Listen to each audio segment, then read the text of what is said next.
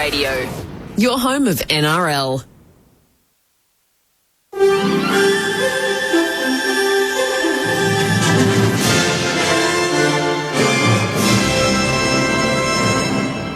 ABC News with Miriam McDonald. Good afternoon. States and territories have taken the first steps towards a nationally agreed definition of coercive control.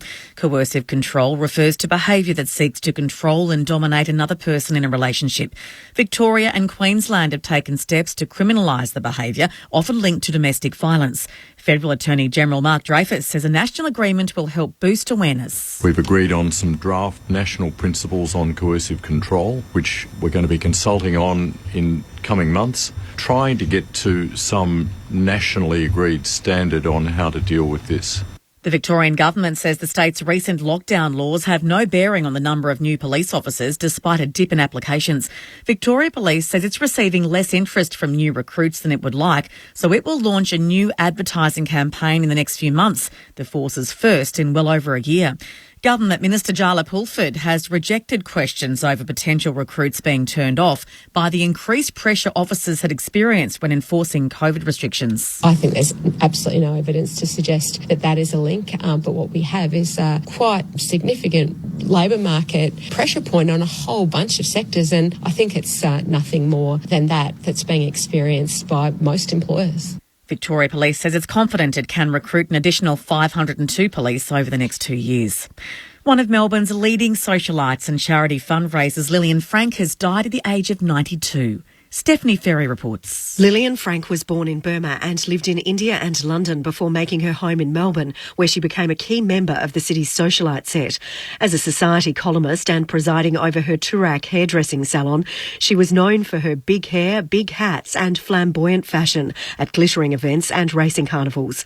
Lillian Frank was honoured for her charity and community work with an MBE and also a member of the Order of Australia, especially her fundraising for the Royal Children's Hospital and Odyssey House. Her daughter Jackie Frank has posted on social media saying they've lost the heart and soul of their family. The contents of the search warrant executed at former US President Donald Trump's Florida home this week shows that FBI agents removed 11 sets of documents, some classified as top secret. The BBC's Gary O'Donoghue has more. What they found were 4 sets of top secret information, the highest classification that can cause exceptionally grave consequences for national security. This was in connection with 3 separate potential crimes: the Espionage Act, the handling of government documents, and the obstruction of justice. No charges, no indictments have been handed down in this case. Donald Trump has come out and said that he declassified all these documents. He was prepared to hand them over, but of course he'd been subpoenaed earlier in the year and he didn't do so. This gives him a platform on which to launch a potential run for the presidency in 2024. Witnesses have described the horror of watching as acclaimed international author Salman Rushdie was stabbed on stage at a literary event in the US. Rushdie is being treated in hospital for what his agent says are grave injuries, including the possible loss of an eye. A 24-year-old man named as Hadi Matar has been arrested and has been questioned by New York State Police. One of the audience members at the event, American University politics professor Carl Levan, says the attack was vicious. We saw somebody run onto the stage and repeatedly stab Salman Rushdie, and it was just an absolutely horrific thing to witness. Actress Anne Heche remains on life support and under evaluation for organ donation after a car crash that led to her brain death.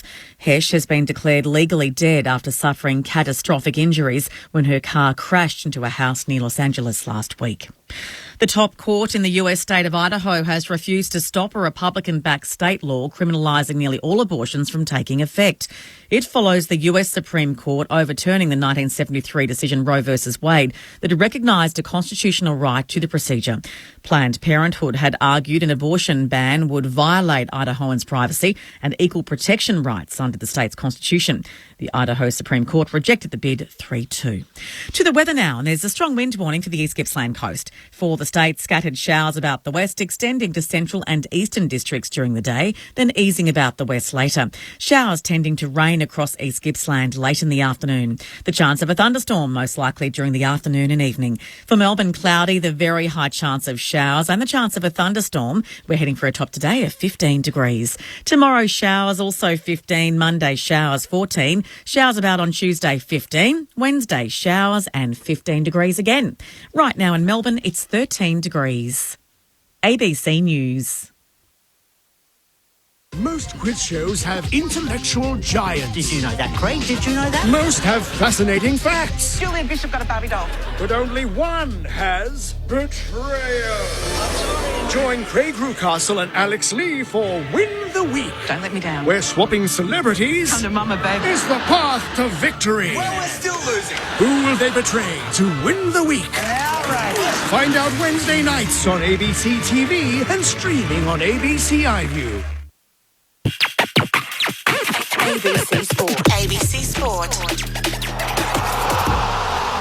Season 2022, the fans are back. The colour and soundtrack of our great game. Let's go. On ABC Radio, ABC Sport Digital and the ABC Listen app. This is The Lead. And so they jumped into a maybe coach from a proven coach. There's no loyalty in football clubs league. This is The Lead with Matt Clinch, Adam Ramanauskas and Cameron Ling. They need them, otherwise they're no chance. They're just an above-average team without those excitement, creative players. Playing group there's mature enough to look each other in the eye and go, okay, you know what, you need to get better at this. Football is a simple game. Jeremy Cameron's with us. Who's the better fisherman, you or Patrick? No, well, we haven't had a fish on. Big moment, sets fly from 50. Good kick. The MCG are up. This is The Lead. On ABC Radio, ABC Sport Digital and the ABC Listen app. The Brisbane Lions' top two chances are still alive thanks to Cam Rayner's 4 goals, which sank the Saints' comeback, and most likely their finals hopes on Friday night footy. Hello, welcome to The Lead for round 22 of the AFL on ABC Radio and ABC Sport Digital. I'm Matt Clinch. We're at Docklands where Saturday afternoon footy kicks off. It's the Western Bulldogs taking on GWS, Adelaide and North Melbourne for our South Australian listeners, and in the twilight it's the Gold Coast and Geelong, and tonight Melbourne and Carlton to do battle from the MCG. Cameron Ling was a part of the Friday night team last night in which the Brisbane Lions got the job done against the Saints. Lingy, welcome. What was the overall emotion as you made your way back to Geelong? Was it impressed by Brisbane, relieved by Brisbane, or disappointed for the Saints?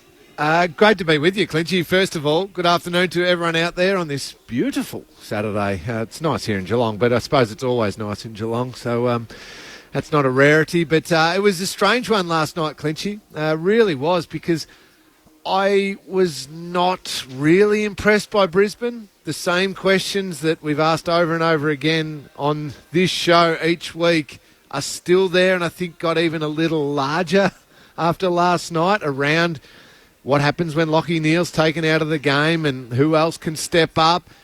I suppose in the end they get the win, so give them that little credit. But no, I had driving back, I just kept thinking, wow, I don't think I watched the Premiership team play in last night's game. St Kilda, wow, they just cost themselves massively. They had total control of that game, particularly in the second half, and it was theirs to win, and they just blew it massively. So they'll be kicking themselves, but I must admit that drive home, Clinchy, I wasn't overly impressed with either team. Adam Ramanauskas, welcome to you. It was a couple of 22-year-olds that have everyone talking. Pick one from 2017, Cam Rayner, who booted 4 goals, and Max King, the great white hope for the Saints, who kicked 5 behinds. Yeah, well, both for different reasons. So, yeah, good afternoon. It's wouldn't know if it's a lovely day, Lee, because the roof's closed here at the Docklands, so I'd have absolutely no idea. It feels like it's the middle of the evening, to be honest with you. We're craving for sun, but we close the roof. So that's my little rant for the day. I just need to get that out of the system early. But yeah, it was I was really happy for Cam Rayner. I think first and foremost, those second half goals that he kicked were really the difference in the game. Brisbane kicked 5 goals in the second half. He kicks 4 of them. So, up the other end of the ground, look, I'm sure we'll talk about, Ling and I will talk about this a little bit as the program progresses, but it's a funny one with Max King. A lot of people are saying, such and such needs to go and do this and do that and go and teach him.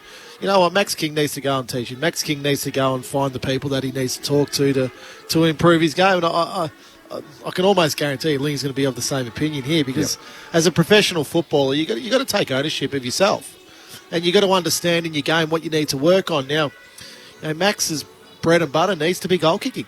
That's what he's there for, and he kicks 4 goals, 1 last night, St Kilda win the game.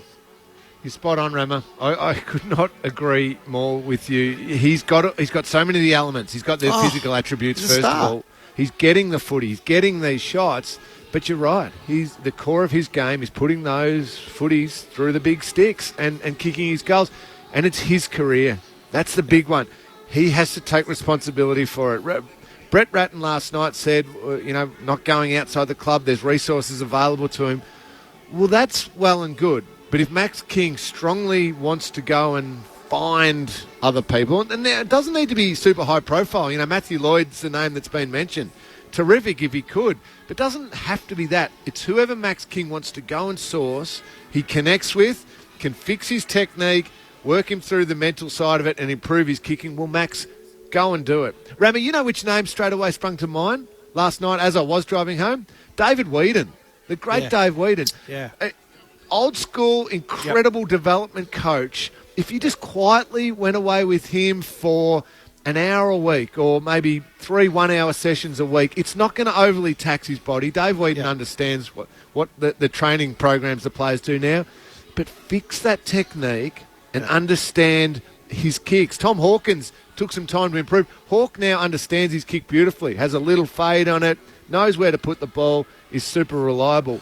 Max King has to understand his kicking.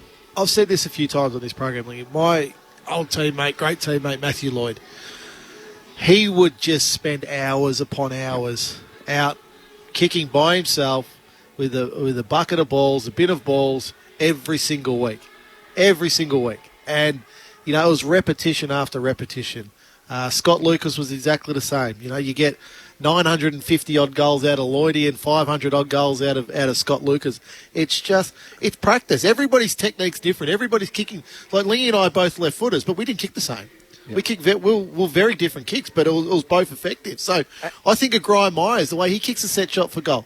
It's very different, but it's effective. And you hear the stories of Josh Kennedy, who's just retired, and he almost had to push hard to stop the sports scientists trying to say no more kicks. He's like, no, I'm going to have those kicks that you're talking about with Lloydie and Scotty Lucas because that's what I need to be able to do. And he just was so reliable, even with that different, strange run-up that he had at times, the stuttering run-up, he understood it and he put it between the big sticks. I think Max King, though, Rama, just to strip it back a little bit more from just constant practice, actually has to do some technical work as well and fix the technique just subtly. I'm not talking about overhaul it completely. Subtly fix the technique and then just kick after kick after kick, understand what his kick is. So you and I could analyse this game as much as we like, Lingy. But if you look at the raw stats, they're all pretty even last night. Yep. The simple fact is St Kilda's goal kicking cost them in the end. That's where the game is won or lost. You put the ball through the big sticks and you score more and you win. St Kilda had opportunities to do that last night. They weren't able to do it. I think it was 5 goals, 10 in the second half for St Kilda. Yeah. That's the difference in the game. I think it was after the 29-minute mark of the third quarter, it was 0 goals 7 to St Kilda, 4 goals 1 to Brisbane. Yeah. There's the game. Yeah. Right there. Yep, an incredible turn of events. Just as we finish up on this topic, here was the St Kilda coach, Brett Ratton, with his thoughts on Max King. The pleasing part that we know about Max at our footy club is, Tuesday was a day off for the players, and who was at Marvel Stadium for an hour and a half having goal kicking practice. Every day that we're at the footy club or not at the footy club, he's there having extra goal kicking and really rehearsing and fine-tuning his game to make sure that he gets the opportunity to score on game day. And so he's doing a power of work. And what I do know is I want Max King in my corner, and he'll be at our footy club for 10 years. And when we look back, we'll be saying what a great player he is and what he's done. And tonight he had a night where it didn't work for him. He did everything right bar the finish. And for great forwards, that's happened in the game. He's 21 years of age. We love what he brings to the footy club and he's developing, but we know he's doing the work. And sometimes you don't get the reward all the time. But he'll keep doing that, and you watch, he'll turn around. St Kilda coach Brett Ratton, after the Saints went down to the Brisbane Lions last night by 15 points. I mean, how much of St Kilda is linked with Max King, with the physical edge, to the little small gains that have to be a consistent top 8 side, Rama? Look, Look, just on Brett's comments there, I want Max King in my team too. Absolutely. Like, he's the physical specimen that he is, and the height, what he can do, the speed is all there. He's absolutely all there. But it's Max has got to recognise it. I think that's the part. So, and then those little things. I think Lee summed it up pretty well. You leave last night's game, you're probably going, well, I'm not overly confident in Brisbane, but in saying that, I don't know. I'm not driving away from that game thinking St Kilda deserve a spot in the final eight also. No. I'm with you there. There's too much. Lots of little positives from St Kilda. Windhager's job on Neil was outstanding, and what he's done the last few weeks has been terrific. I mean, Sinclair's had a brilliant year and again showed his quality at times. There's still so many other elements, though, that I don't think is right for St Kilda. They're slow, just overly cautious ball use, and strange just the way they didn't aggressively attack the game in the first half also set them behind the 8 ball a little bit. It wasn't just the misses in the second half. They weren't up really for a fast, fierce start to the game in that first half. Some of the play, I mean, it seems like Zach Jones needed the rocket of starting as the sub and being dropped a couple of times to then come into the game and really attack the contest and get involved. Well, he shouldn't need that. He's got to deliver that every single week. He's been a high-priced recruit. So there's other elements there that I'm with Ramo. I don't drive home thinking, oh, gee, a very, very good team in St Kilda's going to miss the 8. No, I think they deserve to miss the 8 because they haven't delivered. Just on Brisbane, Lingy, Lockie Neal was taken well out of the game last night. Windhager did a terrific job. But I also think to get a win without Lockie Neal playing well was important. So we know when Brisbane are playing well, Lockie Neal's going to have his 30, 35, and it's going to look fantastic, okay? But there's sometimes, last night was simply a case of we have to come to the Docklands, we have to win, we have to give ourselves an opportunity to be in the Final Four next week against Melbourne at home. That's a massive game. So, their destiny's in their own hands now. But losing last night and then having the excuse of we lost because Lockie Neal was down again, that's what I would have been worrying about. They win last night with Lockie Neal down. So that's the positive that I take out of that game. And that's where they can use it as a launching pad. You're right. I think they lost. They looked really lost at times while Neal was really shut down. There were parts of, I think, in the third quarter, the other midfielders were almost searching for, well, hang on, where's that ball that always comes out to me? Because Lockie's not getting it. But the jump, and you said it right at the start, the jump of Cameron Rayner last night to say, well, I'll grab this game and I'll take us over the line. That's the little missing piece. If Rayner has a final series where he kicks 3 or 4 in a qualifying final, kicks 4 in a prelim, and just lights it up, and Neal returns back to a 25, 26, 7 or 8 clearance game, then the Lions are back thereabouts as well. I still don't feel really great about them, but Rayner could be that final piece in the puzzle for them. The voice of Cameron Ling alongside Adam Romanascus. Matt Clinch with you on the lead on ABC Radio and ABC Sport Digital. Our guest today will be Hawthorn captain Ben McAvoy, who's announced he'll retire at season's end before the start of the opening bounce between the Bulldogs and the Giants. Also hear from Mitch Wallace and the GWS caretaker coach Mark McVeigh also join us. You chatted in the post-game, Lee, to Lockie Neal. What did you take out of that chat about the challenges of dealing with a tagger and trying to get the most out of his game and the Brisbane Lions game when he's not having the influence he's used to? Yeah, it was a really interesting conversation, Clinchy. We posed the question to him about when he's feeling like he's getting shut down by a tagger and he gets a lot of attention. How does he work through it? How does he look outside his own performance and help the team? And it was a fascinating answer. I'm paraphrasing here, but it was along the lines of, well, if I haven't impacted the game positively for 5 or 6 minutes by getting the footy, I start looking to my teammates and maybe being able to lay a block, but also asking them for help to bring me into the game and giving me some assistance. And it gave a little insight into that just genuine ball-hunting, ball-winning midfielder who sees his total contribution to the team is ball has got to be in my hands. And that's what the great midfielders think like. They're if I've got the ball, we're going okay. And I'll bring others in. I'm creative. I can do all these great things. So it's really fascinating that when you can strip that away from Lockie and take that ball-winning ability away from him, what's he thinking about? And is he busily asking his teammates for a heap of assistance and the focus is still on him getting the footy? Or can he shift away from that and say, okay, how do I start laying blocks? How do I start sacrifice running to get my teammates a heap of the footy? So that's interestingly, okay, because next week they play Melbourne. Now, James Harmes has had a level of success on Lachie Neale. Yep. Can they... it's a tricky one to try next week because of the complexities of the ladder, but could Lachie Neale go and play on Clayton Oliver next week just to see how that potentially works going into a final series? Because what you're saying is, can Lachie Neale go and have 24, 25, 26 possessions and still have as an effective game as if he had 35 possessions? Yep. But he shuts down sort of a Clayton Oliver in some description. It's a great thought. Now, the only thing is, do they want to flag that just so close to the finals? Yeah. But let's pretend they do. It could work really effectively because if he could shut Oliver down, but Harmes is still trying to stick to Neale, there's a fourth person in that little merry dance, and that's a Brisbane player. Now, if it's McCluggage or Berry or someone like that, they might really get off the chain. Harmes is still trying to go to Neale. Neale is doing a really disciplined job on Oliver.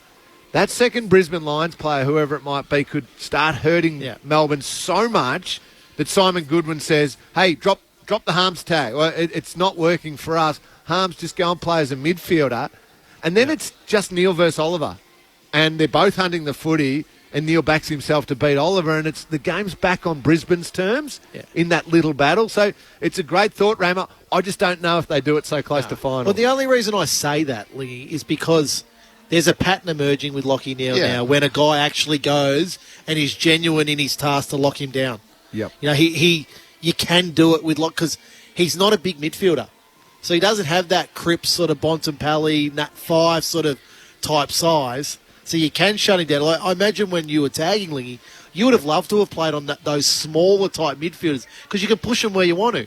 Yeah, Daniel Kerr was one like that, Rama. An unbelievable footballer. Yeah. But with me being a bigger body on him, I could really control his body at stoppages and get him under the ruckman's feet and make a real mess of it for him because he wasn't able to push back off me. So Neale's got that challenge as well. So I like your strategy. It's a good suggestion for Lockie. And we're seeing a bit of that with the bigger bodies with Mark Blitzavs at Geelong. Here was Chris Fagan on the tactics of tagging Lachie Neale. We felt that he would get tagged by Windhager, and he did a good job. It was interesting how he was tagged. I'll just say that. It was interesting how he was tagged, that he was blocked off the ball and various other things during the night. But I guess that's the way it goes. He gets pretty rough treatment, I reckon. Is that something you see clarity from? I'll probably, like to have a look at the tape and see what it looks like. I know it happens a lot, but players shouldn't get blocked from getting to the ball like he does. So Chris Fagan, the Brisbane Lions coach there. I imagine you might have a different set of opinions, Lee, but when you're one of the favourites of the Brownlow medal, you're probably going to expect some company. So the Lions jumped to second on the AFL ladder, equal with Collingwood with 15 wins, but obviously a superior percentage. They face Melbourne in the final round of the home and away season to try and stay in the top two. Hey, Clinchy, don't you know that all the star midfielders should just be able to have a free passage straight to the ball? In fact, we all should just grab a cup of tea and sit aside and just, here you go, just run through. Why don't you pick it up and maybe we'll give you a 10-second head start and then we'll start chasing you. I think they call that under-18s footy. Anyway, that's a subject for another day. The Brisbane Lions have had one win from their 6 finals. They've made a prelim in 2020, 2 semi-finals. Last night they were able to get the job comfortably done thanks to Cam Rayner against the Saints. Marshall, who wins it straight down to McCluggage, has a bounce, bursts out of the centre, could go for home, he does, he bounces it through. Jones for Saints, hand pass to Ross, kicks to centre half forward and Wood takes the mark. Here's a nice kick, we know that. The long left-footed drop punt from Mason Ward, he's got a couple. And at last the Saints end this run of 5 consecutive Brisbane goals. Hitball's back in the other direction. McCluggage spun around, still got it away. Lions links up here with Rayner, who kicks a cannon from outside 50. Leonard and Hipwood. Hipwood forced to punch down. Now Wood takes off, lining up for his third. It's a wobbler, and it wobbles through Mason Wood. Hurry kick inside, no mark for McStay. Spills to Rayner, rolls back on his right side, hooks it through for a goal. We're far from finished. Puts Brisbane back in front.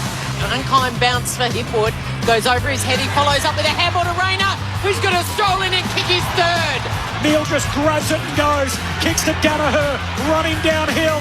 Needs to run onto it. Open goal face. Pops it through. Brisbane with 3 in a row.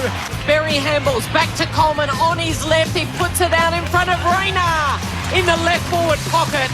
And Rayner is going to line up for his fourth. Cam Rayner. He has curled this around from the pocket. He's the most exciting player on the park. Let's see how far we've come.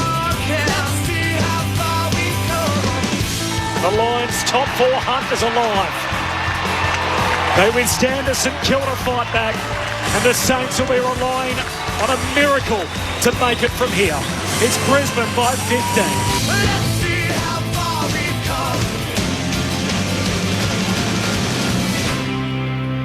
So we're all interested as to how far the Brisbane Lions have come in season 2022. I guess Rammer and Lee, the gauge from you two is that they're in the equation, but they're not, as you see it, one of the main threats. Is that how you'd sum it up, Rammer? I think they were outstanding in the first half of the season. I think they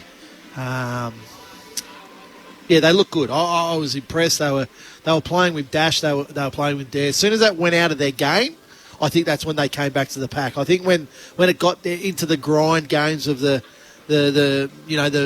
middle part of the season is when they started to struggle. They couldn't move the ball with the fluency they wanted, Lingy.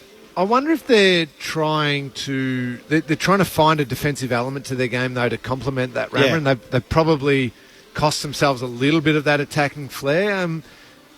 I don't mind them trying things because just to turn up again to another final series playing exactly the same way with pretty much the same people, potentially they fall out.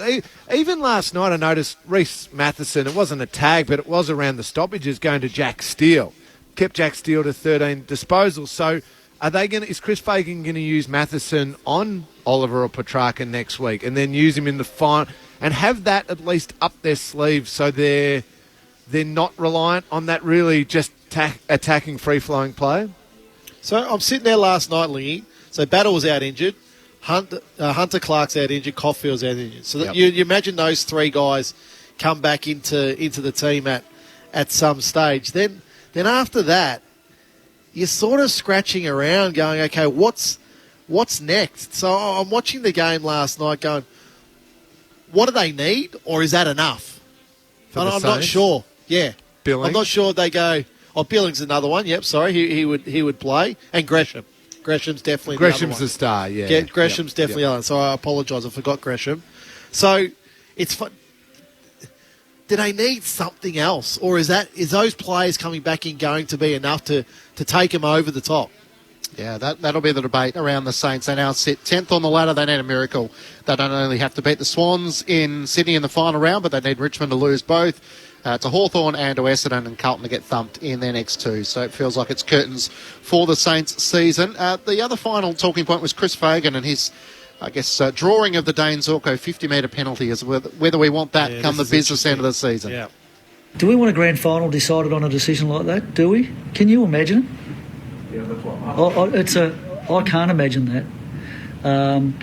My personal view is we should review that rule, and that's not a criticism of the way that it is. I think it's been quite a good rule, but I think a player should be on the mark, should be allowed one step to the right or one step to the left. And as long as he doesn't go any further than that, I don't think that should be a 50-metre penalty. That's just my view. It's just so unnatural not to move when somebody does that, and players play for it, and good on them. That's clever football, but you shouldn't get a 50-metre penalty for just moving slightly, is what I think. Am I going to get in trouble for saying that? I hope not, but I think we should talk about it. Chris Fagan, the Brisbane coach, so let's talk about it. I agree with this, Lingy, because that was really interesting last night. So, who was it? It was who had took the mark? Higgins pointed. took the mark. Yep. Yeah, he pointed, and then going to that handball. Yeah. Should that be play on? Should that be all that an umpire needs? We want the game moving forward, don't we? Yeah. So the umpire says play on.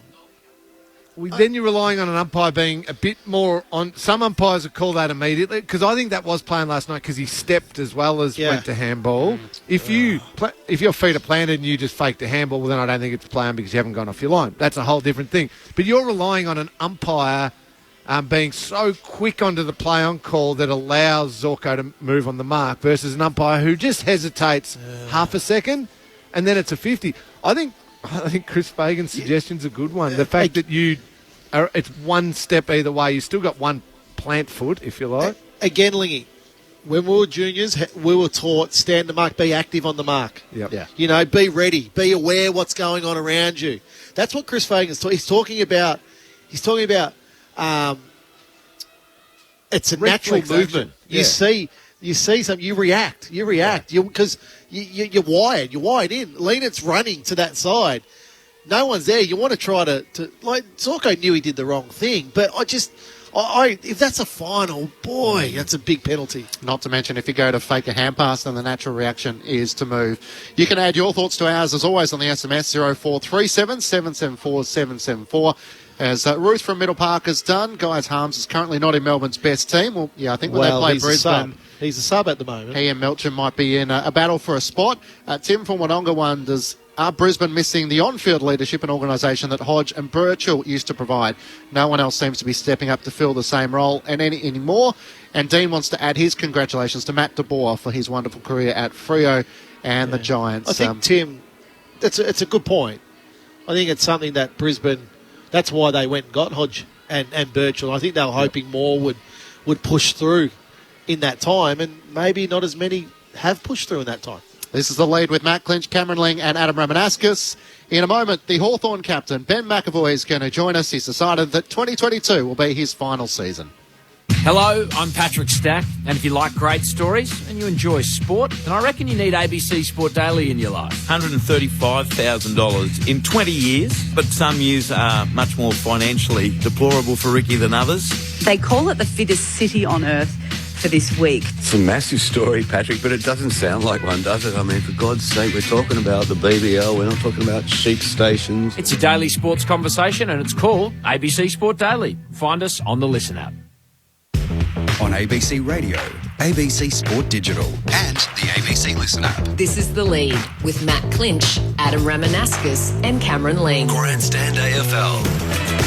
I don't know if word got out. We might have told the kids last night, and Angus, he sort of took it at the time, but then never said another word, and Nicky dropped him off at school and just said to his teacher what was happening, because we explained to him that he's going to be moving schools, and just like, I don't think he'll say anything, he'll be fine, but just in case. And she's walking back across the schoolyard and here's some little kid she doesn't know running, Angus said he's going to a different school next year. So he's gone and announced it there, Ron, but it's always the kids you never expect who are the ones who are going to give away the hidden secret. And after 15 years in the AFL, Hawthorn captain Ben McAvoy announced that he's calling time on his career at the end of the season. 33 years of age, a dual premiership player with the Hawks in two of their three premierships, 2014 and 2015. And he's been good enough to join us on the lead. Ben, welcome. Congratulations on a tremendous career. How hard was it to make that final call? Yeah, thanks, gents. Good afternoon. Yeah, look, it was really hard. I think it's hard for everyone who comes to the end of their time, but I'm really privileged with the career I've had, and you know, and lucky to be in the position to call it myself that the you know, that the time is right for me and the club, and so yeah, feel very privileged. Ben, congratulations on a wonderful career and everything that you've pushed yourself to do and pushed that body to do. How bad is the body, or are you still in amongst the training and the playing, and I suppose it'll hit you after the season about how banged up that body's been over all those seasons? Yeah, Lingy, I've been called banged up for quite a few years now, so yeah, I think I'm still just willing it on for the moment. It's not too bad, having had such a long stint in rehab this year. It's feeling okay comparatively. Look back to last year playing every game, and you just really limp to the finish line. But so it's not like I've got horrible knees that I just can't move anymore or anything. But it's more like a death by 1,000 cuts sort of scenario. Given that long rehab, it's actually not feeling as bad as it could be at the moment. Oh, that's good to hear. Can I take you back to the move from St Kilda to Hawthorn, and what that was like, because you were such an important player, and actually Rammer might be able to weigh in on this one as well. I'm interested to hear his side of it. Such an important player at St Kilda at the time, and us from afar just thought, well, you'll be there for another 10 or 12 years after that. But the move to Hawthorn, what did you see as the big differences? How much did it elevate your career? Just can you talk us through the changing of clubs?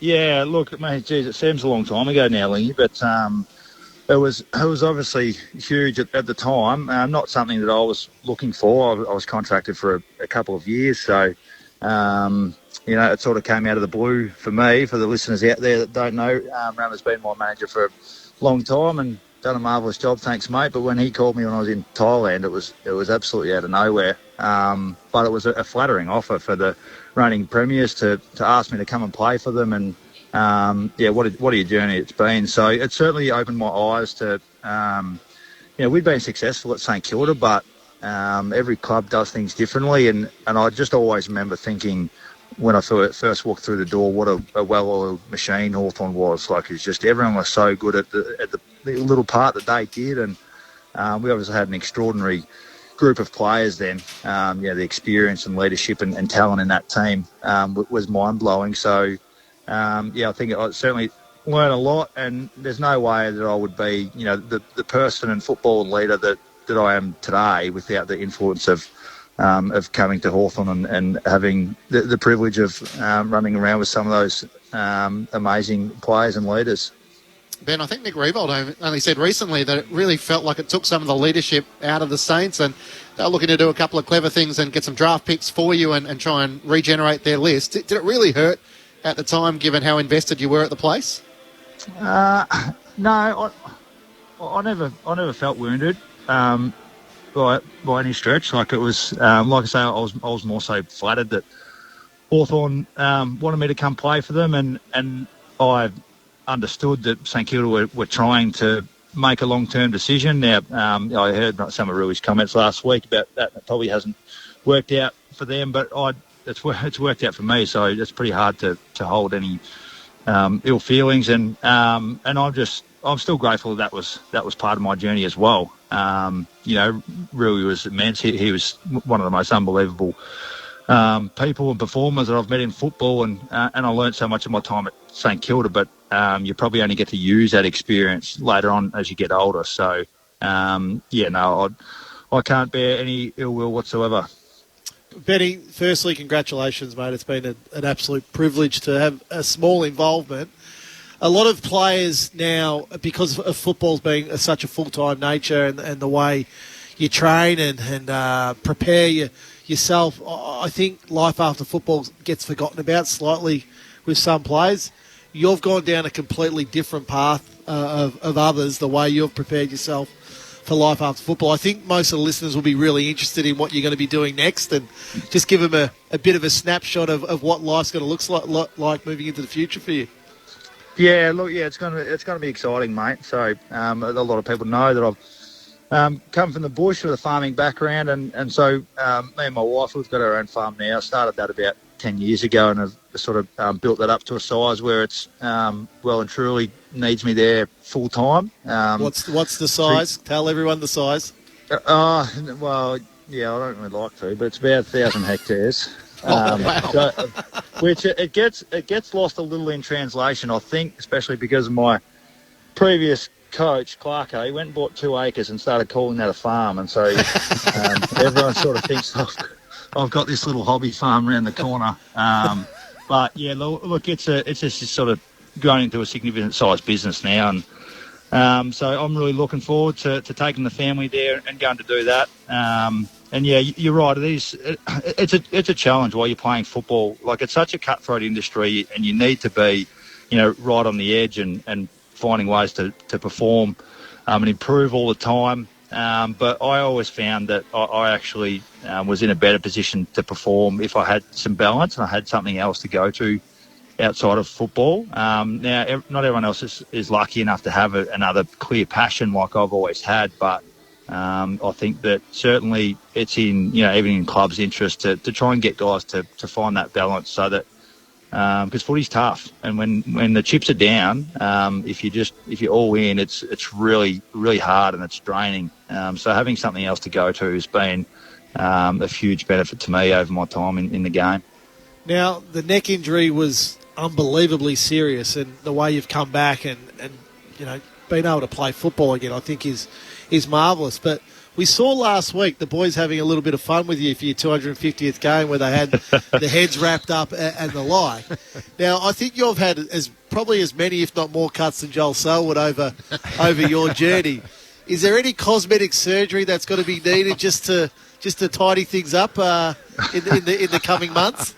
Oh, look, I don't know that we can change the looks at all. I actually will sit down with the club and see if we need to do anything about my nose, because it's a bit crooked and I do actually have trouble breathing out of that with a deviated septum. But as far as the cosmetics, I think I'm stuck with what I've got, mate.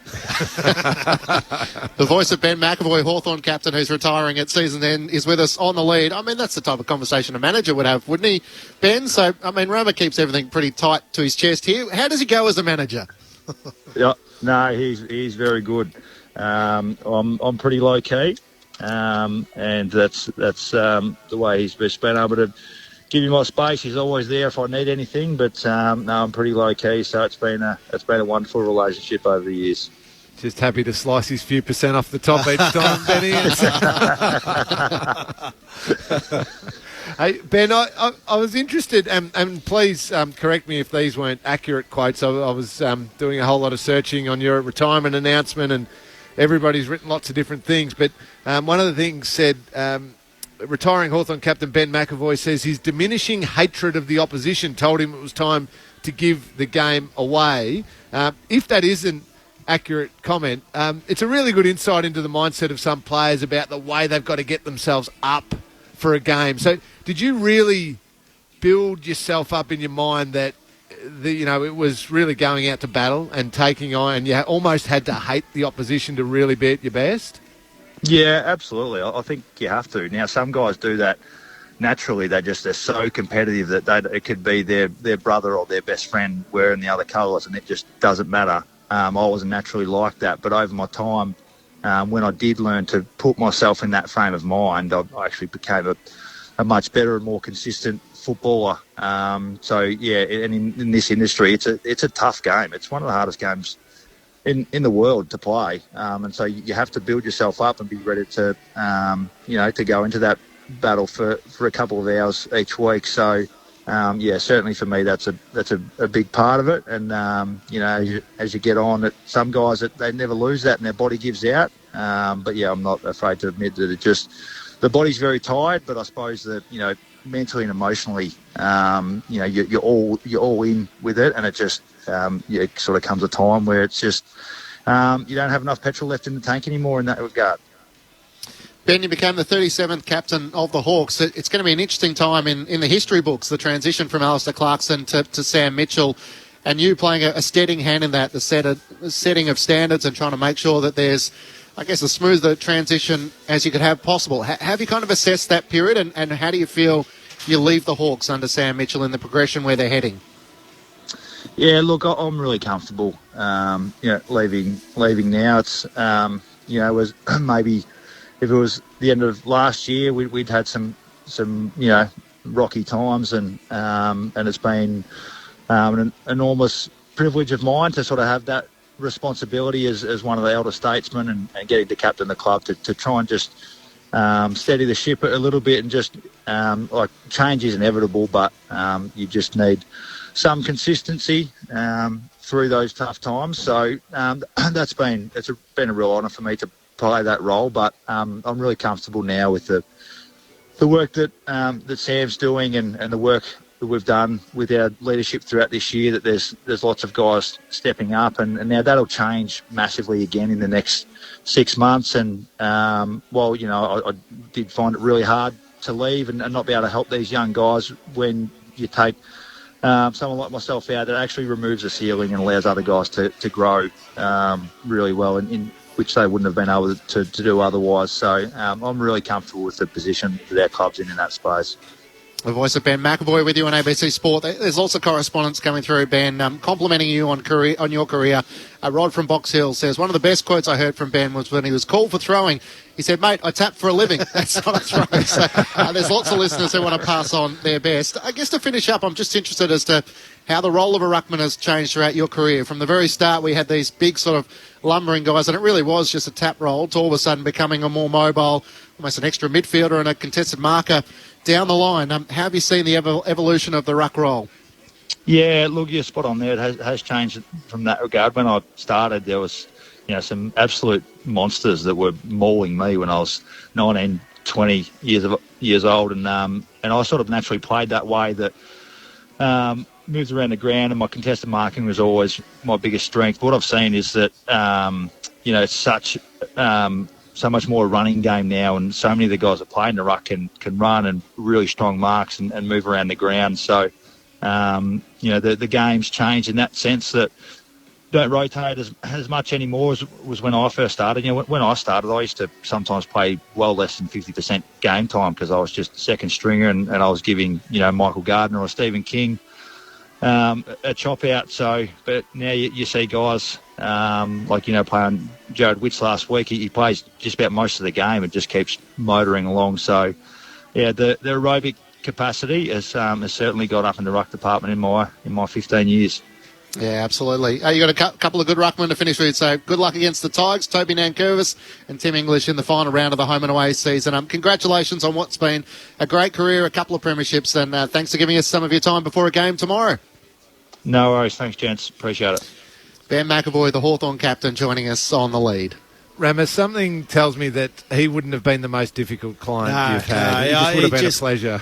It was an absolute privilege to deal. Just unbelievably humble, but very considered in his thoughts all the time when you would speak to him. But he was tough. Like some of the things that he endured in his position as a ruckman, he was really, really tough. It's funny, I still think back to that trade. It's still one of the most surreal things that I've done, how it transpired and how it went down. So was it St Kilda trying to get funky with some draft picks? Pretty much. And basically saw it as an opportunity. We've got a commodity here. Yep. Other clubs are desperately going to want, and we can probably... I got a call from Graham Wright, who was then the Hawthorn footy and list manager, and he said, hey, I think we've got a pretty good opportunity to get Ben McAvoy here. St Kilda are happy to move him on. And I was like, no, he's got a couple of years remaining on a contract. Yeah. And then it just went from there, and I basically gave Ben 3 or 4 hours to make a decision on it. That's how quickly we needed to move, and the rest is history. He's a 2-time premiership player, and he's a captain of a football club, 250 games, and I was shocked at the time that St Kilda wanted to do it. I think through that trade they got Luke Dunstan, and Shane Savage went from Hawthorn to St Kilda. And the Hawks had some issues with ruckman as well, with Max Bailey, with injuries and stuff like that.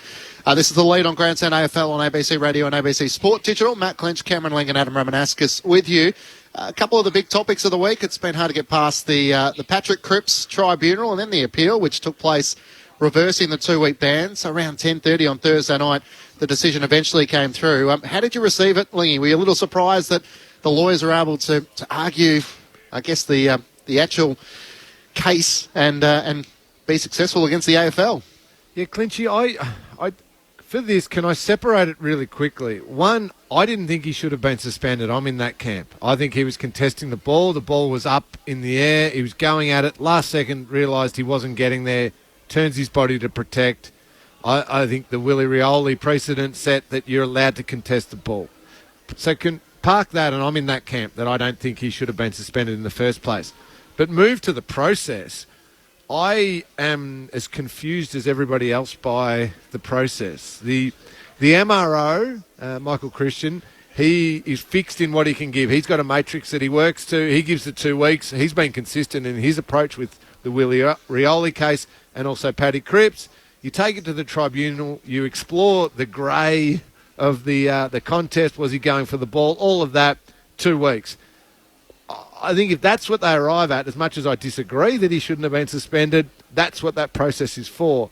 To then have it reversed based on, am I right in saying legal technicalities or wordings or definitions of certain things between bumping and contesting and all of that, that just throws open a whole different... Hang on, can we contest everything now? Yeah, but what shocked me, Lingy, is that in the appeal, there was new angles. Yeah, which you're not normally meant to allow to have in an appeal. Well, why? Like, a score review, we want every angle possible. If somebody's reported and you're challenging it, you want every angle possible. Like, you want to make the right decision. But why didn't the tribunal have that in the first place? Correct. Yeah. Or the MRO to make the decision in the first place. You wasted a whole week to get to a point where Carlton go to the tribunal, then they go to appeal. You could have decided this at the tribunal. Yeah. Do we I'm really sure Chris want Townsend, the Carlton lawyer's number will be rung a few times just to try and get some evidence as to how they were able to make the case against the AFL.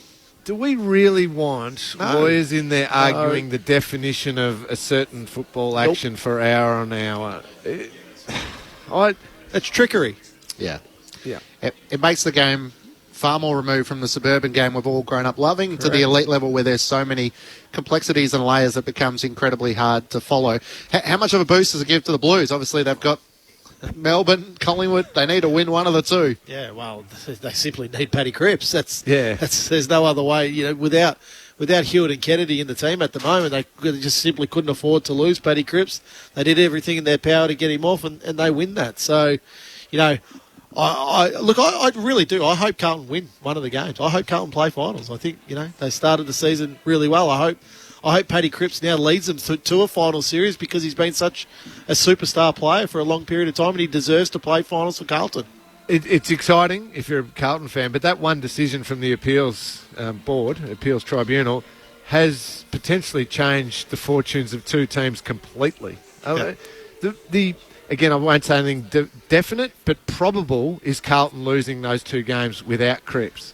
Bulldogs probably win their two games that they've got to finish the year, and their percentage goes up a little. Carlton's comes back. The Bulldogs make the finals and Carlton don't, probably. Now with Cripps back, well, it's a whole different scenario.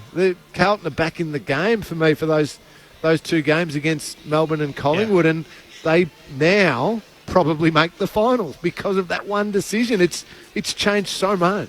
Who do you have them beating, Rama? Do you have them beating Collingwood? Lingy? Yeah, me too. Just to finish off on this, Lee, with all the committees that you're on, there is a number. Not the rules committee. Hang on. Just over summer when you've got a bit of downtime, can you jump onto this committee and can we determine what's a football action and what's a bump? Because that's where the grey sat in this instance. Yep. I thought it was a football action. And unfortunately, accidents happen on the football field. It's as unfortunate as it is, it's a physical game. Yeah. Unfortunately, people do get hurt from time to time.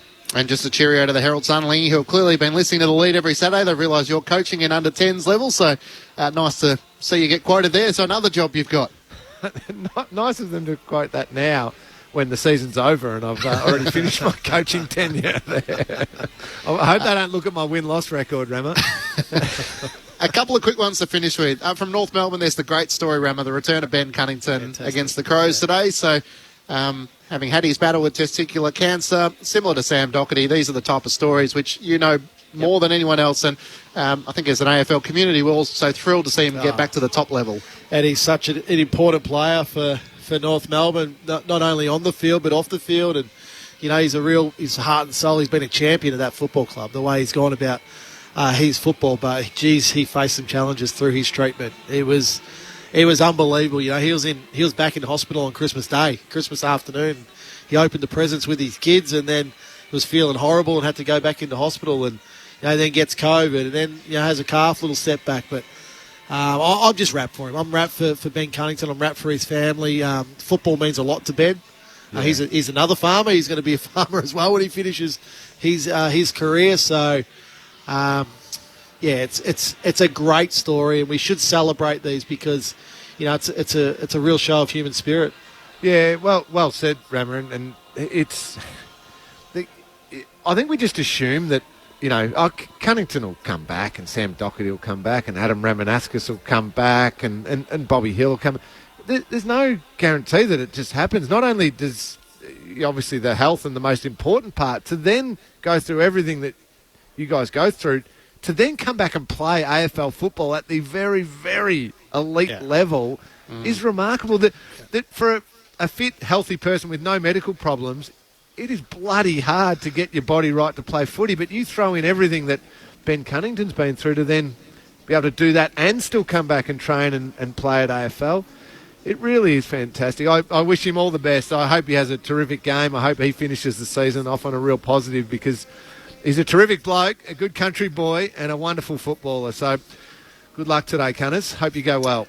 You'd like to see him kick a goal similar to what Sam Doherty did, and that would be a great moment for him and for North. Yeah. The Jason Horne-Francis story, he's obviously been dropped for not meeting the standards in which North has set. Mitch Cleary reported that it was skipping recovery and an ice bath in which he was singled out by the coach and the leadership group for not complying. Were you surprised to hear that, Rammer?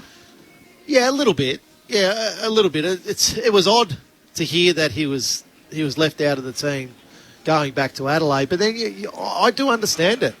If you compromise for one, you've got to compromise for all. If you're trying to create standards within a football club that's sitting on the bottom of the ladder, it doesn't matter if it's your first round draft pick, your Brownlow medalist, or the 44th player on the list. You've got to treat those standards equally to try to create a culture that you believe is going to push the club forward into a successful era.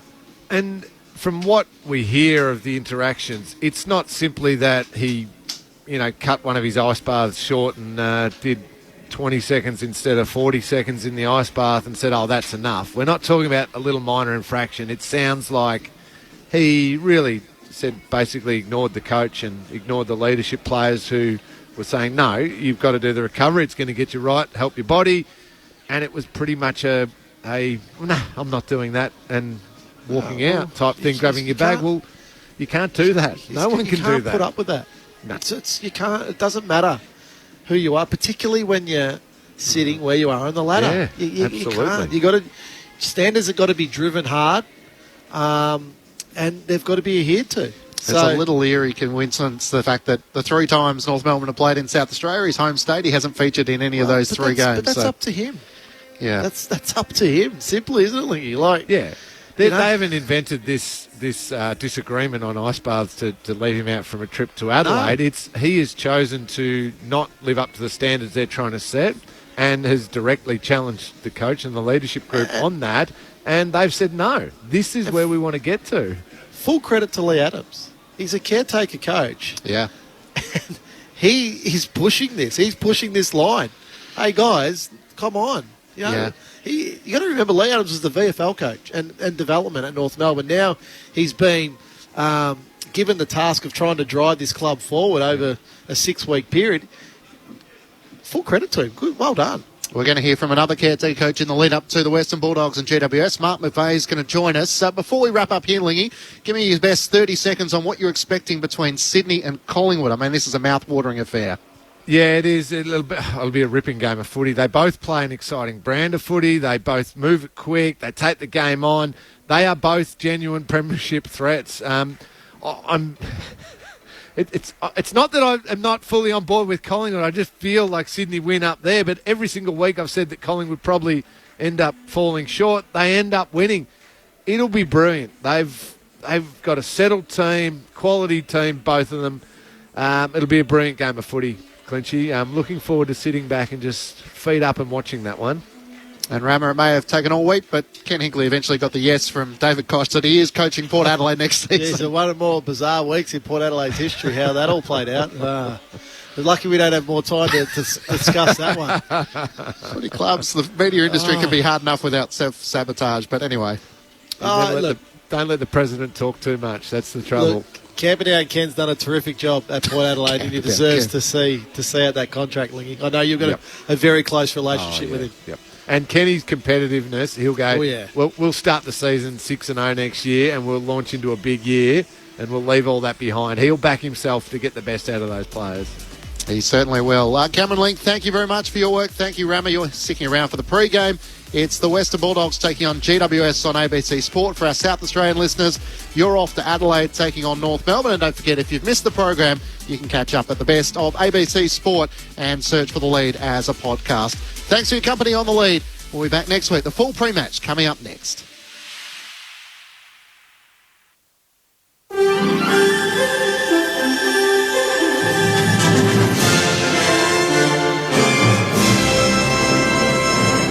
ABC News, good afternoon. I'm Kerry Worthington.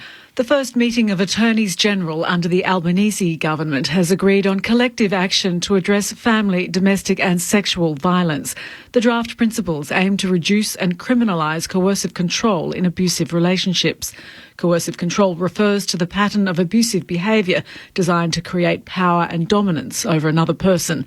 Federal Attorney General Mark Dreyfus says these measures will make it possible to keep women and children safe. We commonly hear that people find it difficult to recognise, particularly where there's been no violence occurring. But of course it's a pernicious behaviour and we need to get better levels of recognition so that we can begin to eliminate this. Witnesses have described the horror of watching as acclaimed international author Salman Rushdie was stabbed on stage at a literary event in the US. Rushdie is being treated in hospital for what his agent says are grave injuries, including the possible loss of an eye. A 24-year-old man named as Hadi Matar has been arrested and is being questioned by New York State Police. One of the audience members at the event, American University politics professor Carl Levan, says the attack was vicious.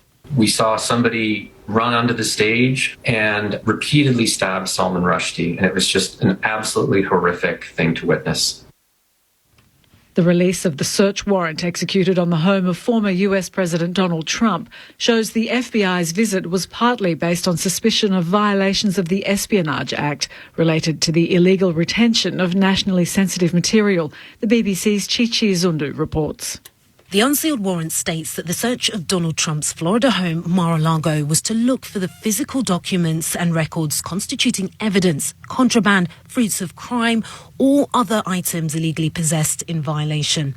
Officers searched through the 58-room mansion. Receipts attached to the documents show that the agents retrieved a number of miscellaneous top-secret documents, information on the President of France, as well as papers relating to the pardon of his former ally Roger Stone. Donald Trump denies any wrongdoing. The Queensland government says it could take a long time to renovate some flood-affected homes. Lillian Reindeer has more. Queensland's Deputy Premier Stephen Miles is asking families for patience as the state government rolls out a $741 million scheme to make flood-prone homes more resilient to future disasters. If you are undertaking a major renovation of your home, you will spend months getting the plans, getting the quotes, in this case, collaborating with insurers. The scheme, announced in April, will use state and federal funding to buy back, raise or retrofit homes to make them more flood resilient. Mr Miles says some flood-affected houses have been identified for initial buybacks and will soon receive valuations. Hundreds of young Indigenous tennis players from around the country are in Darwin for the National Indigenous Tennis Carnival. Oliver Chaseling reports. Australia's next generation of young First Nations athletes are competing in the carnival, with the event providing pathways and opportunities for aspiring tennis stars. Organisers say this year is the largest turnout for the carnival, with athletes travelling from Groote Island, Tiwi Islands, Largemanu and Alice Springs to compete. Tennis great Yvonne Goolagong-Cawley will present the Medal of Excellence and the Ash Barty Cup to winning teams and competitors tomorrow morning. The finals will kick off at 4:30 today, with competitors from New South Wales, Queensland and South Australia taking to the court for the Under-18s Championships. In rugby, Brumbies hooker Lachlan Lonergan has been promoted to the Wallabies side for its test match against Argentina tomorrow morning after Folau Fainga'a was ruled out with concussion. In another late change, Billy Pollard will make his Wallabies debut from the bench. It's the second successive week the Wallabies have lost a hooker to a training ground head knock. Stand-in Wallabies captain James Slipper says they're looking for a clean sweep of their Argentinian tour. Playing in front of any full house is great, but over here in Argentina, it's I'd say it's different. You know, they're a very emotional and passionate country, and they support their team like no other. So, yeah, we're really excited, and hopefully we get a good result.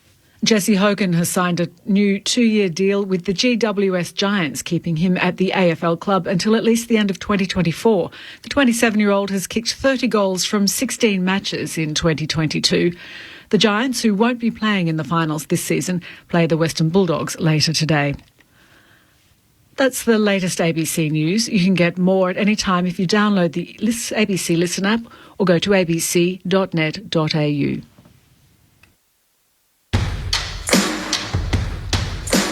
This is ABC Sports coverage of the 2022 AFL Premiership season. We're gonna be kids. Grandstand AFL on ABC Radio and ABC Sport Digital. No more second chances for the Western Bulldogs today. They must be winning if they want to play finals in season 2022. Meanwhile, for GWS, they are 12 games in under new caretaker coach Mark McVeigh. They've won 4 games in that time. He put it on the group a couple of weeks ago. They got the response they were looking for against Essendon last weekend. Let's see how they back up in the penultimate round here in Melbourne under the roof at Docklands today. It is GWS and the Western Bulldogs, one of the great modern-day rivalries. Corbin Middlemass alongside Matt Clinch. Adam Ramanauskas is still here from the lead, and Mark McClure, Premiership Players. Hello, sellers. Good morning, how are you? Good afternoon, probably. I'm very well, and we are loaded as part of the pre-game. So we've got Mitch Wallace, he's going to join us in the box. Let's go straight down to the man I just spoke about, Mark McVeigh, the interim coach of the GWS Giants. He's with our own Lauren Borden. Loz. Thanks, Corbin. I have got Mark McVeigh down here. Mark, just 2 rounds left in the season. What was the mood like on the training track? You've come off an improved performance, a win against Essendon, as opposed to the week before against Sydney. Yeah, I think it was pretty buoyant, to be honest. I mean, obviously, a win always helps that, and start the week off well. I mean, we've had a tough couple of weeks in regards to our review. We sort of doubled down a little bit in our response and the way that we wanted to play again this week, and really reviewed hard and a lot of education. But I think a number of injuries sort of hurt you at times at this time of year. Obviously, with not playing finals and some players that you need to sort of get under the knife straight away, so they're right to go for pre-season. But overall, it's been pretty positive. So with that in mind and looking at injuries and what you've talked about during the week, what would you like to see here today against the Western Bulldogs? Well, we'd love to see a similar effort. I think that was the key last week. Our pressure sort of hovered around that 1.85, which is a target for us most weeks. And if you can bring that pressure majority of the time, you're hanging games. And we know we're up against a team tonight that is in a different position to us in terms of ladder position and what they need to do. But for us, it's about effort in the contest and also being able to be smart when we use the football. I think we probably went too far at times in that middle part of the year where we're probably too aggressive. We've had to pull that back a little bit, and we've trained that really hard, and we'd like to see that today. I'll send you upstairs, Mark, where we'll get some more questions from Adam Ramanauskas and Mark McClure. Hey, Mark, well done on the last 4 or 5 weeks. Been fantastic, the way they've changed. Tell me what you've done to settle this team down, just a personal thing, because the little things make a difference. Yeah, well, I think for me, mate, I've tried to settle some of our key players in positions that I think they thrive in. And I talk about Josh Kelly and Lockie Whitfield. I've just held them on their wings for a number of weeks now. They're playing a pivotal role there. Now, you could argue that they don't get as much as ball potentially as what they could if they were in the midfield, but what they are doing, Sellers, is really giving us great balance around the contest, and they're also helping our team defence. So, if you think about getting back to help on loose ball gets in our back half, being able to move that ball up the ground, they're providing a lot of that, and I've just tried to settle those 2 very important players in their right positions. We watched the Doggies last week as well. They are very easy to kick goals against. I tell you, they cannot defend. You must have watched that, and you must have learned about it, and actually see what they do. So you might stretch them with a couple of tools. Yeah, that's certainly, we've got a couple of tools available for us this week, which is great. And we've seen that they probably hasn't been a strength for them in the last 4 to 6 weeks. We understand that. That doesn't mean that they would have their training this week and really try and fix that up. But, we're going to try and expose a few areas. They'll try and expose a few on us. But in the end, if we don't bring what we brought last week, especially in the first 8 to 10 minutes, all the planning goes out the window. Let me tell you, are you enjoying it? That's more the point. I love it, to be honest. It's something that I've really grown into. I'm not overawed by it. I understand that the chatter around it, and obviously there's a number of names flying around, which I absolutely respect. I mean, and that's the thing about, I feel very privileged in my role, and wherever it takes me, is fantastic. The experience has been great, but I also respect the process and the people that are being spoken about to potentially coach the Giants. Absolutely respect who they are and what they're about, and I'm just a part of that. So, mate, I've loved it, to be honest. Hey, Spoggy, you're 11 weeks into a 13-week role, which you've done an unbelievable job. But have you changed in your own thinking around how a team should look now, from when you started 11 weeks ago to what you thought, this is how I want my team to look, to now where you are 2 games for the remainder of the season, how you think your team now needs to look looking into the future if you were to get the job? Yeah, I think I have, Ramo. I think sort of tried to identify where we can get better and what we need to do and the style of play that I'd like the Giants to play. It's to sort of adjust at times. I'd like to really settle some players in positions where I think they can thrive, and I spoke earlier about our wingers, but I think Harry Himmelberg is thriving in his position. I think that's a position that we really need him to continue to grow in.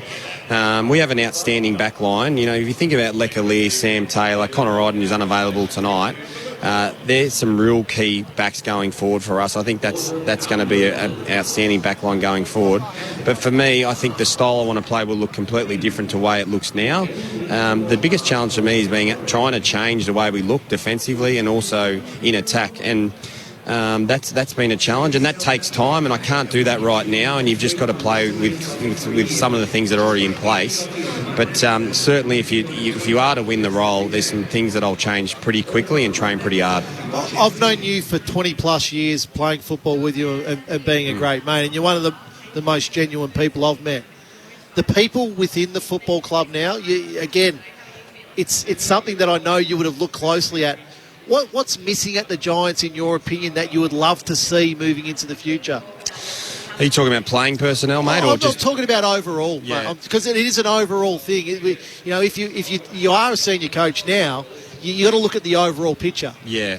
Well, I think there needs to be a huge emphasis on development at the Giants. I think that's a real key for the Giants going forward. Now, we understand the restraints of the soft cap over the last few years, but that's starting to get better and better. And I think the area that we've probably neglected, not through choice, but just through circumstance, has been the development of our younger players. We've relied probably heavily on talent for a long period of time, and that only gets you so far. But right now, the competition's caught up. We understand the challenges of the competition, but the development of our younger players to not be entitled, and I'm not saying that's what we are, but to have gratitude about playing for the Giants, and it's not a place where you can just come and earn good money and then return home. We've got to change that as best as we possibly can, and those challenges have been answered a lot over many, many years, but we can be better. And if we have the best development program and a really good football program, that helps you with retention, and we've got to get to that point. Mark, have you got enough character in the team? I love the character of our players, and I think once our best team sellers is on the park, I think we do. And there is a lot of good character out of the team today, but there's also still a lot of it embedded in the footy club. And a lot of those players are young too, who are trying to find their way. But I think, mate, once we get our players back from injury and also that have been missing for majority, I think the character's really strong. But in saying that, we can always be better, and we always need to make sure that we are getting into our club great characters who are prepared to play as hard as they possibly can for the Giants, and they're there for a long period of time. The Giants caretaker coach Mark McVeigh is our guest on ABC Sport. Mark, it's Matt Clinch here. Just onto that, I think you had 16 players out of contract at season's end, maybe down to sort of 11, with Matt de Boer retiring, Jesse Hogan signing on, and the 3 you announced in the last 24 hours. So for your time in footy, is that a uniquely Giants challenge about trying to build that culture and keeping players there for the long term? Is that a different challenge to other footy clubs? I think it is. I think it has been, but it's not unachievable. That's what we've got to understand. I think, if you look at the Sydney Swans, they do it really well, and they've been established for a long period of time. We need to become that football club, and I think, with players being out of contract, I think the last time was 2020, we had a number of players out of contract. We went through a similar sort of situation as we are in at the moment. And those challenges, of course, are around players wanting to go home. We know that other clubs are going to pay above and beyond to get some of our players out of our footy club.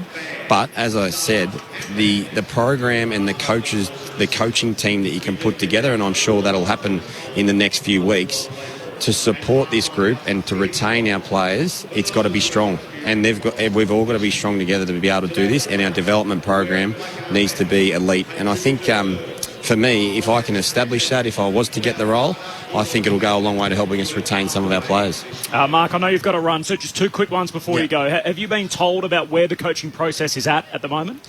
No, I've done my interview and they're continuing to look through applicants, of course. Obviously, there's some conversations around different coaches and what they need to do. So I've put my best foot forward and I try and do that Monday to Friday. I've done that in my interview process, and you just sort of sit back now and wait to hear. But they're doing everything that I knew that they would do, and they've been very open and honest with me. And you sound super invested about the whole of club approach, not just obviously about yourself and wanting to be a senior coach, which you couldn't begrudge you at all for wanting that as a career aspiration.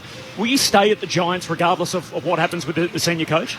Well, I think for me, my interview process was all about a holistic approach to the footy club. I'd like to think haven't got that big of an ego, and I don't want to be that coach. If the opportunity is there and the coach that comes in, and within their rights, they might want to completely change their coaching staff, and I fully accept that. But if the opportunity is there and it fits well for me and I can help, absolutely it's something that you look at. But, at this stage, I respect the next senior coach and his coaches and what they want to do, and I'll be just along for the ride with that. And if that doesn't work out my way, I totally understand that. Your approach, Mark, is so refreshing. All the very best in the job hunt, and particularly today, obviously leading the team up against the Western Bulldogs. Appreciate your time on ABC Sport. Thanks, boys. Refreshing gets me in trouble sometimes. But you're right. Well, you should have one. I was going to say, our sellers being in trouble's not a bad thing. Good on you, Mark. Well done. Mark McVeigh, the caretaker coach of the Giants. It's a terrific chat. Yeah, terrific chat. He was fantastic. Seriously fantastic. He's very aware of what needs to be done and what he wants to be done if he gets the job, and I love that. So how would you go assessing that, Ramo, if you're trying to work out the tactical coach and Adam Uze versus the cultural coach and Mark McVeigh? I don't think he'll have any trouble with tactics. I don't think that's any issue for him. But you're right, because you look at, I guess then you look at, the perfect example of that is Craig McRae. He's gone in and created this culture, and then he's got the right people around him that sit behind him. So he does all that, all that other stuff, and then he's got the minds upstairs thinking. Okay, Fly, what do you think of this? What do you think of that? Making decisions. So that's potentially what the model could be. The game's much more interesting with people like that have sort of the open and honest approach to everything. But I guess what I don't understand is, what do you lose by doing that? So he's telling all the players that, he's telling everyone in the club that, and so to live that out publicly and almost hold everybody accountable publicly that this is the direction we're heading and this is what we're chasing. What if you're not afraid of living up to it, what's to lose? I want to ask you a question. Which teams won a premiership by having a strategy? I'd say none. Both. I think Hawthorn 08, that was a It's all about culture. Hawthorn tactically in 08, they beat. That's they how were, they beat. but their culture was strong too. Yeah, it was. That's the key. Yeah. I think the interesting reference to Collingwood, though, is you look at Craig McRae, you look at Brendan Bolton, you look at Justin Lepage. They've all been senior coaches in their right, and therefore that's got to be an advantage, doesn't it? And you listen to Mark McVeigh, and I guess to answer your question, Corby, is the challenge is that it doesn't work, and then you lose the faith of the playing group. But if you're having those conversations internally before you have them externally, then to some extent it's taking everyone along on the ride. I also think there's times where coaches go through a process and you don't actually find out who the real person is. I think what you're seeing with Mark is the real person, and you know exactly what you're getting. So you can actually make the correct judgment call. Is that what we actually need as a football club? And that's a great reflection on him as a person, because, I mean, everyone would have been in that situation in the past. When you're trying to apply for something, you want to showcase the best version of yourself, so you're often sort of trying to hone the rough edges, where essentially he's saying, look, this is who I am. I don't know, in the 20-plus years that I've known, so I don't know him any different to that. Yeah, that's good. And that's the honest truth. Yeah. That's just the person that he's always been. Yep. I just thought he was fantastic. Thought he was really good, very balanced. I think he'd relate to the players really well, and the players need to be related to well instead of being told, you got to do this, you got to do that, you got to do this. Hang on a second. It's a simple game, and you got to play roles and do different things, and it's a cultural thing. High demand, high care. That's it. Yep. That's exactly what it is. When the players can still see the care through the demand, you've got a recipe for success. And that's what Craig McRae's got. Yeah. He's done a super job with it. We got the Western Bulldogs and GWS coming up. These two teams were sort of fierce rivals going back a couple of years ago, and really an organic rivalry rather than just a crosstown opponent or some sort of historical encounters against one another. This sort of lived out in real time, obviously playing that famous preliminary final against each other in 2016. Only 7 Bulldogs remain and only 6 Giants, so heavy turnover in both teams' lists from that time. There's no late change today. Rourke Smith and Xavier O'Halloran under the 2 subs. That's 6 seasons ago. Yeah. But you think, the Dogs they were good then, they're good now, or they've been good last year, obviously, as a grand finalist. So I thought the carryover might have been a little stronger, and the Giants, I feel like they've had the same sort of name brand guys for a number of years. But yeah, heavy turnover in that time. The next of our guests, we've been inside the Giants camp with Mark McVeigh, and now we get the opportunity to catch up with injured Bulldog and Mitch Wallace, who's been good enough to join us. Mitch, appreciate your time. Yeah, thanks for having us, lads. It's a beautiful day outside. Open the roof. Mate, seriously, that was my next point. Why don't we play today? How are you, firstly? Yeah, good, mate. I'm actually officially out of the moon boot as of yesterday, so I've got these interesting-looking things to wear around for the next month. But tracking okay. It's been quite slow, but the nature of the injury, it's a fairly long one. But I've ticked all the boxes so far. So you've missed really the back end of the year. For people that aren't aware, can you, talk us through when it first occurred, what it's been diagnosed as, and when are you going to be back up and running? Yeah, so there was some signs of a stress fracture early on in the year, so we managed it accordingly. And then through that mid part of the year, started to get really sore, and then took a bit of time off, and it didn't get better, and came back, and then it was just too sore to train. So had a couple of MRIs, and the plantar plate, which is under the foot, had completely ruptured, which is a pretty important thing in your foot. So the only way forward was to get it sewn back together, and then again 4 months on the sideline, which is not easy to take, but it was necessary if I want to continue playing. It's interesting, Mitch, because a lot of guys when they're injured they learn about themselves a lot, but through your injury this time you've learned about life really, and what football actually means, but actually then what life and family mean. Yeah, and I've used the word perspective a fair bit over the last period of time. I obviously went through a tragedy with the family during the middle of the year, and again, the injury was at the far back of my mind with what we were going through, and obviously family's so important to me, and making sure that, in my own family unit and then the circle around that were going okay, because it was such a tragedy, losing my mother-in-law, and my wife's been absolutely extraordinary in the way that she's handled herself, and to her sister and her dad, who are still finding hard times every day, but the support of our family, but then the greater community and our friendship network has just allowed this process to keep going, and this time is probably the only healer at the minute. So sometimes you've got too much time to think if you're injured all the time, and sometimes it hurts, but you look like you're up and going, which is I really enjoy. Yeah, I'm up and going. Like you said, I'll use that word perspective again. My family's healthy at the minute. My young kid's starting to sleep, which is probably the biggest. I've got the biggest smile on my face. But mate, I've just moved homes and live in a lovely home, and I'm looking forward to an off-season break where I can go on holiday with my family, enjoy some sunshine. But yeah, look, mate, I've been through some tough times and some hard times, but I'm just enjoying life. Can this be fixed? It can. It is fixed, which is the main thing, and talking to our physios was probably my main priority, that it wasn't going to linger, and it won't affect me going forward and into next year's pre-season. We hear a lot about sort of modern-day athletes, and they're sort of heavily in tune with their mental health, as they should be, and we encourage everyone in society to do likewise. I guess, have you done work in that space dealing with such a tragedy and something that happens like that suddenly, and then trying to process it? Your professional life is obviously hampered at the moment. You're not on the park at the moment. How do you process all that? Yeah, I think you obviously have to have confidence in your life, confidence. And my father and my mum are probably my main two. I think you sometimes get advised to go outside your own family circle, so people can be a little bit more objective about different things. But I've got some perspective in life and what's important. I've been through some injury, but nothing like the tragedy I've been through. But I think having a grounding of parents who are able to be there for support, and until you really go through something that significant, you don't understand what the word support actually means. When people fully drop their lives to make sure that you're okay, and we'll do anything for you to ensure that you get through every day. I must admit, I'm in a good mental space now, but there were some challenges and there will still be some in the future. It's just about being as open as you can with those that you trust.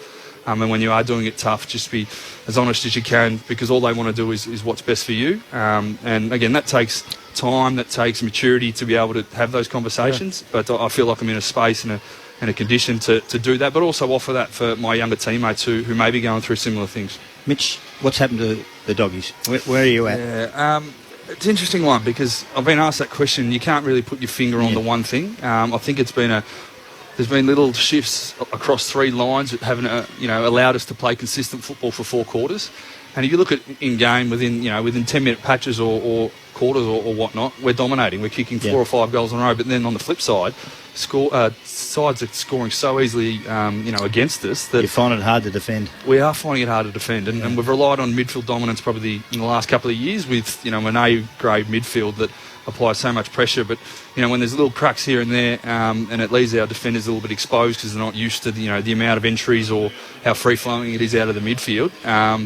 We faltered a little bit. So I've still got plenty of belief that we've got the talent, the game plan and the structure to have a crack at September if things fall our way. But, during our reflection upon the year, there's still so many things that we need to get better if we want to match it with the best teams each week. Now, you're the elder statesman of the father-sons. Oh, yeah. Is that what we call it? Oh, experienced you're statesman. You're the father of the father-sons. Well, there is a few young ones, but I'm not sure. You must be happy with the way Riley West has played this year. I know he's been a little bit quiet recently, but even Sam Darcy of recent times, it must give you some pride and satisfaction. I know you've got relationships there. Yeah, no, and to Riley's credit, he's been dominating VFL for a couple of years, and he's a player that you can back in to have 20 to 30 touches every week at VFL level, being your best players. But trying to crack into our midfield has obviously been a challenge for anyone over the past couple of seasons, and to get a job in the forward line and really play his role, then excel. I think he's really leading the league with attack on the ball and attack on the man inside the forward 50. So. To Riley's credit, he hasn't wavered in his application to training. He was always a good trainer, and he's even taken that to the next level, following around Marcus and some other senior players to really try and excel his game. And, like you said, he's been quiet in the last couple of weeks, but I still think that he's got the energy to finish off the year well and be really proud of what he's achieved this year. And you touched on Sam Darcy. I don't want to push that aside. Obviously, an interrupted start to his year, but what he was able to do on the park last week with his intercept marking, he's been doing at VFL level for a better part of a couple of months. So, a really exciting prospect for our team going forward. Mitch, I guess what we see, Clenchy, from the general public is that the coach sort of comes across a little tense at times. He doesn't have sort of the best rapport with the media. We saw him after round 1. We've seen a few sort of tense moments from the Bulldogs during the year. Is it too long a bow to draw that was a connection to how the grand final defeat was dealt with? Is it a tense environment around the club at the moment? I think, I must admit, there is a feeling that we've underachieved, and that's as obvious to anyone. And there's some locker room discussion around that. I'm not going to lie, but there is an intensity that we need to get to as well. So Luke has a great knack of pushing and pulling when he needs to raise those intensity levels and those awareness levels. Whether we've got the balance right over the course of the year, I'm not sure. Again, we'll reflect on that when the season's done. But I must admit, the players don't feel it as much as Bevo sometimes probably puts on in front of the camera.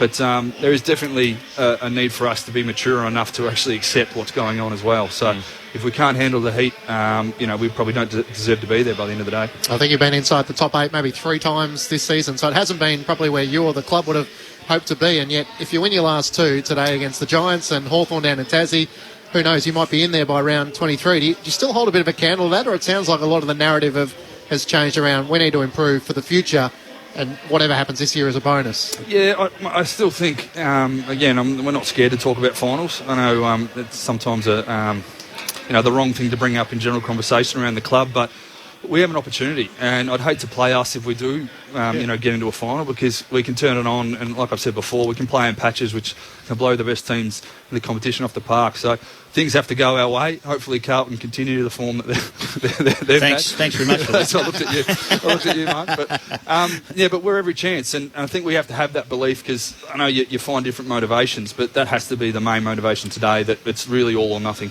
We actually watched them last week, and your midfield was poor last week. They were slow. They didn't go back to help in the back half. They got beaten in lots of areas. Tell me who can play in the midfield for the young guys to give them a chance. And I think that's the only way to shake some people, is to put someone else in their spot and give them a chance. And Riley West one of them, of course. Yeah, of course. And I think, again, he's probably hasn't got the tank to play consistently in there, but you throw him in the mix. I'd throw him in the centre minutes every now and then, just to bang some 10 bodies. minutes every now and then would be great. Yeah, so he's a good one. And I know Adam's been pushed to half back to start creating some ball movement off the back of there, but his ability to break lines and run through the line, the ball is also strong. So I still think that, we haven't got the perfect mix, obviously, all year, but we've still got to keep trying things. And like you said, there's a fair bit of depth there, but I still think even Caleb Daniel at times, just to get his hands on the ball and try and move the ball a little bit. But, it's a star-studded midfield, and we have to back them in, because it's worked before.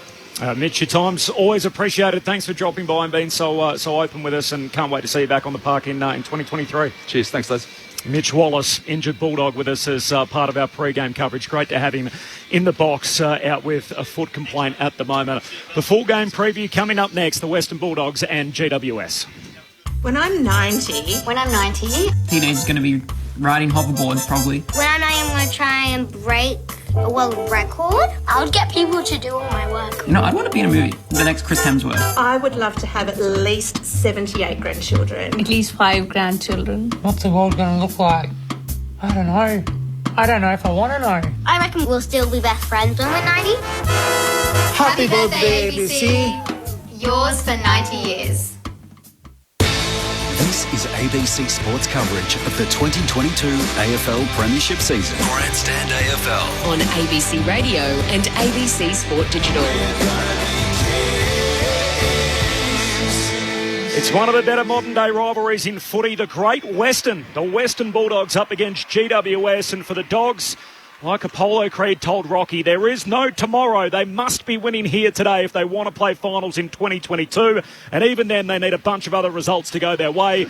Meanwhile, GWS, the next major thing for them is to come up with a senior coach, and their caretaker, Mark McVeigh, doing a bang-up job at the moment. He's won 4 of the 11 games after picking up a 2-win team at the midway point. It is Saturday afternoon footy. The roof is on despite the fact the sun is shining outside. There is no late change.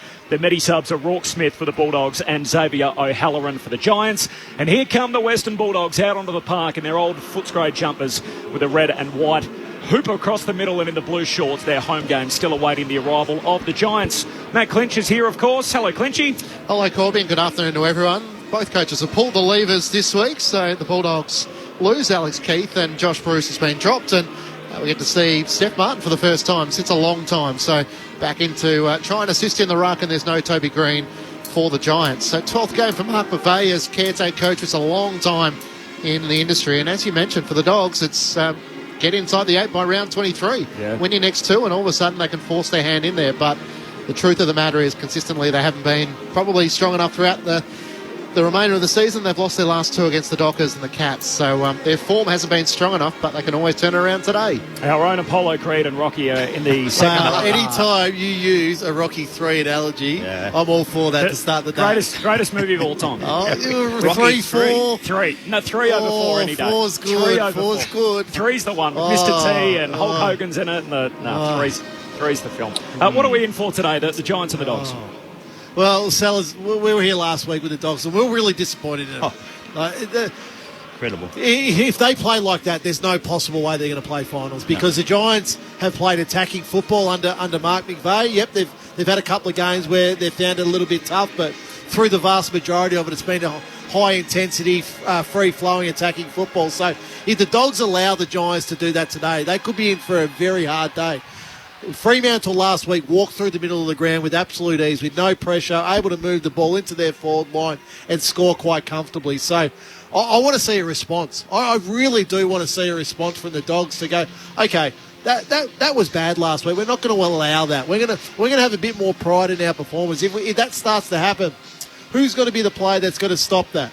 Yeah, I agree. The Giants, on the other hand, just let it go. Just keep let it fly. Let it, You play the players that you want to play in the positions that you want them to play.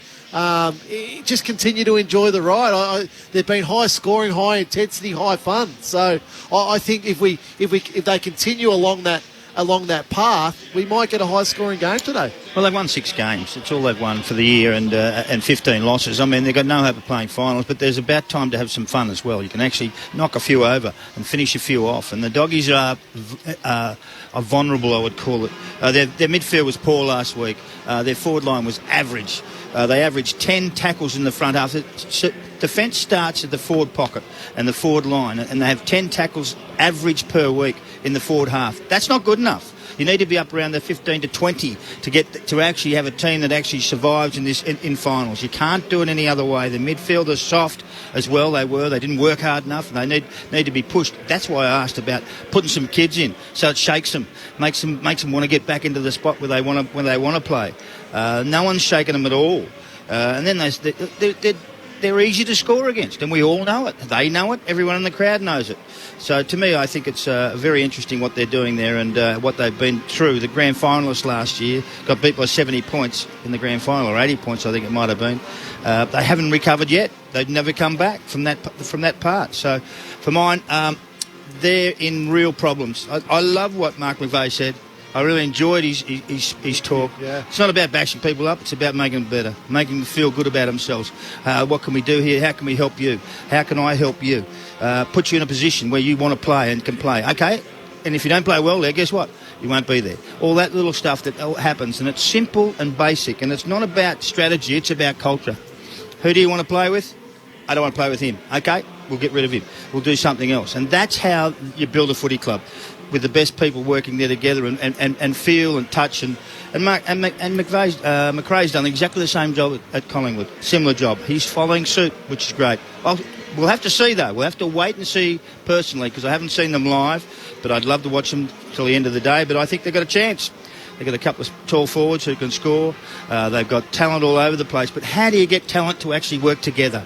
That's the key. Mark McVeigh's got to do that. So, in the last couple of weeks when the Dogs have won, Bontempelli's been just outstanding. He's carried them over the line. Yep.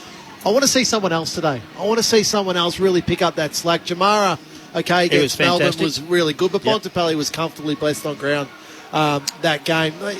Is there someone else really that can take him over the edge? The drop-off from the Melbourne game to the Fremantle game was extraordinary. Yeah, it was. It was just massive, like so far down. It was unbelievable. Can they get themselves back up? Is their midfield as star-studded as what it was last year? I mean, Bailey Smith hasn't had the same year, and Lockie Hunter as well. It is, but what their midfield... I've said it about the Dogs for years. Their midfield's about numbers. It's always been about numbers. Give you some impact. Yes, I'd love to see it just drag back a little bit, and just really go for the kill when they have the ball more often. Take that ball forward as quickly as they possibly can to give Jamara, to give Norton more chances. Even, Cody Waitman's a terrific small forward and can mark the ball, on the lead. Go and get 65, 70 inside 50s. Their midfield's that dominant, they could do that. Fremantle did exactly what they should do to them. Just pinpoint through the whole thing. And that's a good one to watch, to actually learn from and repeat if you can. The Docklands Stadium is it's a ground that if you're willing to take the risk through the middle of the ground, you get rewarded. You do. And that's what Fremantle were able to do on occasions last week. When they took their opportunity through the middle, the Dogs had no answer. But there were also a couple of times where I was the most disappointed, where it was a slow play, a really slow play, and the Dockers were still able to pick through the defence of the Dogs because they wanted to stand there and guard grass. Yeah, I'm sure that Luke Beveridge would have showed them those things and said, hey, we can do this too. And people will come at me and go, but the Dogs play his own defence. Who cares? If something's not working, you've got to change it. You've got to change it on the fly, because that's the difference between a win and a loss. And the reality was that was the difference last week. And the big tools. They stayed. They kept the same structure. They lost the game. If it gets to that point again today, Clinchy, and they keep the same structure, who knows? And so do they miss that leadership with Easton Wood, someone to be the general in defence and say, hey, you're guarding this space, you're doing that? It feels like, with Alice Keith all of a sudden out of the side again, that they're constantly jostling for what the best combinations are. So Frederick and Lobb and also Taberner kicked 9 goals last week as a forward line, all tools. So let me tell you, that's difficult at tools to do that. I think it's a really interesting point that you make, Clinchy, because if you look at the way the ladder sits right at the moment, okay, so you got Geelong on top. They've got that great leader, Tom Stewart, who points and directs. Then you look at Brisbane next. That's Daniel Rich, who's able to do that. Collingwood, Darcy Moore, Braden Maynard, who are able to do that. Melbourne, Stephen May, Lever, and the like. Correct. Sydney, Dane Rampy's able to do that. Fremantle, Luke Ryan last week, he took 15 marks last week and controlled the game. So that player at half back that's able to direct and tell people where to stand, where the threat's coming from, is critical. Yeah, Doherty's in that too. The Dogs probably do lack that.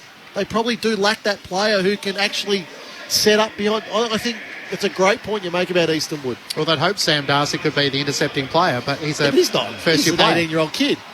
Yeah. So, you look at Alex Keith, who's not playing today. Caleb Daniel, All-Australian last year, plenty of experience within the team. Adam Treloar can't do that because he's not used to playing in that area of the ground. The Keith one's fascinating. I just assumed that he must have had a niggle and they put him down as omitted anyway. He came straight back in the week after, and now he's been dropped the second time in 3 weeks. Liam Jones, it looks like he's going to join the Dogs next year, although he'll be 32, and he's not a big talker, is he, from people that have played with Liam. So I'm not sure he's going to be your general type. He might be your bear tamer, as we like to call him, that'll play full-back and play on the big key forwards, but I'm not sure that'll help him long-term. I tell you what, they use Daniel all the time to get it out of the back line. Give him the ball. But why? Everyone knows that they're going to use him. Everyone knows it now, so they need to change some things in the midfield, in the forward line, and in their defence to move the ball out. There's a lot of things to change. They do look their best, though, the Dogs, when they can get the footy in the hands of either Ed Richards or Bailey Dale and move it with speed. Yeah, but they go wide. Yeah. They don't go through the middle. If you weren't with us earlier, we had Mark McVeigh on, the caretaker coach of the Giants. He was asked the question about what the club needs going forward. Obviously, he's been interviewed for the top job. He said, I think there needs to be a huge emphasis on development at the Giants. I think that's a real key for GWS going forward. Now, we understand the restraints of the soft cap over the last few years, but I think that's an area we probably neglected. McVeigh went on to say we've relied probably heavily on talent for a long period of time, and that only gets you so far. But right now, the competition has caught up.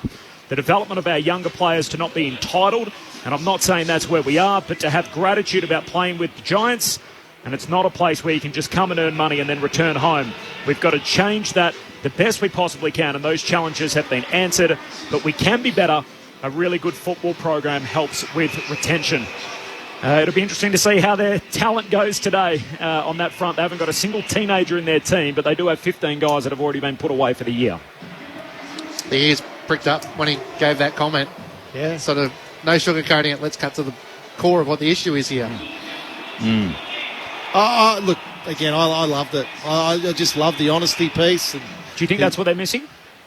They're getting it now. The criticism for a long time has been that they're top heavy, and clearly they've made list management decisions around that. They've committed to 6 or 8 guys for the long term. I think we always talk about how good the young players are at GWS. So he's making a strong point. Like which ones of them have really gone on to over, particularly the last probably 5 years, I think, gone on to be really top line players. Yeah. So they've had a lot of guys that were trending that way, and they've probably peaked as an A- type player rather than an A+.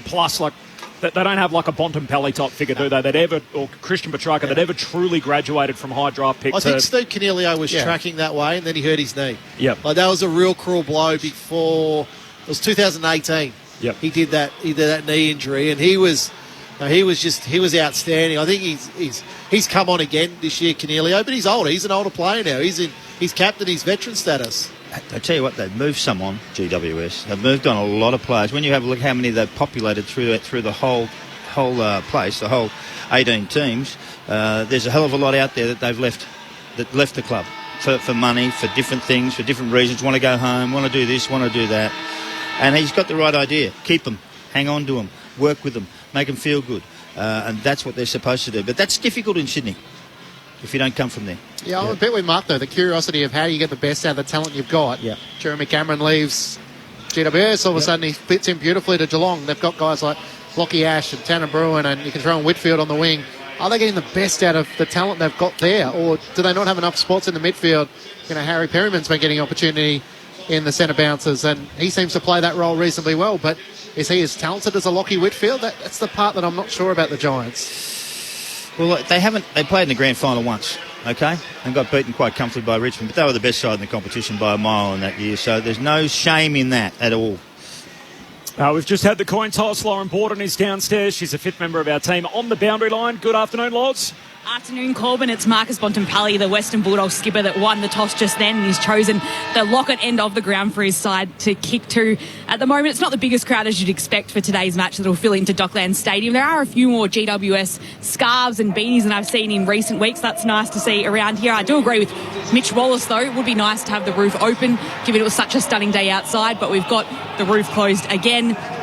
Rourke Smith will be the sub for the Western Bulldogs, and then it'll be Xavier O'Halloran for GWS, both of them coming in as the sub for the third time this season. Luke Beveridge has taken his spot on the front of the pine, so he'll make sure he's got a front row seat to this match today. I feel like you're getting more and more members. It's almost like your own political party, Rama, to get the roof open at Docklands.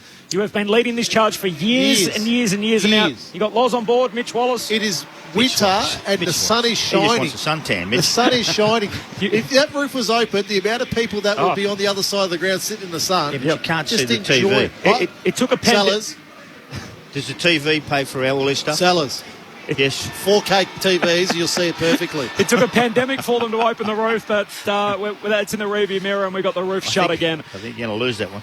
The Great Western, a huge day for the Western Bulldogs. They need to keep winning to keep their finals hopes alive. It's the Dogs and the Giants. Saturday afternoon footy, round 22 on Grandstand AFL. You with Matt Clinch. Umpire readies himself to get the bounce to get proceedings underway. Tim English sets himself and wins down the opening tap against Briggs to Liberatore. Can't get a Clune disposal away. Now shovels out a hand pass to English, who lost his footing. And now at ground level, it's knocked out the way of Perryman. Got it out to Tom Green. Hand pass missed the intended target in Whitfield. Hopper has a go. Can't clear the congestion. Quick hand pass came out to Cornelio. And he spots Cumming free on the city wing. Decides to go short by foot. Around the outer wing. Perryman takes the mark, wants to retreat back. Whitfield leads into space, centre wing, but they're going backwards, the Giants, rather than forwards. All the way back to centre half back. Cumming has it. Back inside the defensive 50 to Kennedy. Now out to left half back where Josh Kelly's running hard. He takes the mark at right half back. So 45 seconds in, the Giants have won the footy, but they haven't gone past halfway as Kelly goes backwards inside the defensive 50 and Himmelberg has it. Back in defence. Harry Himmelberg, who's one of the Giants' leading goal scorers this year. Short to Cornelio, then out to the wing, where this time the mark is taken by Riccardi. See if he's got an intent to move forward. A little bit more intensity to start defensively for the Dogs here. They're a bit more active. They're on their toes. They're actually trailing a man in, so it make the kick quite difficult for GWS. They've had 12 kicks to all 1. across half back. It goes back to Lecalier and back 13. To Kennedy, back to Alear, back to Riccardi. So back where we started. 14. Back again. All the way back to centre half back for Himmelberg. It's like a soccer game. Dogs fans is telling him to get on with it as Himmelberg chips short to Cornelio. He wants to go. Runs away from Liberatore on the mark. Kicks the Giants out to the city wing. Nick Haynes takes the mark. Defensive side of the logo. Down to half forward. Big leap up to meet it. No mark from Hogan. And a big day for Jesse as well. He signed a new contract, so 2 more years with the Giants through to the end of 2024. And offhands, the ball's out of bounds. Left half forward for the Giants. They're kicking to the Coventry end of the first. 17 kicks to get the half forward. Throw back in. To 1.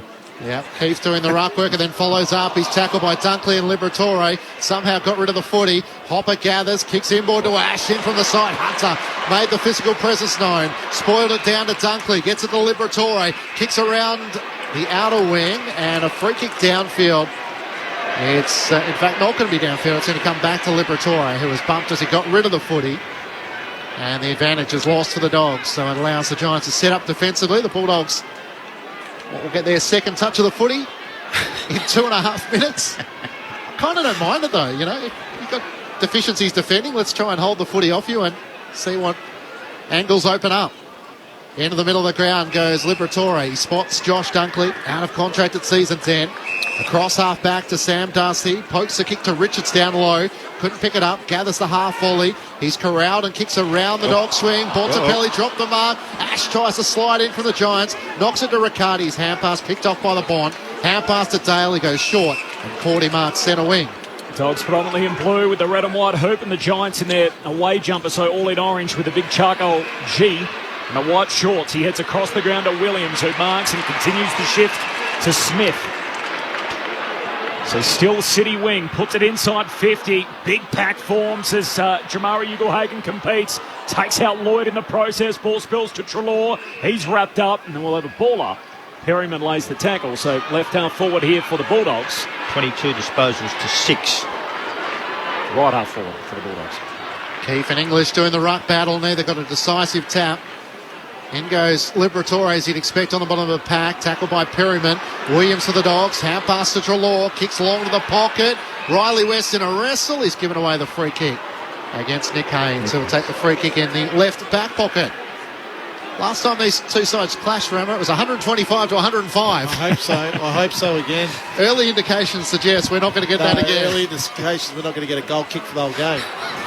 Haynes long out of defence towards Hogan. Darcy in from the side, almost take the mark. Brush the tackle. Hand pass forward, set Vandermeer the challenge. Whitfield knocks it towards the boundary line, and then Canelio soccers it across. How's the umpire viewing that? He says throw it in, 45 metres out from the Bulldogs' goal. No score in the opening 4.5 minutes.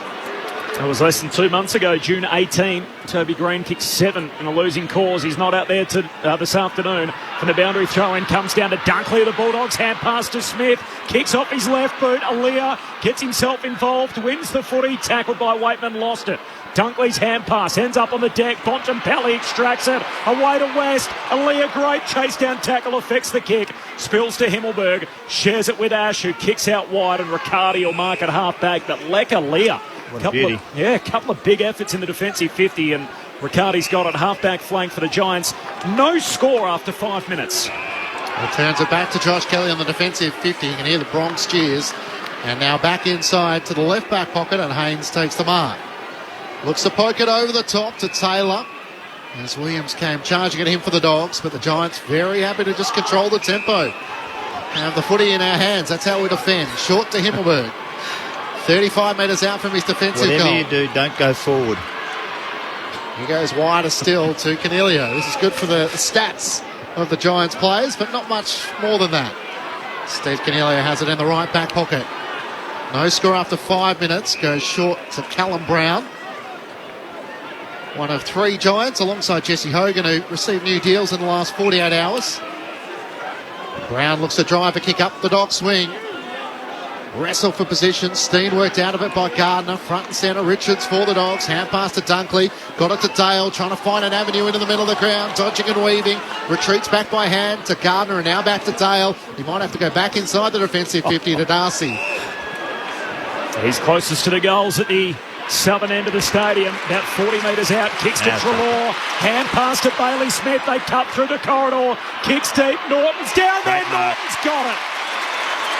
Contested grab in front of Nick Haynes, and Norton marks 20 metres out, dead in front.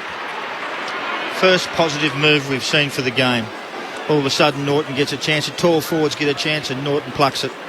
This should be a goal, and this is the most exciting thing I've seen for 30 or 40 possessions that are on the thing here. 24 to 33. 27-35, Sellers. Is it something like this? Ridiculous. Kick 5 last time they met. Aaron Norton for the first of the day. No problems.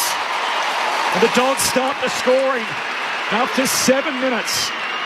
1 straight 6. GWS yet to score. Grandstand AFL. Adam Ramanauskas and Mark McClure. Firstly, I'd love to know what's wrong with Nick Haynes, because he's in that contest with Norton. It was too easy in the end. He just took the mark. Nick Haynes didn't even really try to spoil the ball. But I've been impressed with the Bulldogs' defence. Sellers and I were extremely critical of them last week, but the first 7.5 minutes of this first quarter, they've been active. They've been moving. As Giants want to chip it around their half-back line, you watch the Dogs' defence, they're just moving. They're taking space. They're taking players, which I'm more impressed about, because last week they were allowing players just to run past them. This week, with the players near them, they're on them. They're right next to them. they're forcing the Giants to continue to go backwards. Adam Ramanauskas with you on ABC Sports. Steph Martin into the ruck up against Lockie Keefe. It comes down the way of Hopper. He squeezes a kick towards half forward. Treloar volleys it back into the middle of the ground. Hopper picks it up for the Giants. Quick hand pass to Tom Green, to Canelio, back to Green, brought down in a tackle. Great dodging and weaving from where he gathered cleanly. In fact, it was Bruin. He works the hand pass to Keefe, and now to Canelio. Kicks inside 50. Richards working back, takes the mark in front of Riccardi. Looks out towards the dog swing. Norton the target. Brown spoils it down for the Giants. Straight to Ward. Kicks inside 50, looking for Hogan. The Dogs are well set defensively. Caleb Daniel tried to hand pass it to Richards. In the end, hand passed it to himself. And over the boundary line for a throw-in. No late change coming in. Rourke Smith and Xavier O'Halloran, the two subs. There's another game this afternoon. It starts in about 15 minutes. The Crows and the Roos will keep you updated throughout the afternoon. From the boundary throw-in comes to Daniel again. Hand pass to Dunkley. Kicks a torp out of the defensive 50. Jamara with a pack mark, leading Taylor to the footy. And he's been in good nick too. Sam Taylor as Jamara sends it down to half forward. English the target, leaps up over Taylor. Can't mark. Follows up at ground level. Hand pass to McNeil. Kicks into the pocket. Kicks it too wide. Out of bounds on the full. Trying to honour the lead of Williams. And a free kick for the Giants. Lockie Ash trying to switch. Puts it across the goal face. Bounces a couple of times before reaching Whitfield. And he chips short to Steen, who marks at half back. Switch it. Backwards. All the way back. Top the defensive goal square to Brown. He pokes the pass to Taylor. Right half back for the Giants. Goes long down the wing. Canelio in a one-on-one, and he beats McNeil. Takes the mark. The Giants co-captain. He turned off his mark and played on. Had to give the hand pass to Haynes against the boundary line. Up towards Keefe. He flies with Steph Martin. It clears the two. Caleb Daniel at the back. Quick hand pass to McNeil. Dribbles a kick into the path of McRae. Not the greatest of standards to start this match. And then over the top.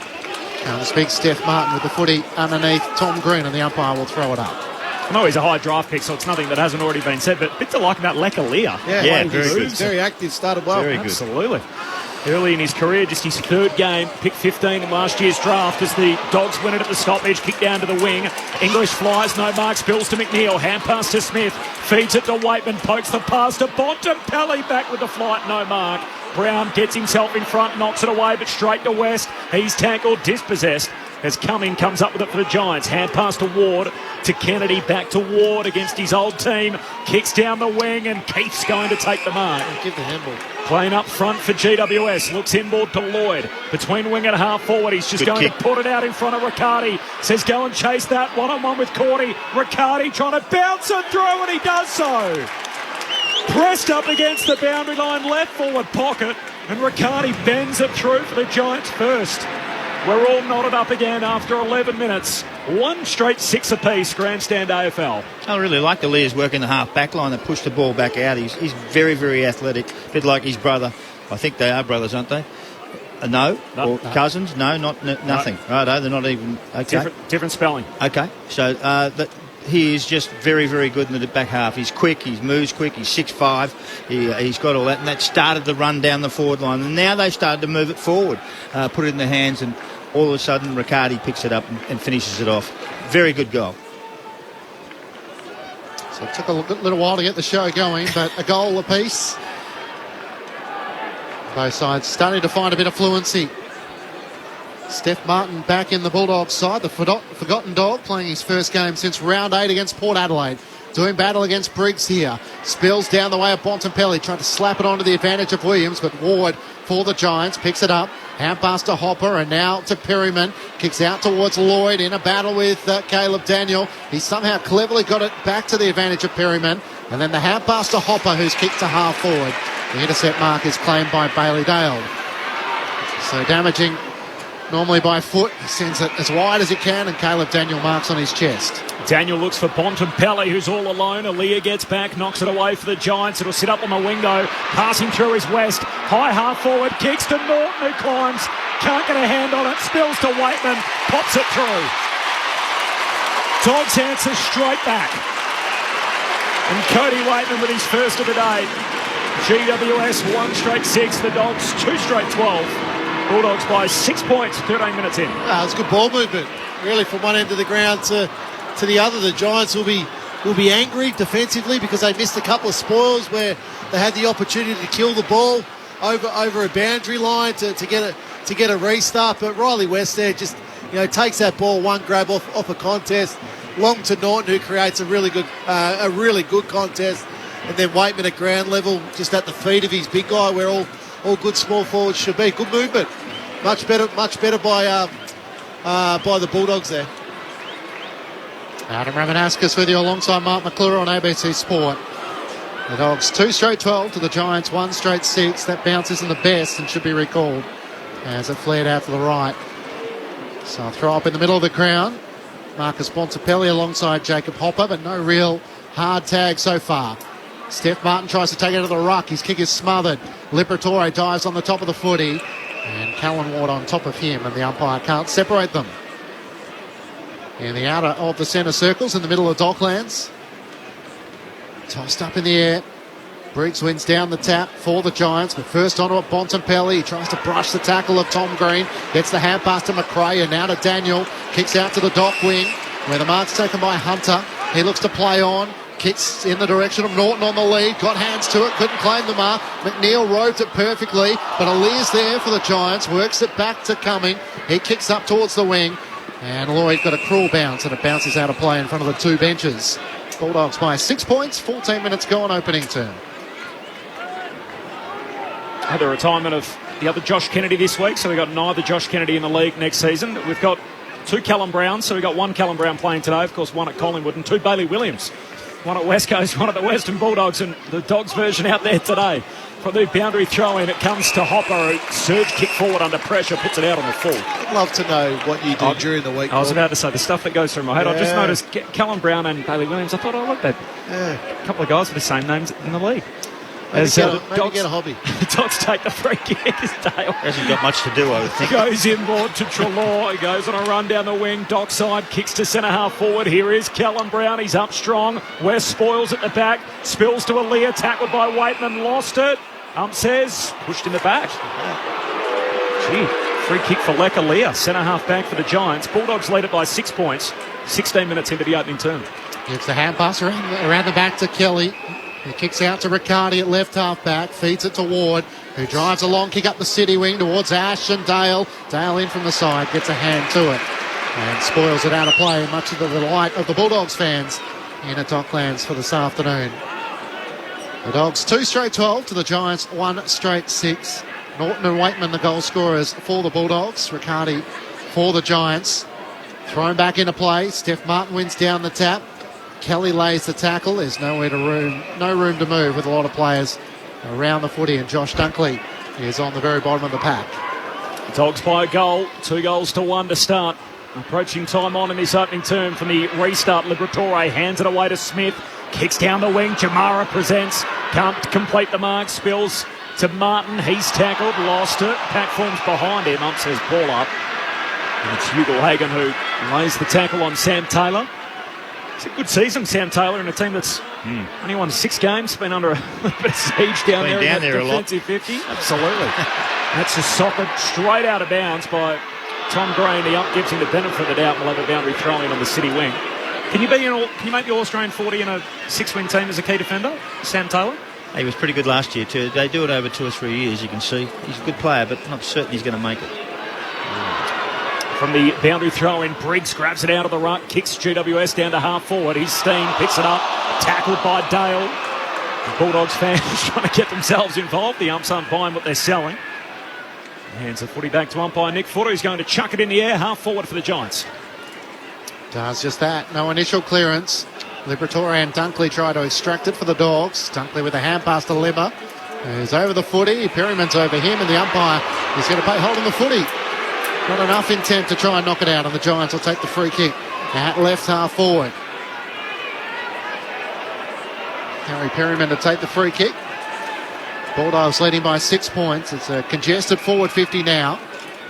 As he veers out to the right and drives a long kick towards full forward. Hogan flies in the pack. Richards had a good piece of it. Almost spoiled by his own teammate Gardner. The hand pass from Lloyd, picked off by Daniel. Kicks towards half-back. Up goes Waitman in the pack. He's outnumbered, but lays a great tackle on Kelly. Not rewarded. The Dogs pick it up. Hand pass comes to McNeil. Kicks it in the middle of the ground. Ugelhagen marks on his chest. And West is off. He leads out to the fat side. It's just a one-on-one with Taylor. Collects it on the bounce. 48 out. Trying to step around Taylor. He kicks to Hunter. Can't complete the mark. Spoil from Kennedy. He did well deep in defence. Now the Giants with numbers back as Perryman to Brown. Hand pass to Kelly. Kicks wide to Ash, who marks at half back. Whoa, I thought Riley West was in every right there to have a shot at goal. It was a beautiful kick, but just Adam Kennedy got there so late just to affect that spoil.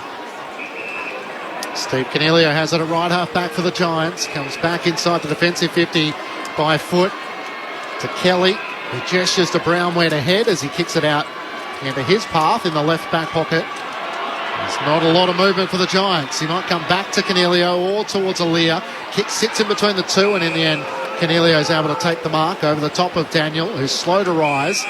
Short to Haynes, who's just come back on from the bench. I think he's got winded. Nick Haynes drives it up towards Briggs. Had a couple of metres on Gardner. He's able to take the mark. He still hasn't moved.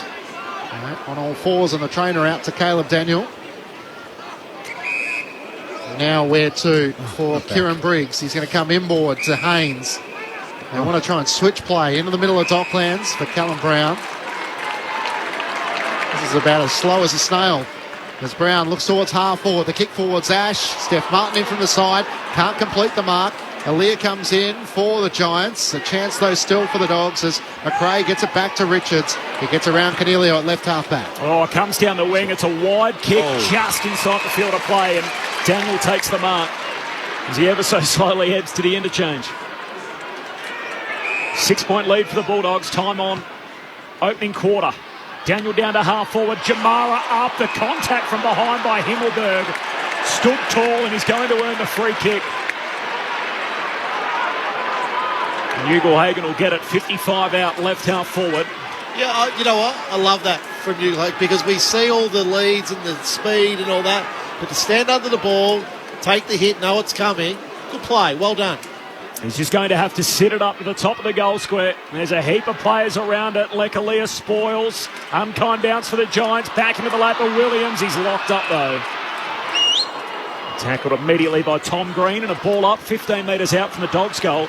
Bulldogs by 6 points. 21 played opening quarter.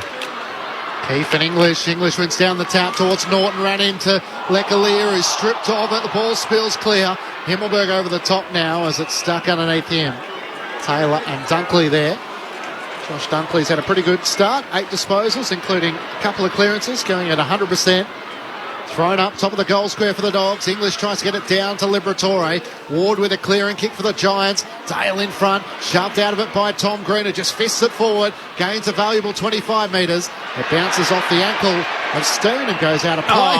Deliberate.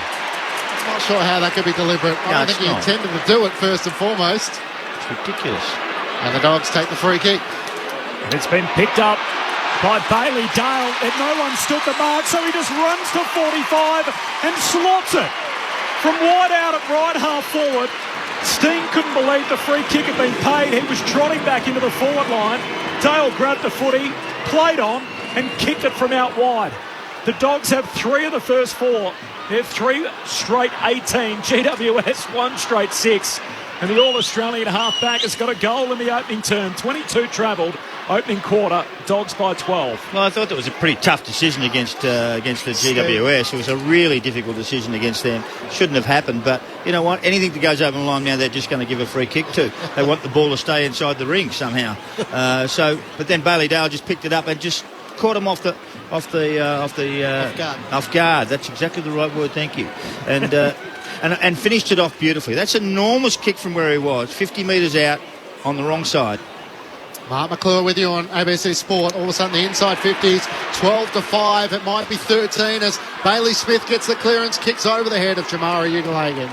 And Nick Haynes, with good support from Aaliyah, is able to take the mark. I'll tell you what, boys, the Harry Perryman and Bontempelli, they're just going out. And Perryman's got that roll there, and he's bumping, he's fighting, he's doing everything possible on Bontempelli at the moment. Kelly out of defence towards Brown. It's balled out of play. And over the boundary line for a throw in at left half forward for the Dogs. They lead by 12 points. Coniglio's had 10 already. Good start for him. 6 marks included in his...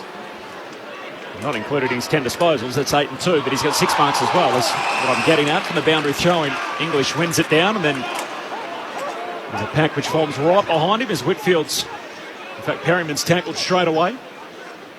Up it goes again on the wing. English swats it down. Ward bowled over by Hunter and will get the free. Playing with a lot more aggression today, Lockie Hunter. One of the 4 inclusions for the Bulldogs. First game since round 17. And now round 22.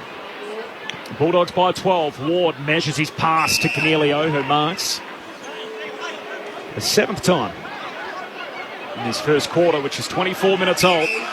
Getting some feedback from the bench. On his decision making, and Cornelio's just going to prod it along the boundary line, and Hogan contested mark. His knee up into the ribs of Bontempelli, who seems to be okay. I think he hurt him. Dogs well set up, plenty of blue jumpers in the Giants forward 50. And so Hogan's just going to have to kick to a contest, steam the target, flying for it. Dunkley spills down to Liberatore, kicks to the wing, and Norton will mark in front of the benches. Only has Cody Waitman further afield as English is charging forward as well. Great kick into the path of Waitman. Brown careful not to give away the free kick. Spoils it down. Trying to combine with Taylor. Good pressure from Cody Waitman. Puts pressure on the boundary line and eventually forces Taylor to step across. And a throw in on left half forward for the Dogs. Again, beautiful kick, but just that closing speed. Was who was it? Callum Brown on that occasion. Terrific. Turns 22 on Monday. The 4th year Giant. Picked up through the Category B rookie system for GWS. From the throw-in, Bailey Smith lays the tackle, and there's nowhere to go. And Cal Ward is on the very bottom of the pack. Dogs by 12, 3 goals to 1. Keith doing some of the ruck work, wins it down. That's Lockie Keith, not Alex Keith. As the ball's close to the boundary line again. Josh Kelly paddles it further afield, but straight to Hunter. Hand pass to McRae. Kicks inside 50. Jamara competes again, no mark. Spills to Dunkley. Hand pass to Waitman. His handball picked off. And Himmelberg steals it, kicks up to the wing, and Hogan marks. And again, the Dogs well set up with jumpers back. Been heavily criticised for just how easily teams have been able to transition the ball against them. And they've slowed GWS down today as Hogan goes down the line. And Daniel picks it off. Kicks back inboard to Dale. Dogs bite off a kick in the corridor. The kick's risky. It's a turnover. Intercepted by Whitfield. Puts it inside 50, but it's turned over again. Hands it straight back to Dale. The All-Australian marks at centre-half back. Pretty keen to redeem himself after that kick, and he found an extra yard. Short to Daniel, he can poke it over the top. Cordy in space. Hand pass to Treloar on the wing. Inboard to English. Ran into a dead end. Whitfield got him. He gets the hand pass away, though. Umpire plays holding the footing. Well, I think he just handballed it on the ground. He did. By the letter of the law, that was an incorrect decision because he got the hand pass as he was tackled. Yeah, correct. Cornelio through the middle of the ground for the Giants. Works it to the outer wing, where the mark is taken by Taylor. Dodging and weaving. Kicks towards half forward. Hopper. Backpedaling takes the mark right on 50, and this might be within range. Well, there's a case for a 50-metre penalty. It's gone quick. Into the pocket for Riccardi, who takes the mark in the right forward pocket on a 45-degree angle. He'll kick from just inside 50. He only had Daniel to compete against, so that was a perfect spot to kick it. So with no Toby Green, pressure on Jesse Hogan and Jake Riccardi with Harry Himmelberg really in defence. So an opportunity to try and kick a second goal here. An important one for the Giants and their confidence. Riccardi starts his approach, fires it at the left goal post. It's coming back, just not enough. And a minor score. The Bulldogs by 11 points, 27 minutes gone. Opening term on ABC Sport. They've only had 7 inside 50s to 14 to the Doggies.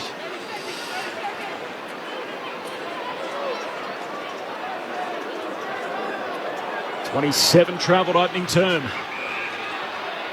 Dale taking an age to bring this footy back into play. Eventually told to go. Bruin runs at him, chips it short, just got it to Liberatore. He marks at half, almost in the back pocket still for the Bulldogs. Slow going at times, a lot of Short kicks in the defensive half for both teams as Liberatore swings it from one back pocket to the opposite back flank. Finds Dunkley. Short to Hunter, who marks right on the bell. And that'll do us through one. So the Western Bulldogs 3 straight 18. GWS 1-1-7. The goal kickers in that opening term, Waitman, Dale and Norton kicked the first of the game. While for GWS, Jake Riccardi has their only goal. Meanwhile, we're underway in Adelaide, the other game which has been played between the Crows and the Roos. There was a late change there. Wayne Millerer has been replaced by James Rowe. So Millerer out with back soreness. Unchanged North Melbourne. The Medi subs, Ben Davis for Adelaide and Hugh Greenwood for North Melbourne. And Ben Cunnington, cancer survivor, coming back from his second bout of cancer, led the team out onto the ground and ran through the banner with his 2 kids. So a touching moment at Adelaide Oval. It's great to see Ben Cunnington back. North Melbourne and Adelaide underway. The Crows have kicked the first goal through Ned McHenry. So the Crows 1 straight, North Melbourne 1 behind. Early stages there in the opening term. Quarter time here between the Dogs and the Giants. The thoughts of Adam Ramanaskas and Mark McClure coming up at quarter time. It's the Bulldogs by 11 points on ABC Radio and ABC Sport Digital. This is Grandstand AFL. When I'm 90. When I'm 90. We'll celebrate our 90th birthday definitely together. Oh, the dance moves. I've got a real life party trick. He's right here. Scott's favourite party trick, he pulls out the sprinkler on the dance floor. That's my signature move. Oh, I think the party for turning 90 is going to be huge. It'll be a birthday month. Maybe 90 though, we should go big. Do a birthday year. Yeah. Happy birthday, ABC. Yours for 90 years. The 2022 AFL Premiership season. Grandstand AFL on ABC Radio and ABC Sport Digital. Keith's going to take the mark. Playing up front for GWS. Looks inboard to Lloyd. Between wing and half forward. He's just going to put it out in front of Riccardi. Says go and chase that. One-on-one with Cordy. Riccardi trying to bounce it through, and he does so. Daniel looks for Bontempelli, who's all alone. Aaliyah gets back, knocks it away for the Giants. It'll sit up on the window. Passing through his West. High half forward. Kicks to Norton, who climbs. Can't get a hand on it. Spills to Waitman. Pops it through. Tom Greener just fists it forward, gains a valuable 25 metres. It bounces off the ankle of Steen and goes out of play. Deliberate. Not sure how that could be deliberate. I think he intended to do it first and foremost. And the Dogs take the free kick. It's been picked up by Bailey Dale, and no one stood the mark, so he just runs to 45 and slots it. This is the 2022 AFL Premiership season. On ABC Radio and ABC Sport Digital. The Bulldogs have led from the jump. They lead it at quarter time by 11 points. Corbin Middlemass, Matt Clinch, Lauren Borden on the boundary, and our Grandstand AFL experts, Adam Ramanaskas and Mark McClure.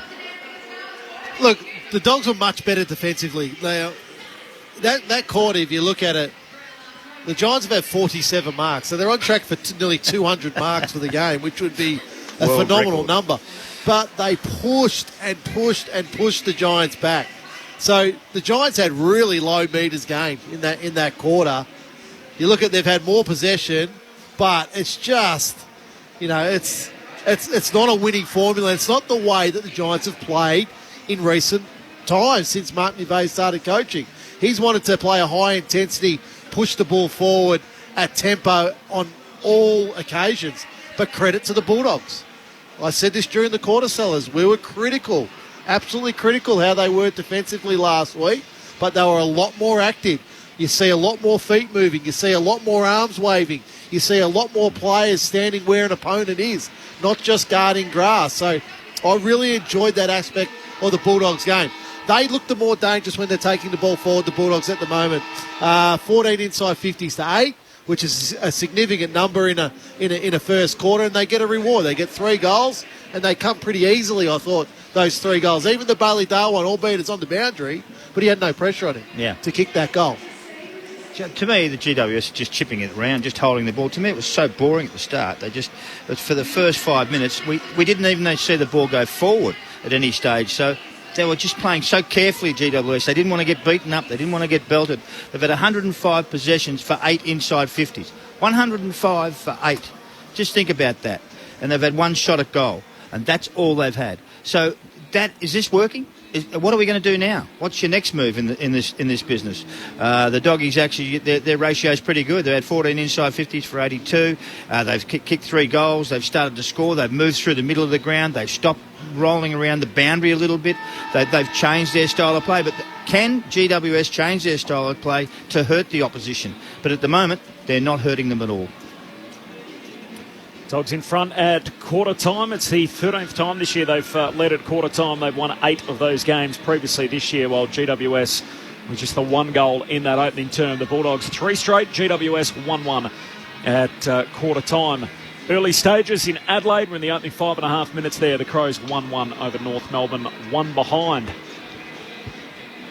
I had the chance to catch up with Mitch Wallace as part of our pre-game as well. It was nice to chat with him. Unfortunately, missing at the moment with a stress fracture in his foot, so hopeful obviously to be back next season bigger than ever, but a frustrating injury. Yeah. You obviously would have played against his old man. Oh, very much so. Yep. And I've done a bit of business with him as well, and he's a good... Oh, hang on. Well, let's talk about this sort of... Well, no. Let's talk about the wheelings and dealings of Mark McClure. Bit of oil business. House size is similar? Beg your pardon? He's got a pretty big house, doesn't he? Mine would fit in his garage. The Western Bulldogs by 11 points. Into the second quarter we go. 1 down by Briggs, back in the middle for the Giants. Bontempelli tracking the footy, knocks it in front of him and then runs onto it. The Bont kicks it inside the forward 50, trying to get onto it. Jamara can't take the mark, spills to Waitman. Hand pass to Vandermeer, hooks it back inboard. Both Dunkley and Norton flying for the footy. It spills down to Norton, hands it to the Bont, who snaps goal with but misses. So Bontempelli, a couple of touches in that chain, it results in a behind. First score of the second term, 30 seconds old. Bulldogs by 12 points. Would have been a nice response. He's had Harry Perryman for a bit of company with his 7 tackles so far for the match. Oh, he's tried the top, Himmelberg. Himmelberg's gone for the barrel. It's going to be coming straight back, though. It made its way to the middle of the ground, but Ed Richards took the mark on his chest. In front of Daniel Lloyd, and looks to drive the Bulldogs into attack. Jamara on the lead. Ugelhagen can't mark. Norton at the back has worked off it. Coming, hand pass back to Kennedy under immense pressure to Whitfield, back to Haynes. He's on the outside of the boot. This will be coming back too. The mark's taken by Bailey Dale. Just go back and kick the goal. He's definitely got the distance, Bailey Dale. Take your time, get a few deep breaths in. Tanner Bruin just inside 50, which means this is right in his wheelhouse. Such a beautiful kick-off half-back. A chance to kick a second goal. Oh, smothered. Mongrel. Kicks it like a bag of wheat. I knew that was coming. Falls about 30 metres out from the Dogs' goal. They work it back through Taylor. Hand pass to Himmelberg. Drives it out of defence towards Riccardi. A 2-on-1, but great mark. He takes it a right half back for the Giants, who trail by 12. Riccardi, there's not a heap up ahead. He's just going to have to kick to another contest, so he goes long in the direction of Richards, who's there with Daniel Lloyd, and Lloyd protected the drop, takes the mark. Looks into the corridor, dangerous kick for Perryman, outnumbered, and Treloar floats in front to take the intercept mark. Inside the centre square, comes out to the wing, dockside in front of Vandermeer, collects on the hop, kicks down to half forward for Ugelhagen, who'll mark right on the 50-metre arc. Really smart, Nick Haynes just pushed him away, lost his balance, got plenty of space then. He's a different player, Nick Haynes. Yeah, he's not to what he was he? Nowhere near it. Averaging just 13 disposals this season. He was a great player. His contract back-ended too, so chewing up a bit of the cap next year, Nick Haynes as well as Ugelhagen. We know he can dob them from down here. He's going to kick it right to the goal square. Doesn't have the trip on this occasion. Comes to Dunkley. He's tackled in front of the behind post. And a ball up deep forward for the Bulldogs. The Western Bulldogs 3-1, GWS 1-1, early stages, second quarter. And the Crows 1-2-8 to North Melbourne, 2 behind in Ben Cunnington's return. Thrown up, Norton tries to take it out of the ruck. It's pinballs off his chest. Hand pass towards the top of the goal square. Kelly works it back to Whitfield, right on the behind line. He drives a kick out of defence, and getting rid of Darcy was Riccardi. He gathers the footy, hand pass inboard to Ash. He spent it before he had it. Opens the door for Williams. Hand pass to Darcy of the Dogs. Kicks towards Ugelhagen up, can't take the mark. It's spoiled down towards Whitfield. His hand pass to Cumming. The kick is smothered. McRae gathers. Hand pass to English to Liberatore. His kick is smothered. Ash on the bottom of the pack. Did he receive a push in the back? No. The umpire will ball it up 45 metres out from the Western Bulldogs goal. The Dogs by 12 points, 3 minutes gone, second term. The Dogs to the Coventry end in his second term from the restart. English swats it down, but Perryman first clean disposal. Hand pass to Tom Green. Away to Whitfield. Sweeping hand pass along the boundary line.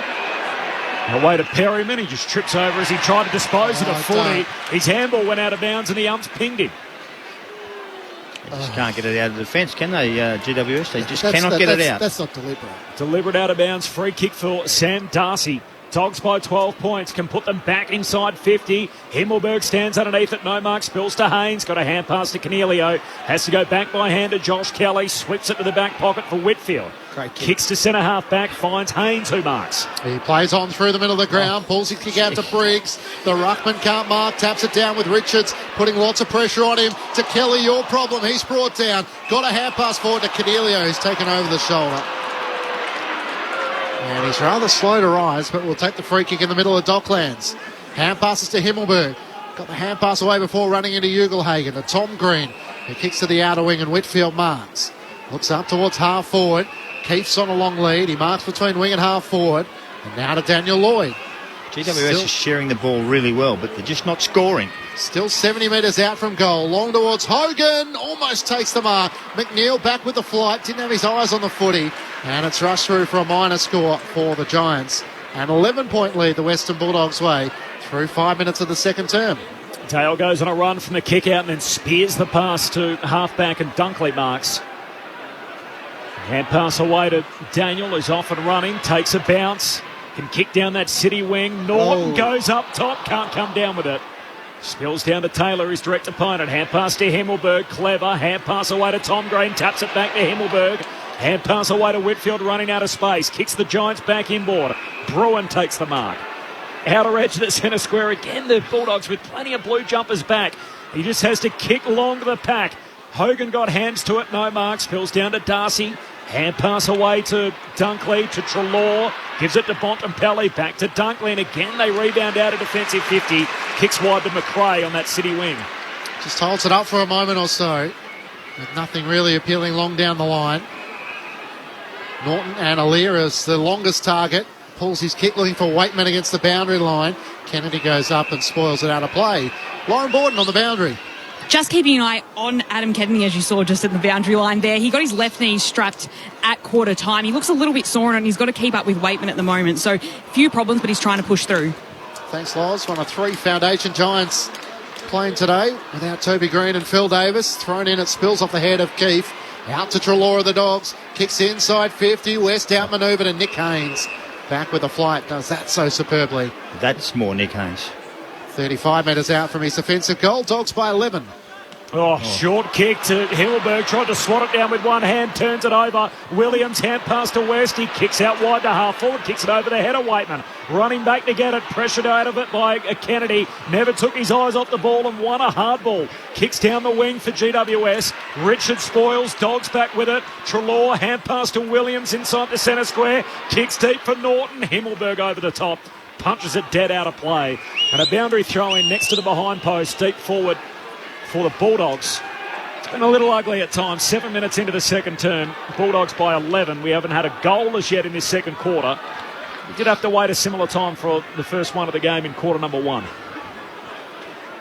Thrown back into play. Norton doing the ruck work against Briggs. Briggs wins down the tap to the front. McRae after it. Hopper after him. Lays the tackle. It spills to Bontempelli. One way then the other. Retreats back by hand at Daniel. On 50. Pulls his kick, but who to? And Briggs takes the mark on his chest, filling the hole like a good ruckman should. Just lacking a bit of purpose, the Dogs delivering inside 50. They've had a lot of entries out to the right half back. Himmelberg has it and then advances up to the wing and Whitfield takes the mark. The Dogs are playing to keep their season alive here. GWS, obviously their season was washed a little way back under caretaker coach Mark McVeigh. They're just too careful. That's their problem. Too careful. You need to hurt somebody. You need to move it. Tried down the City side, now down the Dock side. Josh Kelly goes long and Ash marks just inside the boundary line. He looks back into the corridor. Hopper marks. Still a year to run on his contract, despite all the speculation he's out of Sydney at the end of the year. Jacob Hopper, he goes to Himmelberg. who marks, and then a long 60-metre drop punt all the way out to the boundary line on the city side for Whitfield. I'd like to see a map of their kicking. Bulldogs by 11 points. You with me? It'd be up towards Spencer Street at the moment. Short to Cumming, and Cumming just stands still on the wing, city side. Go on everywhere else except somewhere near the goals. City side of Spencer Street. Kicks towards Briggs. There's a big pack there. Scrum by Bailey Smith of the Dogs. Back to Treloar. Takes a couple of bounces inside his defensive 50. Now a third. Out to the right back pocket. Kicks it straight to Taylor. Sitting underneath it. Vandermeer went back with a flight. Made front-on contact.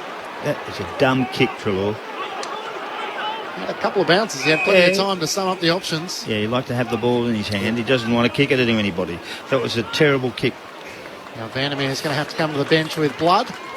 So just a pause in proceedings for the moment. The Dogs 3-1-19 to the Giants 1-2-8. Meanwhile, in Adelaide, it's the Crows 2-4-16 to the Roos 2 behinds. Tex Walker and Jordan Dawson, the goal kickers there. Taylor just pokes it to the lead of Hogan, who comes out and takes the mark. Lost Sam Darcy, and in the end, pretty much took an uncontested mark. Well, that's the first ball they've kicked forward straight for probably a quarter and a half, and found Hogan, which is good. Positivity. Signed a 2-year contract extension in the last 24 hours, locking him to the Giants to 2024. He feels like he's reaching his prime.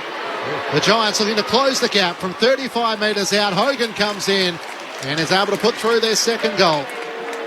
3-1-19 the Dogs to the Giants 2-2-14. 10 minutes gone. Second term on ABC Sport. Well, the positivity of pushing the ball forward shows you what you can actually do when you've got a tall like Hogan who can outmark, and he's 6'6" and does all those sorts of things. But they've fiddled around with the ball a hell of a lot. Yeah. Okay, they've closed the battle between the two. There's only 5 points in this game, but there's been so much ball movement and so much around the place, round and round in circles. 155 possessions for 12 inside 50s. Correct. It's not enough at all. And for both sides, with 5 goals. You know, that's incredible. For 5 goals, 150-odd possessions or whatever it is. And we're only, how long for the quarter? 10 minutes. 10 minutes. We've got another 10 minutes of this.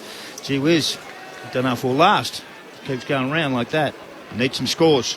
Oh, not a great bounce in the middle. The ump's going to let them roll. Steph Martin wins it down, but straight to Canelio, who's racing away in the wrong direction. Kicks out to half back. It's whacked forward by Cumming. Ward went without it. West passing through wins the footy. Hand pass to Hunter, pressed up against the boundary line, kicks inside 50, pack forms, Taylor can't complete the mark, but wins it off the deck. Hand pass to Ward, he's crushed by Dunkley. And a ball up, 48 out from the Bulldogs goal. The Crows 2-5, North Melbourne 1-2, so a 9-point lead for Adelaide in the opening term there. From the restart here, it's Bontempelli through the stoppage. Hand pass away to Hunter, links up with Daniel. 60 from home, kicks for Ugle-Hagan. Contested mark not paid. Spills down at the last moment, and Ward races away with it for the Giants. He kicks down the wing, and Hogan, the goal kicker, takes the mark. And they're not happy without the Dogs. Short kick from Hogan's cut out, knocked away by Hunter over the boundary line, and a throw-in on the wing. Did he have enough of that, Rummer? Yeah, absolutely he did. But again, to stand there in the middle of the pack with 3 Giants around him plus Tim English, I really like that from Jamari Ugle-Hagan. Both rucks miss it from the boundary throw-in. Cumming just knocks it away to Ward, who kicks wide. Hopper takes the mark between wing and half forward, looks inside 50, and Riccardi hitting up takes the mark right half forward. Yeah, it's an interesting case study, Jake Riccardi. He started his career so well, and then he's fallen away for whatever reason. And you see him be able to do this on the league with the speed he's got. You think he should be playing every week. He's kicked 19 goals in his last 25 games after kicking 4 in his second match. Jake Riccardi from a tough angle. That's a superb finish. Spectacular. Jake Riccardi puts the Giants in front for the first time today.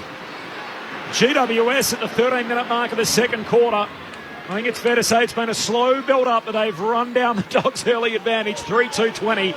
The Bulldogs 3-1-19, first lead change in the game, 13-minute mark, second term. Well, it's definitely a slow burn, this game. There's no doubt about that. Both teams, a lot of possessions for not many goals, for not many inside 50. So the ball is is being played across sort of both teams' half-back lines at the moment, trying to pick a hole within the defence of the opposition, trying to bring the ball back through the centre of the ground. That was a terrific kick by Hopper there to hit Riccardi up on the lead, but he was able to lead because that's where the space was.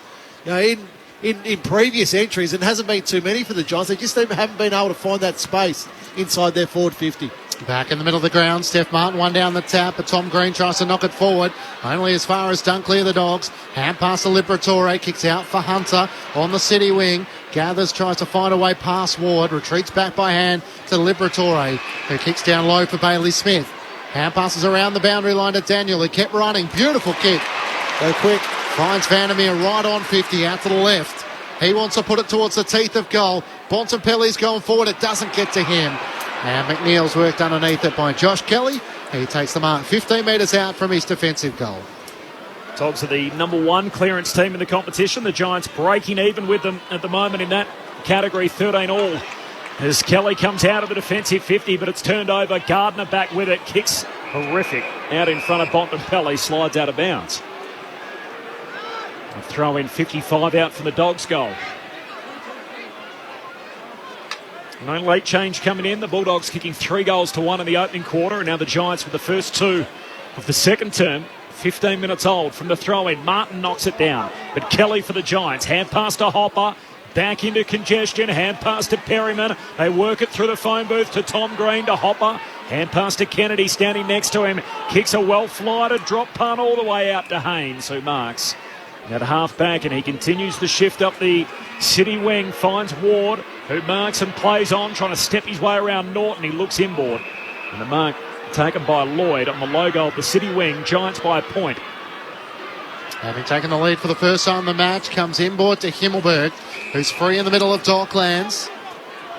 He's got Kelly on the Dogs wing, but ignores that, wants to go more direct. High, long kick in the direction of Hogan and Riccardi. In from the side, Cordy spoils it away for the Dogs. And it rolls out in front of Lockie Keith in the left forward pocket for GWS. Another goal for the Crows. They lead 3-7-25. North Melbourne 1-2-8. So that's a game-high advantage, 17 points the Crows' way, ticking towards quarter time in Adelaide. So Murphy, Walker and Dawson the goal scorers. Larkey for North Melbourne, thrown back in. A chance for the Dogs in their back pocket through Dale. Places away to half-back. Keith's able to take the mark. He has it 60 metres out from home. He's thinking about feeding the hand pass around the back to Himmelberger. Can't get a wind-up. He runs into Waitman and has to drive it towards the goal mouth. The Dogs are well set. It clears Steph Martin, bounces on its point, and McRae gathers in the defensive goal square. Hand pass to Treloar. They're going to have to run this out to Bailey Smith. Back to Treloar. Off balance. He turns it over with a kick to Himmelberg. Awkward half volley. Aaliyah comes in. He's brought down by Riley West. Great tackle. And then Kelly over the footy. Bailey Smith over the footy. The Dog emerges with it. Smith. Hand pass back to Liberatore, to Waitman, who's going to go back inside the defensive 50. And Dale takes the mark. Oh, a dangerous kick. It's picked off. Ash floats her in front of Cordy to take the intercept mark. And Lockie Ash can shoot from 45 out at centre-half forward. You're right, Cor. It is a dangerous kick, but you don't. I'm not criticising Bailey Dale for taking the risk. Because you look at Treloar coming out twice, right in front of us here. He just simply hasn't been able to execute a kick because the Giants have been set up there. Bailey Dale takes the risk. Caleb Daniel's got to come into that ball and make a contest, not stand there and wait. So Lockie Ash shoots goalward. Geez, tugs that horribly out to the left and a behind. Lockie Ash is his fifth score of the season. 2 goals, 3 is returned. The Giants lead by a couple of points. 17 played, second quarter. So 3-3 from their 16 inside 50s as opposed to the Dogs, who have had far more, 23. The Bulldogs out of defence through McRae up to Dunkley at half-back. Give it back to McRae, the hard-running midfielder. Works it up to McNeil. Could have given it back to McRae. Instead, hand passes it wider still to Richards. He runs the boundary line. Inside 50 towards Norton. In with the side. Aaliyah can't take the mark for the Giants. Riley West over the footy. Hand pass to Liberatore. Snaps on the best. Liver. The best of Liver on his left. Snapping truly from the left forward pocket. And the Dogs are back in front by 4 points. 4-1-25 to the Giants. 3-3-21. The Dogs' first goal of the second quarter comes through 18 minutes. Well, Liberatore's been a star player for a long, long time, but that was a good movement from back to forward. There's non-contact football. That's what they want to play. Seriously, that's what I'm watching, and I might as well tell you how it is. They are not having any contact at all in any contest we can see. It's just chip to someone on their own, and then the next one goes to someone on their own. And it's been non-stop. It's hard to watch. It's not sort of the footy we love.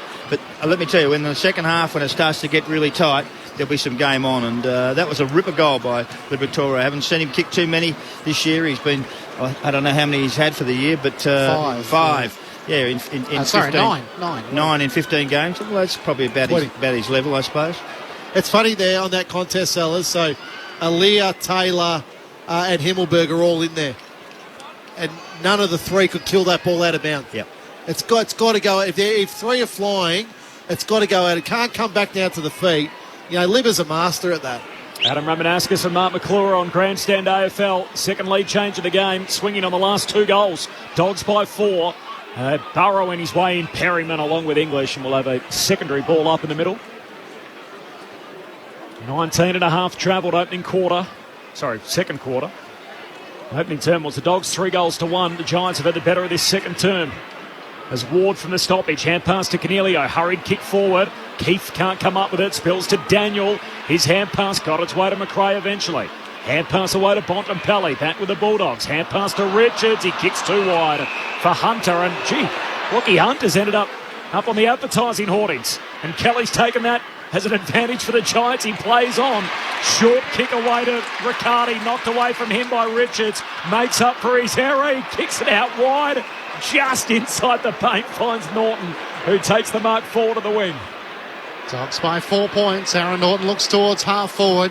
He's going to pull his kick towards Hunter. It's touched though, and now he's got Kelly to deal with. Hand pass towards Norton, who just shoved Taylor out of the way. Picks out the footy. Hand pass to Dunkley, dragged down. Great follow-up tackle. And Sam Taylor got him. Having been pushed off the footy by Norton moments ago, he's going to make sure his tackle's stuck. And he has it on the defensive 50 paint for the Giants. Short to Ward, not given 15. Hand passes a turnover. Norton onto it, vacant goal mouth. He jams it on the boot and misses everything out to the left. Out of bounds on the full. The Bulldogs by 4 points. Hasn't had a lot of it. Aaron Norton has 7 disposals and the 1 goal so far. It's a let-off for the Giants. And Isaac Cumming to bring the footy back into play. Bulldogs by 4 points. Coming out to Himmelberg, who marks in the opposite back pocket. In Adelaide, an 11-point lead for the Crows, so 4-7-31. North Melbourne 3-2-20. Ticking towards quarter time. Back to Cumming, straight down the pipe to Ward. He takes the mark at centre-half back for the Giants. Now orange jumpers today. Kicks all the way out wide to Perryman. Continues the shift to Kelly. He's got that roll across half back line for GWS today. Josh Kelly coming up possession number 14. He's going back and across to Taylor. Time on second term here. Dogs by 4. Short kicking game continues to Cumming. Now out to Himmelberg. Short in the centre square for Cornelio. Slow, deliberate build-up, trying to work their way through the dog zone. Short kick to Whitfield. Chain continues. And all 18 players back for the Bulldogs. Whitfield's going to pull the trigger now. Puts it inside 50. Hogan has to take a contested mark. Can't do so. Spills to Williams. Surge kick out of the defensive arc. Straight to Haynes. Loads up, sends the Giants deep into attack. Looking for Briggs or flying the pack, Keith. Can't take the mark. English emerges with it. Gets the hand pass away to Daniel. Out of defence with a kick down low for Steph Martin, who's sliding on his knees. Takes the mark at right half back. First game since round 8 for the Forgotten Dog. Not his best disposal there. Looking for Bailey Dale. Opens the door for Riccardi, who lays the tackle and locks the footy underneath Dale for a ball up. Is there still a spot for him, Rammer, at 35 years of age, Steph Martin? Take that as a no. Unless you need more time to ponder. I need more time to ponder. No worries. Bailey Smith gathers, hand pass to Williams, who was pushed in the back. It just depends on Jordan Sweet. I think more to the point with Steph Martin. I think he's been a terrific player. He's had a wonderful career. 200 plus, 203 games today. But yeah, 35. He's slightly banged up now, obviously. Will Sam Darcy be a ruckman one day? Don't know. I don't think so. I think he's got the skill set to be a forward or defender. Here he is, marking on cue at left half back. Works it out the city wing to Richards. He's kicked towards half forward. Looking for Hunter, is spoiled by Himmelberg. And it goes out of play at left half forward for the Dogs. They lead by 4 points. 23 minutes gone, second term. Quarter time in Adelaide. Crows by 10 points over North Melbourne. Ben Cunnington on his return from the second bout of cancer. Great to see him out there leading the team through the banner with his 2 kids. He had 5 disposals in that opening quarter. Crows lead the game by 10 at quarter time. From the boundary throw in here, the Giants from the stoppage as Kelly, hand pass away to Ward, shares it with Tom Green, back to Ward, kick smothered. Ward has another go under pressure, hands it out to Keefe, and he can kick the Giants down that city wing. Richards in the box seat, Canelio spoils at the back, spills down to Lloyd, trying to hand it away to Bruin. Bruin scrapping for it off the deck on that city wing. He's tackled by Darcy. He's in trouble, Bruin. That's holding the ball. And big Sam Darcy in his second game at 210 centimetres is going to get the free kick. He kicks in the centre square and finds Cordy. Cordy looks out to the dog swing where Williams is free. He takes the mark, Bailey Williams, and looks inside 50. Ugelhagen on the lead. He's got Taylor to deal with, and Nick Haynes in from the side. He's having a few good moments, Nick Haynes, after a slow start in the first quarter. And this will be their 201 disposal. 201st. That's a lot of disposals. What's that? 91 odd marks. As it goes to Perryman, who marks at left half back. That's a lot of keepings off. It is. They're both frightened to lose. There you go. That's what it looks like to me. Perryman with a kick which spun all different directions but did find Lockie Ash. Now the Giants have got more space inside 50. Kicks towards Canelio, but Richards played it beautifully, held front position and takes the mark for the Dogs. Swings it to the left back pocket. And Lockie Hunter marks. Dogs by 4 points. One of their 6 father-sons, son of Mark Hunter. And Lockie at half-back sends it down the wing to Bailey Smith. He didn't take it first go, bobbled it off his chest, but completes the mark. Bulldogs by 4 points. Lead changes 2 in the game. And the last 2 goals, he goes short to Liberatore, knocked away from him. McRae gathers, hand pass to Smith, goes back to Hunter. Kicks across the half-back line, and here's Gardner. And he says, pump the brakes. Let's just slow it down. And Gardner kicks to Jamara Ugelhagen. Forced to spoil. Caught at the back against Brown. Jamara picks it up, and Callum Brown crunches him. The Irishman with the heavy tackle. And the ball spits over the boundary line. We'll have a throw-in right in front of the Dogs' interchange. Bulldogs by 4 points as we tick towards half-time. Meanwhile, in Adelaide, it's quarter-time there. The Crows by 10 over the Roos. Dying stages towards half-time. English in front position against Keefe. Taps it down to Liberatore. Tackled immediately. English tries to knock it on to Dale, but in the middle is Tom Green. Hand passes towards Ward. Quick hand pass to Perryman. Time for one last roll as Bruin kicks inside 50. Canelio almost took the mark. Just couldn't hang on. And Daniel for the Dogs gathers. Works it back to Hunter. And back to Caleb Daniel as the siren sounds for half-time.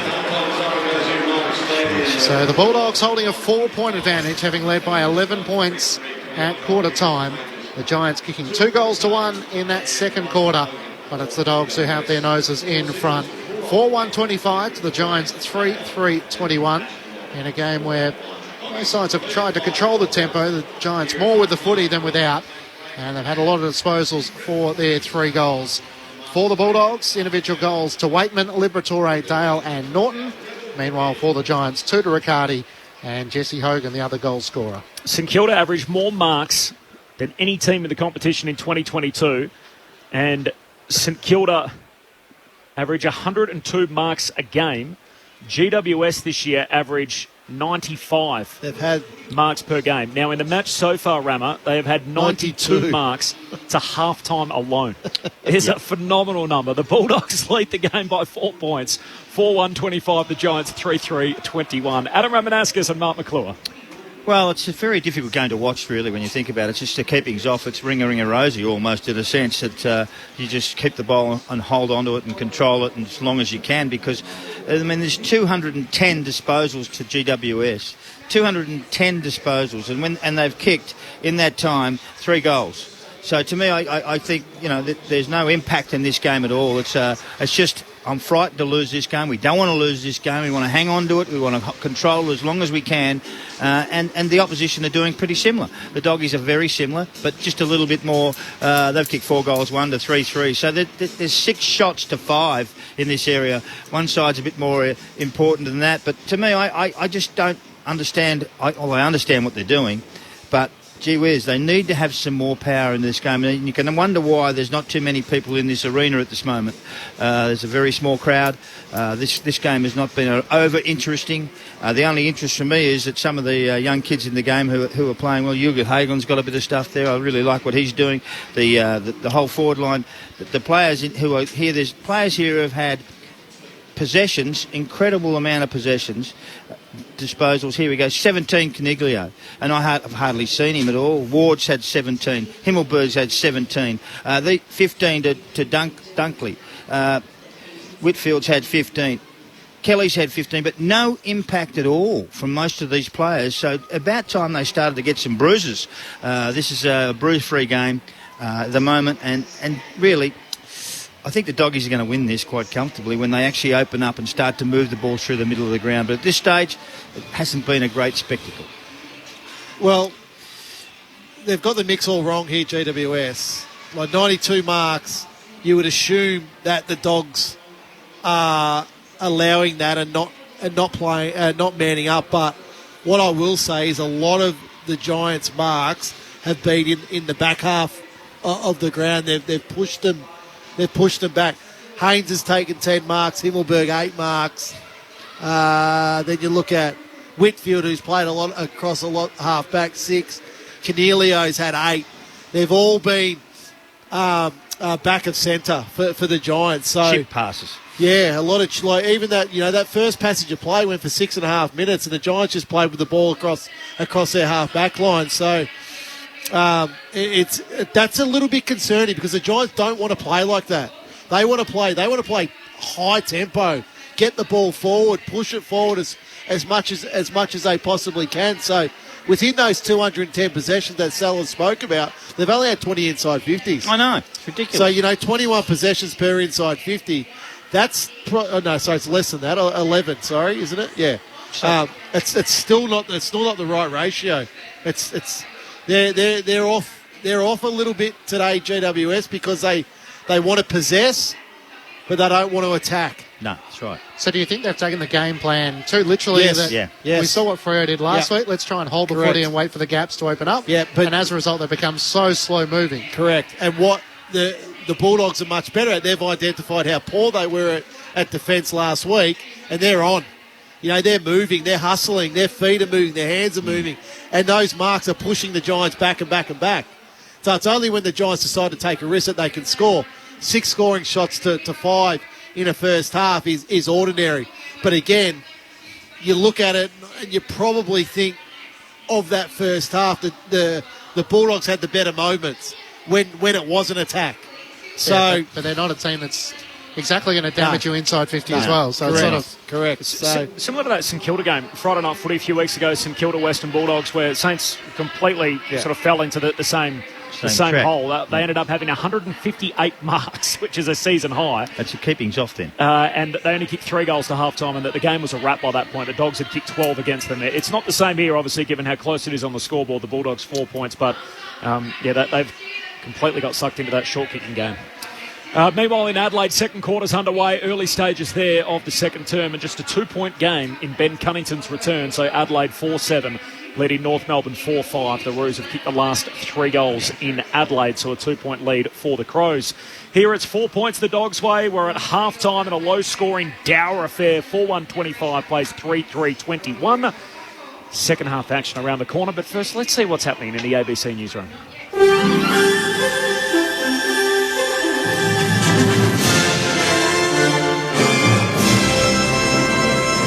ABC News, good afternoon. I'm Kerry Worthington. The nation's first law officers have agreed on draft principles to reduce and criminalise coercive control in abusive relationships. State, territory and federal attorneys general will develop a nationally consistent approach towards dealing with behaviour that seeks to control and dominate another person in a relationship. Federal Attorney General Mark Dreyfus says the draft principles will help raise awareness of the behaviour that's often linked to domestic violence. They set out a description of what coercive control is. They talk about how to deal with coercive control, and in particular, I think, will make it better understood.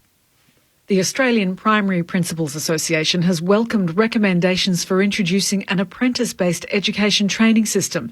Federal Education Minister Jason Clare convened a round-table meeting yesterday with state and territory ministers on the crisis in some schools, especially in regional areas. Recommendations from the meeting included paid internships for trainees.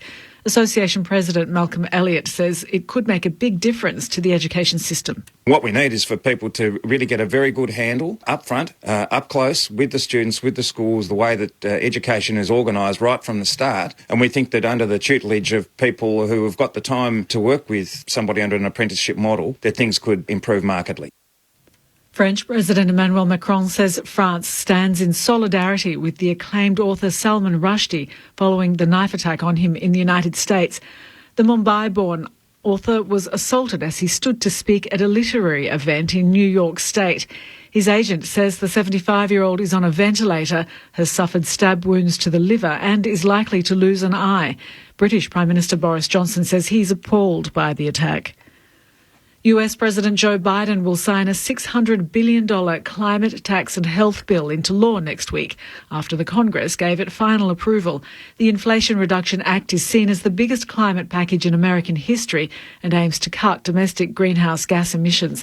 It'll also allow Medicare to negotiate lower drug prices for the elderly and ensure that corporations and the wealthy pay the taxes they owe. House Speaker Nancy Pelosi says it's a cause for great celebration. There has been a stranglehold on this Congress, whether it's the pharma in terms of prescription drugs, whether it's the fossil fuel industry in terms of the climate issues. We have given the American people breathing room from that stranglehold.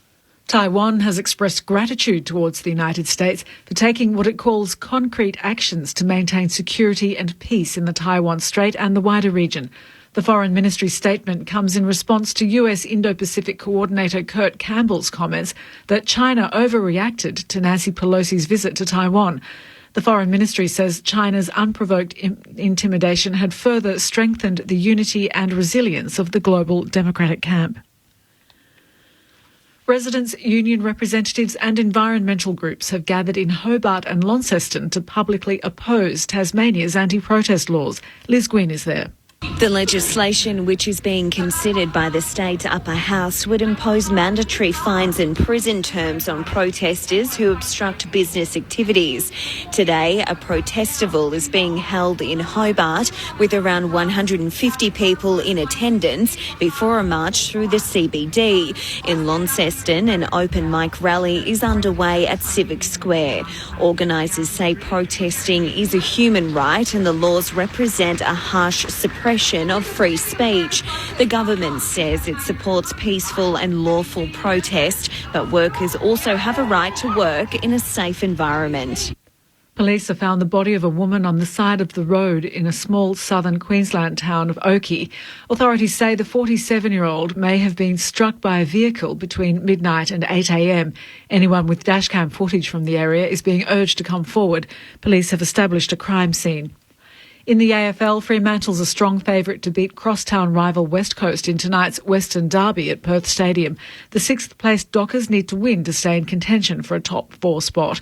Eagles assistant coach Matthew Knights has told ABC Sport Talk his side is motivated to win. I've only been involved in one, but being involved in traditional clashes in Melbourne between the Collingwoods and Essendons, Richmonds, Carltons, you know what the build-up's like, and no matter what the situation or time on the ladder, it's going to be a huge game tonight for many reasons. You're up to date with the latest ABC News. For more news at any time, you can download the ABC Listen app. Hello, I'm Patrick Stack, and if you like great stories and you enjoy sport, then I reckon you need ABC Sport Daily in your life. You know, you go to the footy and there's the pies and the beers, but here it's all rice and chicken. These people are not only fitness fans, but they're fitness fanatics themselves. There's got to come a point where you draw a line in the sand. This has to be it. You can't do anything worse than this. I mean, I'm a bush lawyer. Everyone's a bush lawyer on this. It's a daily sports conversation, and it's called ABC Sport Daily. Find us on the Listen app. Lend us your ears and experience a world of audio content with ABC Listen. A world of sound. Like the new pop culture podcast, Schmeitgeist, decoding the biggest trends this year. I saw a trend happening on TikTok, basically, I've never seen before. Trash reality TV. It is my favourite thing in the world. And for the kids, Dynodome. T-Rex is ahead. Check out those lunges. The ABC Listen app. Lend me your ears. Download it now from your app store. The 2022 AFL Premiership season. Grandstand AFL on ABC Radio and ABC Sport Digital. Taylor just pokes it to the lead of Hogan, who comes out and takes the mark. Lost Sam Darcy, and in the end, pretty much took an uncontested mark. The Giants looking to close the gap from 35 metres out. Hogan comes in and is able to put through their second goal. Cumming just knocks it away to Ward, who kicks wide. Hopper takes the mark between wing and half forward, looks inside 50, and Riccardi hitting up takes the mark right half forward. Jake Riccardi from a tough angle. That's a superb finish. Spectacular. Inside 50 towards Norton, in with the side. Aaliyah can't take the mark for the Giants. Riley West over the footy. Hat buster Liberatore. Snap. Liver, the best of Liver on his left. Snapping truly from the left forward pocket. This is the 2022 AFL Premiership season. On ABC Radio and ABC Sport Digital. Fair to say it was a real grind, that first half of footy under the roof at Docklands. The Western Bulldogs and GWS, who have played some thrilling games against one another in their short history in the competition, GWS, but today is not one of them. It's a low-scoring dour affair, and at half-time, the Western Bulldogs lead it by 4 points, 4-1-25 over GWS, 3-3-21. Just the two lead changes, the lead swinging on the last two goals in the game, and the marks, GWS have taken 92 marks in a half of footy. The all-time record is 181, which they're on pace for that. That was the Richmond team up against Adelaide in 2006. And 158 the Saints took against the Western Bulldogs just a couple of weeks ago in round 18. So that's a season high water mark. Well, I think they should lock the gates so they keep them in, seriously, at this stage. It's been a very difficult game to watch and slow movement around the ball. Short chips, there's a lot of marks and a lot of possessions, but seriously, they don't count for much. When you've kicked 7 goals from two sides who've had probably 400 possessions almost amongst them, and you've got 7 goals. It's a pretty poor performance. But we're looking at the side. GWS only made 6 games, okay? We understand that part of it. You can see that part. But the Doggies are one that played in the Premiership in a grand final last year. I mean, they've fallen a fair way. That's what I see. Fallen a long way. Stakes are high for the Bulldogs. They must win today if they want to play finals, and then even then they need some results to go their way. There's another match which is being played over in Adelaide. We're halfway through the second quarter, and Darcy Fogarty is just gold for the Crows. So they're back in front by 8 points, 6-7-43 over North Melbourne, 5-5-35. They did lead by as many as 23 points, the Crows, in the opening quarter, so back to 8 points at the moment in Ben Cunnington's return game. The round started last night, St Kilda and the Brisbane Lions. There was an interesting talking point to come out of all of this, and it was to do with Max King. So, of course, the young forward for the Saints, he kicked 0 goals, 5 last night in a match which finished 12-9 to 9-12. So that was the difference in the game. 15 points, the Brisbane Lions home against St Kilda. They looked like they were there for the taking last night. And Brett Ratton was asked about his wayward forward in the post-game, about whether he needs some external help.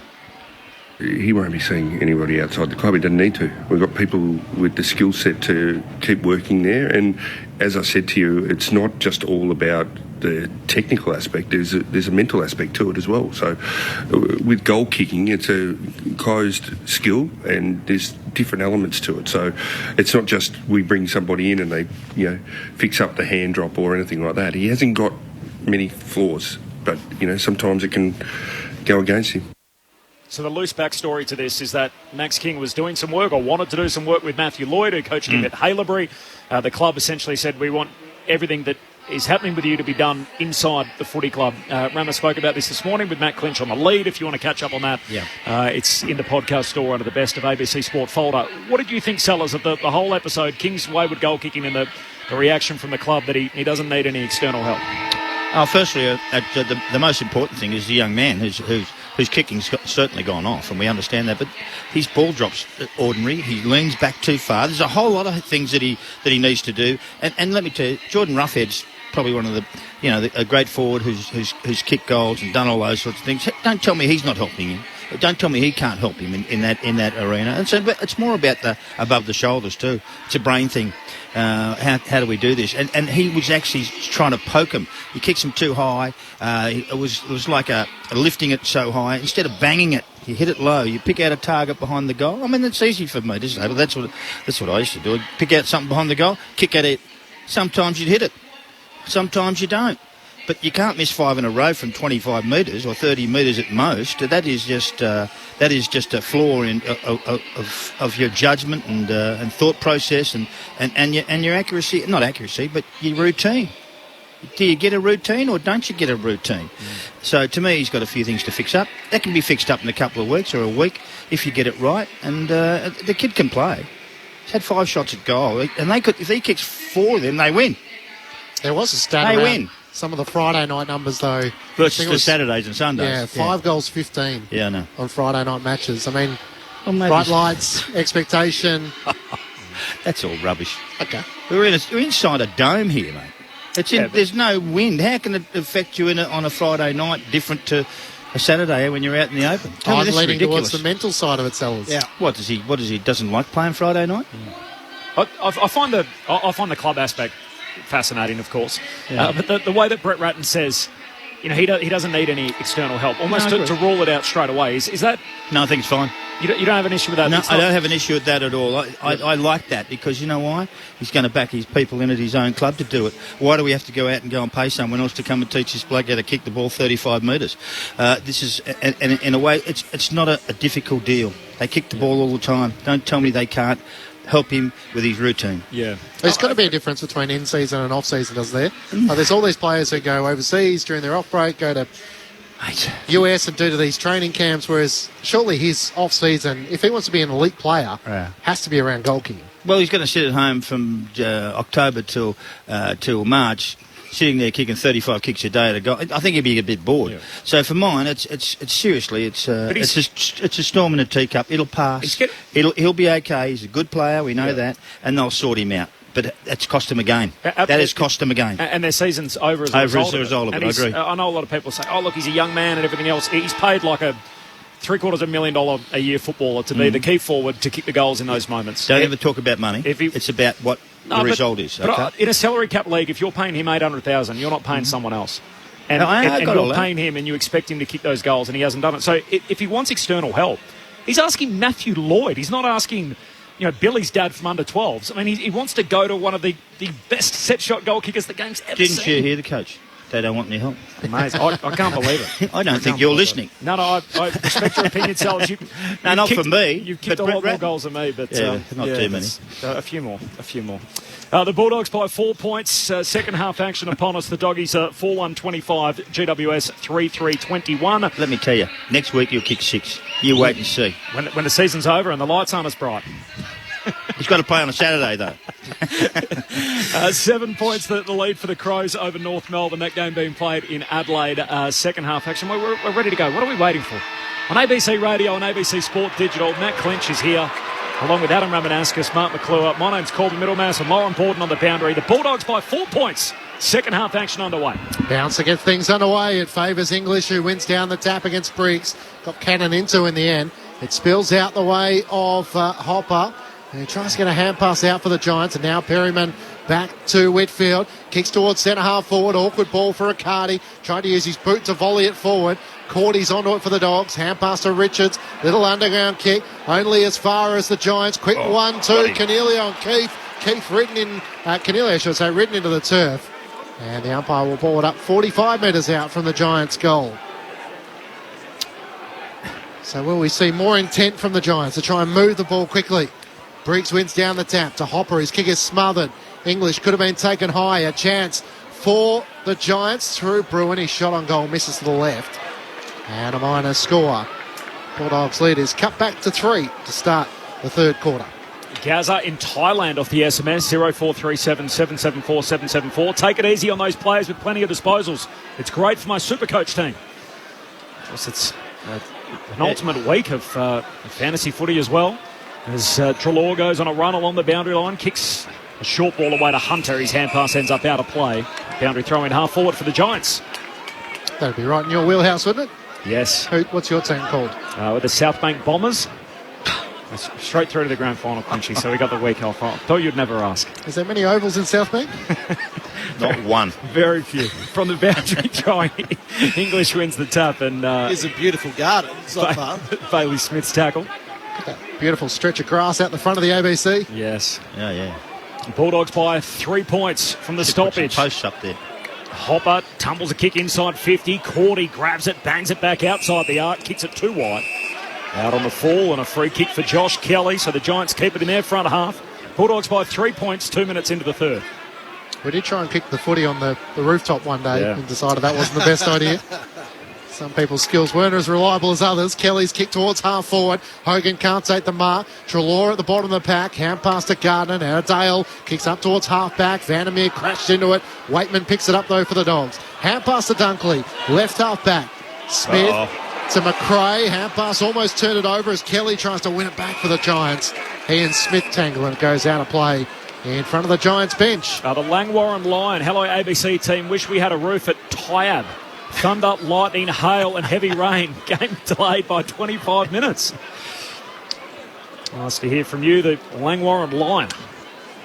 On the boundary throwing, English wins the tap. Close to the boundary line. Smith can't pick it up. Liberatore does. Dogs get possession. Sweeping hand pass to Dunkley on the logo.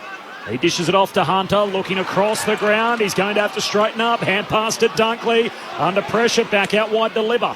Kicks to half forward for the Bulldogs. Bontempelli floats through. Can't compete the juggled mark. Spills to McRae. Hand pass to Dunkley. Tackled by Cornelio. We'll have a ball up 1 metre inside the boundary line between wing and half forward for the Bulldogs.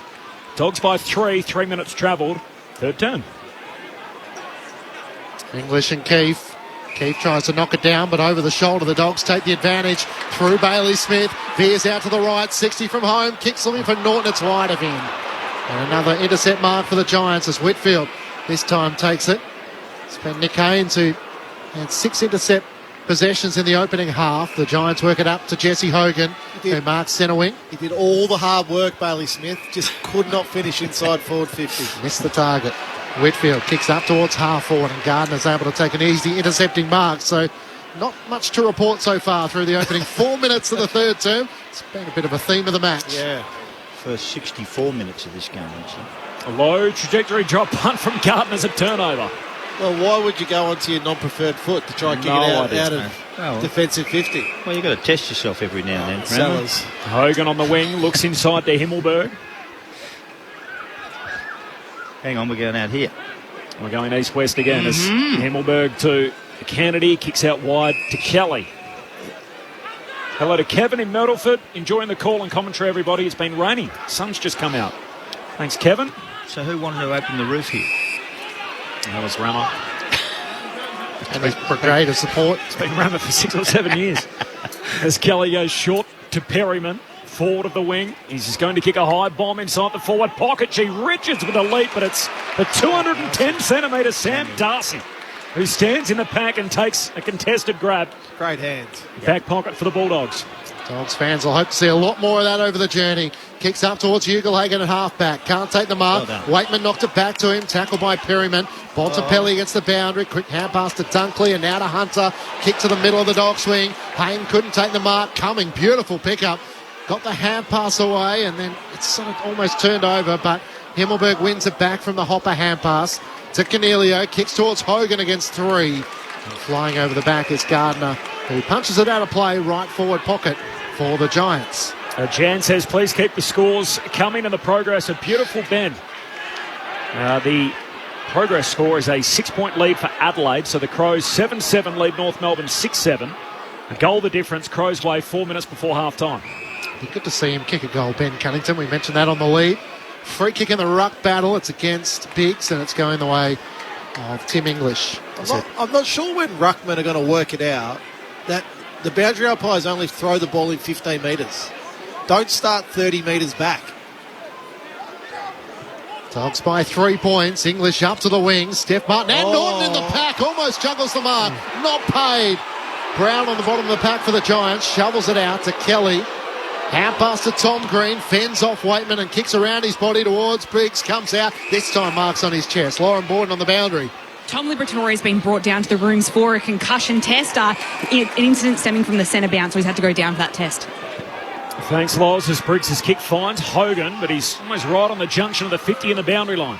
So Hogan's going to pull the kick. Himmelberg's the target. Spoiled away by Richards. Loose footy in the centre square. Ugle-Hagan meets it. Swings a hand pass out wide. Richards runs onto it. Out on the city wing. Hand pass to McRae. Not a heap up ahead. McRae carries. Kicks to the goal square. Norton's back with a leer. Norton takes the mark. Yeah. And the mark will be paid. It's a push. A push. He's all called it from the middle of the ground. Oh, jeez, he's got overruled. And it was true. So the controlling umpire paid the mark, and the non-controlling umpire with a late call has pinged Norton for the hands in the back, and Leckerle has given the free in the defensive goal square. Norton denied. And it was correct. Yep. Works it to Whitfield and then over the top to Himmelberg. Still inside the defensive 50 for the Giants. Bulldogs lead by 3 points. No score so far through the opening 7 minutes of this third term. Haynes looking for options out of defence. Tries to feign an opponent. Gives the hand pass to Himmelberg, who beautifully delivers it to Brown at right half back. 188 centimetres. Callum Brown getting an opportunity late in the season. Game number 7 for him in 2022. Up towards Steen. It clears him and Daniel Lloyd. Lloyd tries to race back onto it. In front of Caleb Daniel. He did show good speed. Long towards Hogan. Back with the fly. Bontempelli closing late. It bounces end over end offline. And through for a minor score to the left. Dogs by 2 points. 8 minutes gone, third term. Scores level in Adelaide, by the way. 3 minutes before half-time. 7-7-49 apiece. Treloar steps outside the goal square, hits up Daniel, who marks the back pocket. So Liberatore still unavailable for the Dogs, as Lauren told us. Down in the rooms at the moment as Daniel goes down the line and Hunter takes the mark with the contact from Brown coming in. Well protected there by Norton. Very well protected. Oh, no. 31 and kicked 3 in the VFL last week. Lockie Hunter to earn his recall. Goes back and across to Daniel, to Gardner. And now out to right half back to Dunkley. Short kick to Williams. Just skids in, marks just centimetres inside the boundary line. City side pokes the pass to Cordy. Bulldogs by a couple of points. 9 minutes played in the third. Slow and steady build up again. Cordy with the contest kick down the wing. Martin in the pack, slides through a couple. Tom Green comes up with it, hangs the footy out, chips short to Whitfield, kicks in the middle of the ground, and Bruin takes the mark. Bruin looks out to right half back. Keefe has space. He takes the mark. Looks up towards half forward. Kicks for Lockie Ash. He takes it at right half forward. Plays on into the pocket. Riccardi on the lead. Good spoil from getting across. Cordy was able to get a fist onto it. He was out of position but did well to defend and deny Riccardi a shot on goal. Bruiser in front, by the way, 8-7 over Adelaide, 7-7. So inside the final 3 minutes there before half-time. Kangaroos by 6. That will be a dent to Matt Enix's positive spin on the season in the City of Churches. Thrown back in. Steph Martin tries to take it out of the ruck. Brushes off Riccardi and kicks a high ball towards half-back. English sets himself in front. Himmelberg slides in, gets a fist to it. Tom Green, beautiful hand pass to Ward. Inside 50, on the run. Classy finish. And Cal Ward did the rest. The Giants back in front to start the third term, which has now elapsed 10 minutes for the opening goal. And the Giants 4-5-29 to the Bulldogs 4-1-25. I think we're sitting here waiting for a team to take a risk, to try to open the game up, to try to, put some score on the board. 4 goals apiece we're sitting at the moment, halfway through a third quarter. But It's very conservative football from both teams at the moment. There, Steph Martin kicks the ball and nearly hits the roof. It bounces. Cal Ward wins the ball, kicks the goal. But you look at both teams build up in the first 11 minutes of this quarter. It's slow, it's steady, it's methodical, it's surgical. It's not coming through the middle of the ground. It's taking the ball around the wings, trying not to turn the ball over. It's a very frustrating game at the moment. Third lead change of the game, swung on the last 3 goals as Steph Martin wins the head out, but the Giants out of the middle. Perryman kicks it deep. Hogan the target. Gardner spoils. Loose footy. 45 out from the Giants' goal. Ash hand pass away to Whitfield. Kicks inside, but Richards takes the intercept mark for the Bulldogs. Across the goal face to Daniel. He plays on immediately. Kicks long to Dunkley, who takes the mark on that City wing. He's got Smith ahead. He ignores him. And now eventually he'll go to Smith, who keeps on running, but Lekalia just floats through the air and takes the intercept mark. First round draft pick last year, one of 3 and headed to GWS. He goes back to Kennedy, and then Kennedy from one back flank to the other to Callum Brown. Works it up by foot to Ash, who marks centre wing, dockside, tucks the footy under the arm and runs away from Hunter. Kicks for Cornelio. Almost takes the mark. He shortly got one around the head. Oh, gee. Cordy gets away with one there. Steve Cornelio turns to the umpire and says, "What about my head?" Well, Umpire says, "Throw it in, thanks." Nick off the SMS. It's about to rain household pets in Kew East. Safe to say my golf may be called off. The broadcast is keeping spirits high. Nick, nice to hear from you. Well, don't tell the wife that. Say you're going to golf still and sit in the clubhouse. Don't give away all your trade secrets, Rammer. From the stoppage, Hunter's hand pass to Dunkley, comes undone. A chance for the Giants. Ash to Tom Green, kicks for Steen. He takes the mark.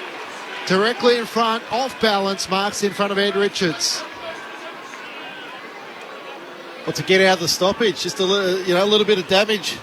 What GWS are doing there, Tom Green strong enough to stay upright, to get that kick around the body. Steen takes a good strong mark.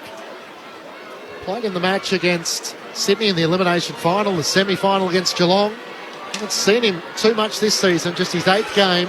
Directly in front, kicking from 35 metres out. Steen comes in, and the Giants have a flurry in this third quarter. All of a sudden, a couple of goals in 3 minutes, really, to open up a 10-point advantage. And the Giants' biggest lead of the match. The Bulldogs got out by 12 in the early stages of the opening term, and there hasn't been a lot in between now and then. 5-5-35 the Giants, and the Bulldogs 4-1-25. 13 minutes gone, third term. Well, good on Jake Steen. That was a really good kick for goal. The ball moving from inside to the top of the square, or you say 10 or 15 metres out from the top of the square, was actually perfectly what you wanted to do. They're actually coming hard, the GWS Giants, and to me, they have some weapons up forward. They move the ball through the middle of the ground well. They've had lots of possessions, but now they're starting to hurt their opposition, which is what they came here to do. Giants by 10. They've kicked 4 of the last 5 in the game as Martin grabs it out of the ruck. And it gets it away eventually to McRae. Hand pass to Daniel. Comes off the back edge of the square. Hands it out wide to Smith. He just tucks it under his arm with his mullet flapping through the middle of Docklands. Kicks for Norton. Aaliyah spoils. Loose footy centre half back. Hopper's hand pass away to Ash. He's mowed down. Hump says play on. Giants win it back. Tom Green in the middle of the ground. Got it from Bruin. His hand pass picked off. West to Dale. Away to Vandermeer. Kicks to the goal square. Hand on it from English. Norton follows up. Norton pops it through. One back for the Bulldogs. And a second for Aaron Norton. And the Giants' lead has been cut to 4. It's their first goal of the second half. 5-1-31. GWS 5-5-35. Giants by 4 points. 15 played third term. Well, Lockie Ash unlucky not to get a free kick there, but the Bulldogs then outnumbered. Once that ball spilled out, they outnumbered around that little contest. Riley West was involved there. Then gives the handball to Vandermeer, who probably should have had a shot for goal. Kick to a contest. Norton there stayed down in that contest, and I think it surprised the lid a little bit because he gave him that little piece of space. Norton just good enough at ground level to win that ball and kick a goal. Adam Ramanauskas with you on ABC Sport. Aaron Norton with his second goal, up to 49 goals for the season. leading the way for the Western Bulldogs. I failed to mention before, Jake Steen with his first goal in AFL footy in game number 19. Like Zach Sproul, a player who can be used in multiple roles. And hang on, we might have a score review here, despite everyone standing in the middle, waiting for the umpire to bounce the ball. Which they are allowed to do, to review it while the ball's making its way back to the middle. Clearly they were deliberating as the umpire was waiting to get the all clear. Oh, it's hit the post. It's hit the post. This is how the system should be working. That's good. You'd want to be a bit quicker than that, but okay, we got there in the end, and all of a sudden, rather than being a 4-point game, the Giants are back in front by 9. No, it's not about being quick, it's about being right. Thank you, Raymond. Yep. So, as Clinchy said, 9 points the lead are behind. The goal overturned for Aaron Norton, so he's just got the 1. And the Giants have a kick out. Meanwhile, it's half-time in Adelaide. North Melbourne by 8 points over the Crows. Ben Cunnington with 11 disposals to half-time. Cumming brings the Giants back into play after the ball had to be returned from the middle of the ground all the way back to the last line. Goes short to Perryman and now to Tom Green. He looks at options short. Kelly around the boundary line to Haynes. Has it at right half back for the Giants who lead by 9 points. Inboard he comes once more. Tom Green takes them up. It's one-on-ones further afield. It's got Kelly on the city wing. He goes with a low, precise pass to him. He takes the mark in front of Bailey Williams in front of the Giants bench. They just don't want to lose the ball. They just need to hang on to it for the whole time. Up to 120 marks now, the Giants. Huge.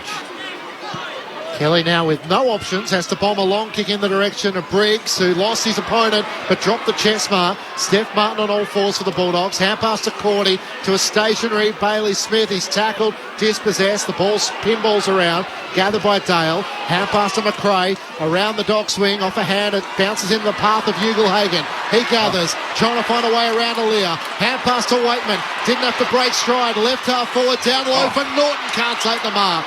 Back onto it, runs into Aaliyah, great tackle. Aaliyah locks him up, and the umpire's going to reward the tackle, holding the ball. He deserves a Clichy. Terrific by Aaliyah. Norton was coming out like a steam train. A great pick up by Norton too, just quietly off his ankles. And a 50-metre penalty. Let's head down to Lauren Borden. Good news for the Western Bulldogs in another area as Tom Liberatore has come up from the rooms. He passed his concussion test, so back sitting on the bench and ready to go on when they need him. Thanks, Loz. Rourke Smith and Xavier O'Halloran, the two subs, both unused, so Lekalia can kick inside 50 straight to Sam Darcy. Another member of his draft class, pick 2 from last year. Darcy swings his kick out to Hunter. And all of a sudden there's a bit of spice in the game. The Dogs playing for their season. It's the Giants by 9 points as Hunter goes short to Cordy at half-back. 19 minutes played, third term. GWS by 9. Cordy across the half-back line to Darcy. Moves it on immediately to Dale. Kicks down the wing to McRae. He marks in front of the Giants bench. GP Steph's all alone. Hits him up 50 metres further afield. Martin got it. Still 70 from home. Steph Martin looks inside 50. Just puts it in the sky and lets Norton go to work. Can't complete the mark. Clever tap. McNeil down to English. And English snaps it through. The crafty work of Lockie McNeil not to take possession, set up the big ruckman, and the Dogs are back within a straight kick.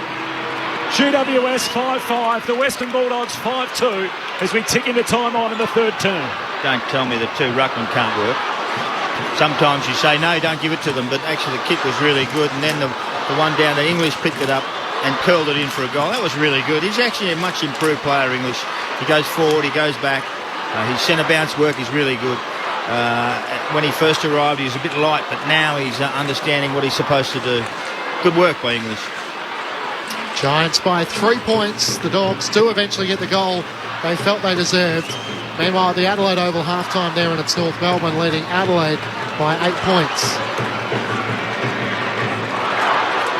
Crowd all of a sudden have come to life here at Docklands. In the middle, English tries to take another ruck and does so against Briggs. Squeezes a kick out to right half forward. Chasing after it is Bailey Smith.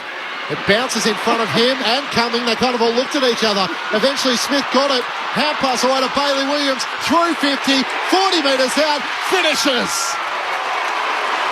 And the Dogs have found their bite. Couple of goals in quick succession, and they're back in front by 3 points. 6-2-38 to the Giants, 5-5-35. And Tim English has been instrumental in both.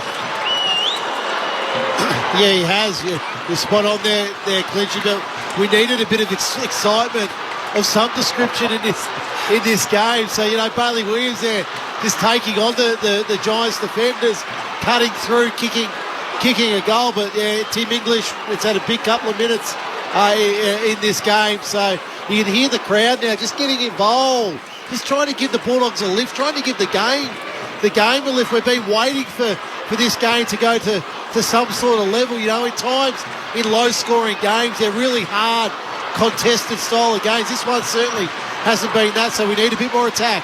2 goals each in the third term. Yep. Fourth league change of the match. Dogs back ahead and they're going forward again. English from the centre bounce. Hand pass to Williams, the goal kicker. Out to Bailey Smith from 51 out. Bailey Smith dobs it. The Dogs have found another gear. And the Giants can't go with them. From 10 points down to 9 in front. The Bulldogs with a purple patch in this third term. 7-2-44, GWS 5-5-35. Time on third quarter, and a goal from the centre bounce for the Bulldogs. Well, I haven't seen too many goals as good as those last two goals from the boundary line, which was banged in from Bailey Smith and Bailey, who was it? Bailey Williams as well. Bailey Smith was right on 50 and bang, but it was again English out of the middle of the ground, the knockout from English, and that's the power of the ruckman at this stage. When you can get the ball going forward, and they've been fiddling around with the ball, chipping it here and there. In the last 3 or 4 minutes, the crowd gets some excitement because the ball moves quickly. And that's all to do with English. Been fantastic. So Dogs, having kicked 4 goals and a half, have all of a sudden kicked 3 goals in 3 minutes. It's been that kind of game. Back in the middle, the Giants need a response. Cornelio tries to soccer off the deck, gets the clearance towards half forward. Lloyd's worked off it. McRae for the Dogs. Hand pass to Bailey Williams, sliding in on the defensive 50. And Perryman over the top of him. Turns to the umpire. Ash comes over the top as well. And there's an opportunity to clear the footy.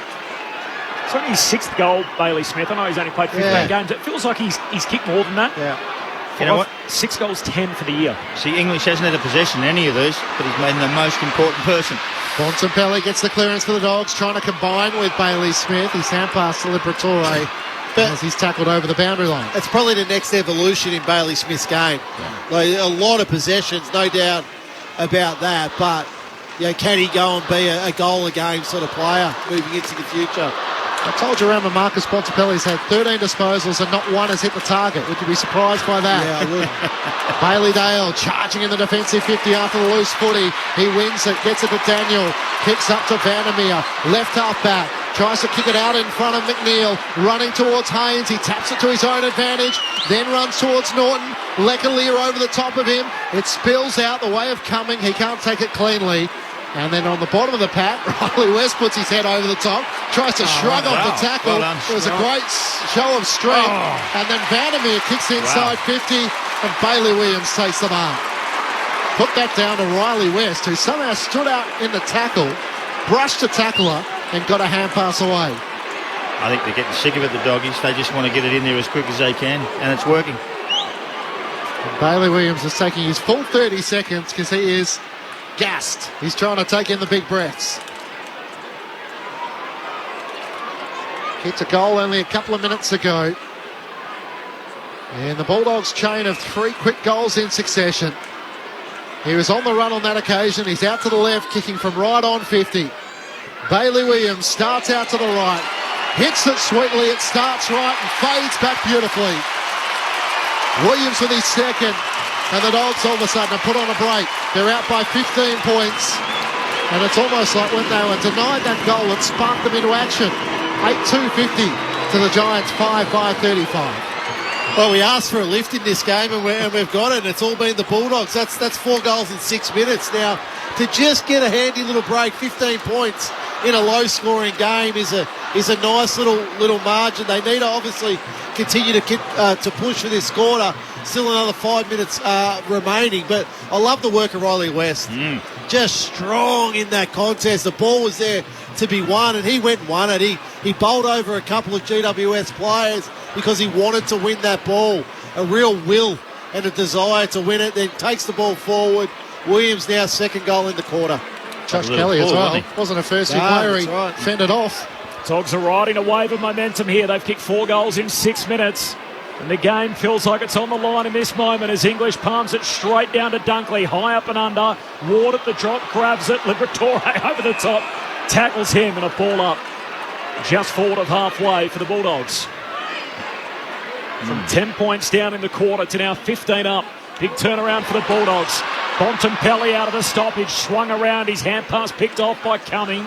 He gives it to Kelly, back edge of the centre square. Kicks the Giants down to half forward. Richards and Canelio. Richards just says, get that out of here. And punches it into the second row.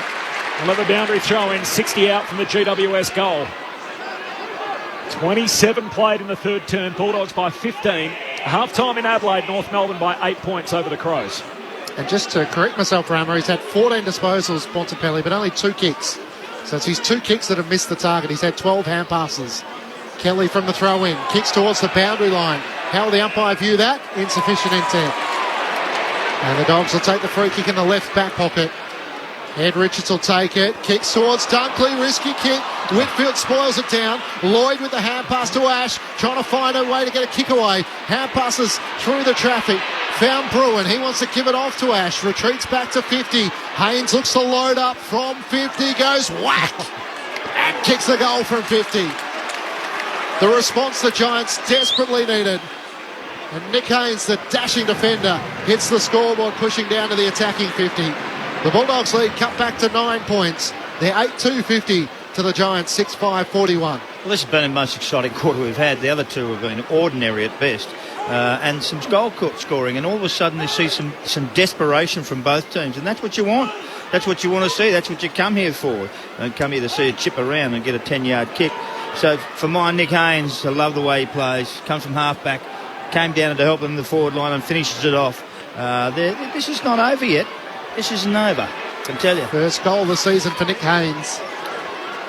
7 goals to half-time. 7 goals in his quarter, 4-3 the Bulldogs' way. The Dogs lead it by 9 points. Boy, did they need that one, the Giants, just to hold some momentum. And now a 6-6-6 warning against GWS. Umpire Brent Wallace with his black runners, Rammer, chucks the ball up in the air. Now you notice it. I can't not notice it now. English down to Liberatore, who's tackled. It's weird. It is unusual. He's the outlier of the umpires. Maybe we'll see the umpires with the fluoro boots next week. Could creep in. Back in the middle from the restart, Tom Green, hand pass away to Kelly, out to the wing to Perryman, gives it back to Kelly, puts it inside 50, not a great kick. We don't say that about him too often. Spills through to Gardner, takes on Steen, hand pass close to the boundary line. Treloar's got it, he's tackled out. Tanner Bruin with the chase, and a boundary throw in, 45 out from the Giants' goal. So do you think the white sneakers would be part of the kit traditionally? Yeah, it seems like as in the umpires have... Yeah, they'd normally be advised to wear white. Why? Yeah. Why would they? Players wear yellow, green, blue, black, whatever you want. Kelly from right half forward, kicks towards Hogan, he crashes the pack, brings it down, flying shot on goal, hits the post. As Tanner Bruin's shot cannons into the left goal post and a minor score. The Bulldogs lead is 8 points at the 29-minute mark of the third term. As Daniel brings it into Richards, who marks at half back and plays on. Now kicks down the wing dock side. Norton the target through his hands. Lekalia mops it up for the Giants. Hand pass to Cumming. Hands it away to Kennedy. Now to Haynes. He just kicks down the wing. There's a contest. It spills through to English. Off his hands. Through to Kelly. Hand pass to Perryman. Tumbles the ball to half forward. Canelio closed down by Daniel. 45 out from goal. The 1-2 with Bruin. Canelio on the boundary line. Hooks it back to the top of the goal square. Hogan. Great contested mark in front of Gardner. And Hogan will kick from 15 out directly in front. So he's had another reasonably good game, Jesse Hogan. As a key forward this year, he's averaged more marks per game than any other key forward. So I know he hasn't played, so he hasn't had the most marks, but if you look at the per game averages, as a key forward. Jesse Hogan's had more than any. This to keep his rate going for 2 a game as a Giant. Jesse Hogan pops it through, and this game has a bit of life in it yet. The Giants answer straight back with 2 in a row, and the Bulldogs lead cut to 2 points. Half-hour mark, third term, 7-6 to 8-2. It's the Bulldogs by 2 points. I love the work of Canelli off the fence, off the boundary line there. It was just on the boundary line, 5 metres in from the 50-metre line. Didn't fling it to the goals, put it to 10 metres out, and Hogan just ran straight into it. Good leap and a good finish. I think we had an SMS, Corby, I don't know if you can scroll down, from Fran, who was saying it was great to hear Jesse Hogan signing a 2-year contract extension. I'd echo that. Whenever we get the chance to chat to him on ABC Sport, he's a lovely young guy. He is. He's had some challenges in his life and in his footy career, but maybe we're starting to see the best of him. Kicked 40 goals twice by the age of 21. I think that's sort of easily forgotten about him. Oh, there's no doubt he can play the game. Just a good run at it, good consistency, the off-field stuff keep in order, and he's a great player. Bulldogs lead cut back to 2, as it almost seemed the Dogs are going to get the clearance, but Kelly swoops onto it, kicks to Steen, who's on the lead. He marks 65 metres out from goal, sends it long towards Hogan once more. Gardner nudges him underneath. Umpire says he does so legally, and takes the mark as opposed to the other end. I can't work that out. One up there that pushed in the back and one there that pushed in the back as well. So, it paid differently. That was the Aaron Norton one down the other end. Yeah, I agree. Gardner's kick will be coming back, though, because Nick Haynes has all of a sudden found his groove, takes another intercepting mark. Haynes can just pump it back inside 50. Hogan's in the pack again. Gardner spoils this time. Daniel has it, lost it. Hand pass straight to Lockie Keith. Snaps goalward for the lead back. Yes. Keith's kicked it. Giants back in front. And what a third term. The game really springing to life with just 7 goals in the first quarter. We've had 9 in the third alone. Well, and a couple of lead changes. It's the Giants by 4 points, 8-6 to 8-2. Well, they just keep pressing. They just keep pressing and pushing and shoving and bringing the ball in the forward line. It's a bit of a chaos, really, when you think about it. And Lockie Keith from the left, on his wrong side, left foot, from the boundary almost. That was an enormous goal. And the players around him should have gone, my God, this bloke's been around for a while. How many times could he do it again? They couldn't do it again. No one could do it again. It's almost impossible. Pele couldn't have done it. But the whole thing for me is that they are pushing forward. They're making some ground forward. They're putting pressure on the doggies. And guess what? It's working. Given his first instinct was the hand pass, I think he was as surprised as anyone that he was able to kick it through when there were no options. Well, it was a beauty. Lockie Keith joins the goal-kicking list, just his second of the season. And the Giants return to the lead. He's in the ruck here against English, who wins down the tap to Liberatore. The Dogs will get the clearance through. Dunkley kicks towards half forward. Great mark. Rising in the pack, Adam Kennedy. And he marks on the defensive 50 for the Giants. They've been challenged in this third term and have all of a sudden found their best. Out to Nick Haynes in the right back pocket. 9-goal quarter. Yeah. So we've finally got a bit of action. It's all come after the 10-minute mark. So 9 goals in 23 minutes. This is kind of what we expected, though, as opposed to the 8-goal first half. Haynes' kick, he turns it over. English short to Bontempelli, could have almost got a 50. Wasn't paid his way. He's 60 metres out from home, kicks towards full forward, up goes Steph Martin. Can't take the mark. And Himmelberg front and centre, kicks around his body. Caleb Daniel underneath, the littlest man on the ground, dropped the mark. He recovers, hand pass to Bontempelli, another hand pass to Bailey Smith, trying to squeeze a kick inside 50. Himmelberg's well set, Norton sides in front, and he claims the mark. No, it's touched. And now he's tackled by Cumming and taken over the boundary line. So he's had a mark disallowed in the goal square, a goal overturned by the arc, and now a mark not paid here. I don't see why that's not a mark. He spoiled the ball. He's disputing, but that won't work. Dogs fans think he's got the short shrift here today. Sort of captain's challenge like the NRL. Yeah. Waning moments of the third term. Entertaining quarter. Giants by 4 from the boundary throw in. Smith hand pass to Treloar. And that's 3 quarters done. It's a good shout-out round. It took 10 minutes for the first goal of the quarter and then 9 goals in 23 minutes, essentially in real time. So 9 goals in 23 minutes after we had 7 goals in the first 70 minutes of footy here at Docklands today. Giants by 4 points as we turn for home. 5 lead changes, 3 of them in that third quarter. GWS 8-6-54, trying to end the Bulldogs' season. The Doggies are 8-2-50. They must win today, and even then they need some other results to go their way, with the rest of round 22 to come, and of course the final round next week. The goal kickers, I've got 2 for Hogan, 2 for Riccardi, and then singles for Ward, Haynes, Keefe and Steen. Meanwhile, for the Western Bulldogs, Bailey Williams has a couple. They both came in that third term, and then singles for Smith, Waitman, Liberatore, Dale, Norton and English. Three-quarter time at Docklands. It's the Giants by 4 points on ABC Radio and Sport Digital. This is Grandstand AFL. We are one. But we are many, and from all the lands on earth we come. We share a dream, as big with one voice. 90 years of the ABC. You are Australian. 90 years yours.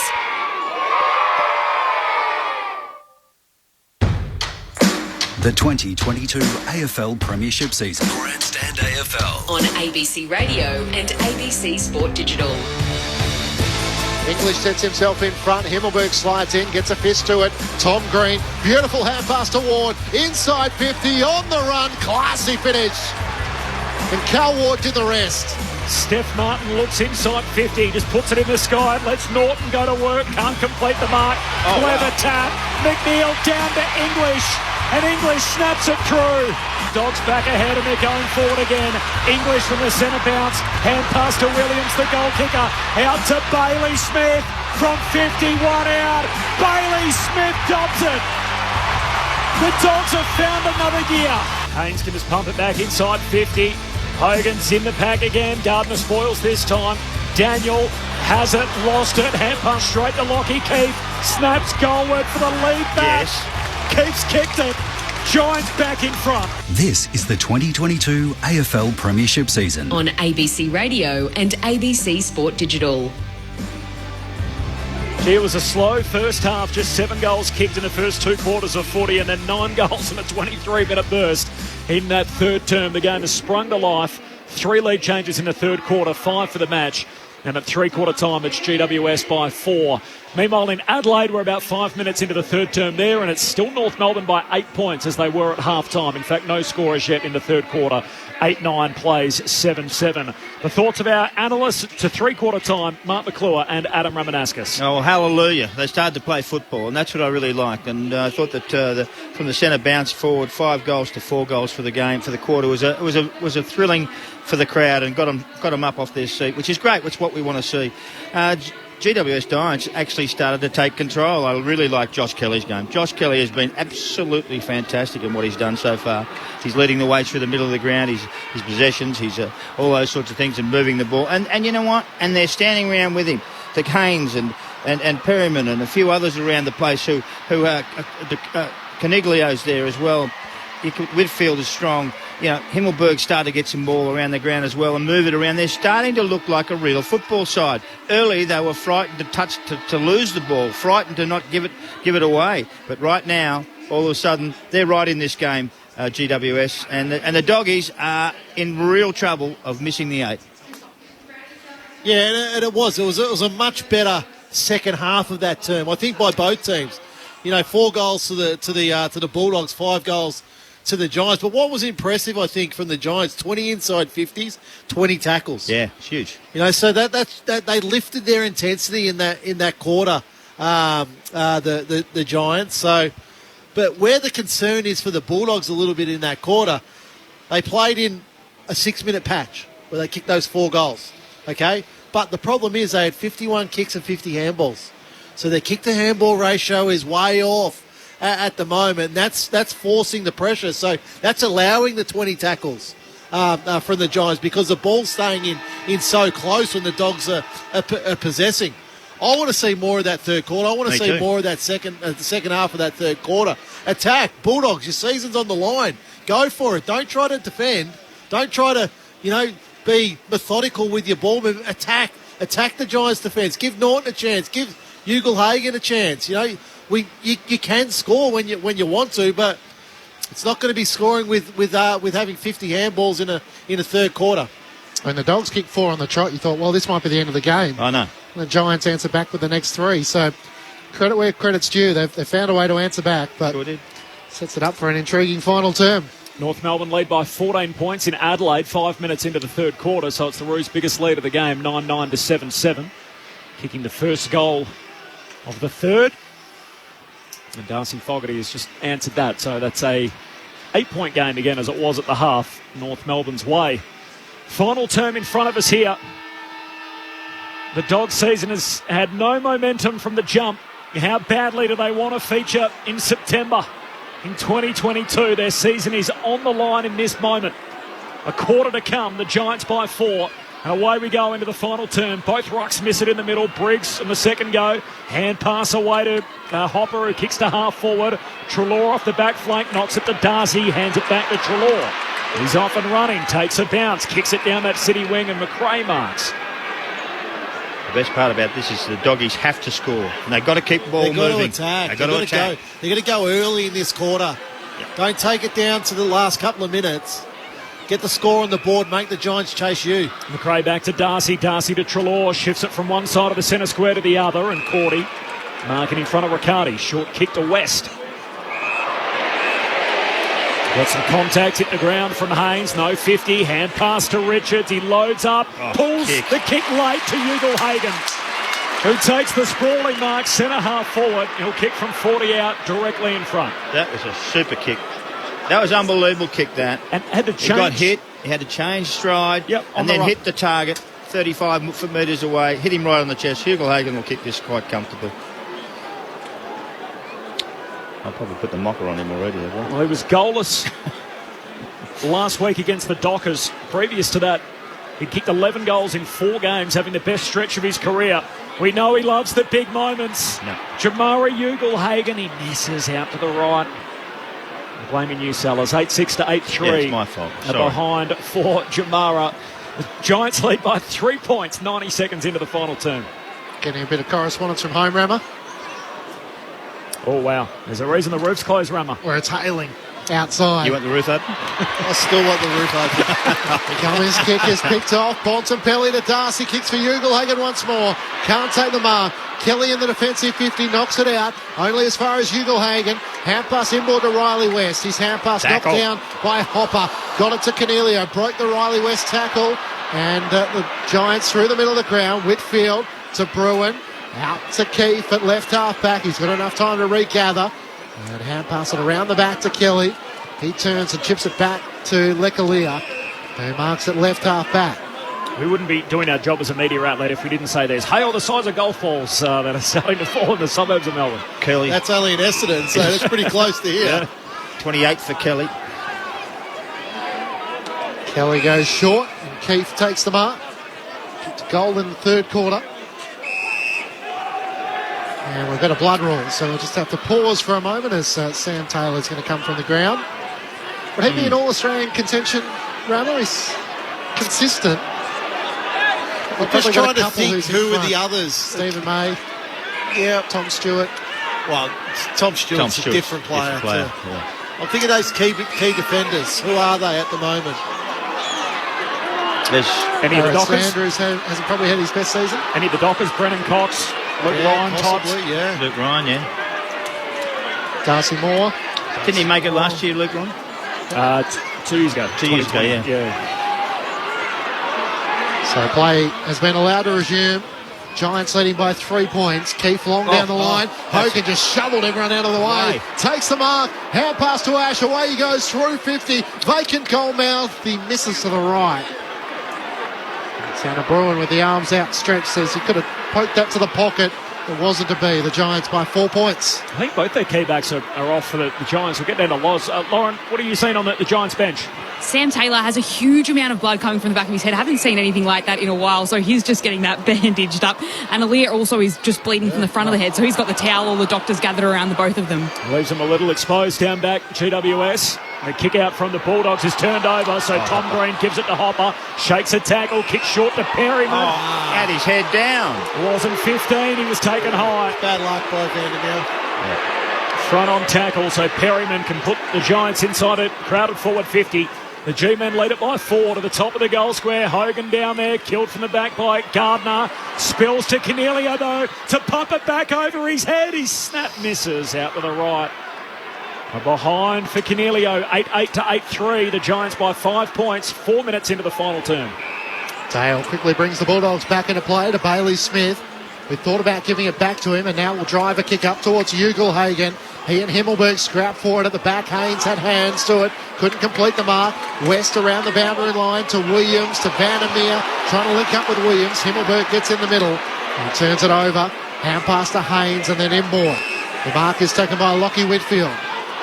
So Jake Steen has gone down into defence to play on Aaron Norton in the absence of a couple of key pillars. And Hopper goes back to the defensive 50 and Kennedy takes the mark. Kicks out to right half back to Cumming. He works it up to Riccardi, who marks centre of the city wing. Riccardi looks into the middle of the ground for Ward. In fact, it's Whitfield, my apologies, takes the mark outer edge of the centre square. He goes back to Kennedy. Giants by 5 points. Kennedy short to Himmelberg. Here's Ward, who marks other edge of the centre square. I think they must get paid by the kicks they get. Up to 139 marks now as Kennedy hangs on to it. The season record is 158, which is in grave danger. Out to Cumming. Boundary line city side. Kick wasn't great for Riccardi, trying to pick it up around his ankles. Spills to McRae. Dogs back with it. Hand pass to Treloar. Goes back to Richards. Back to Treloar. Back to McRae. All by hand at half back. McRae retreats with a kick to Richards. Not 15. Hand pass to Dale now in the back pocket. Kicks back to half back and a mark taken by Cordy for the Bulldogs. Took a step, played on, had to find a way around Hopper. He did. He backpedaled, turned like the Queen Mary and then spots up Bontempelli, who marks centre wing. Up to Waitman. Just the fourth kick of the match for the Bont. He spots up Waitman at left half forward. Looking for options inside 50. Tries to draw his opponent and goes short to McRae. He's still 55 metres out from goal though. English pushes down into the attacking 50.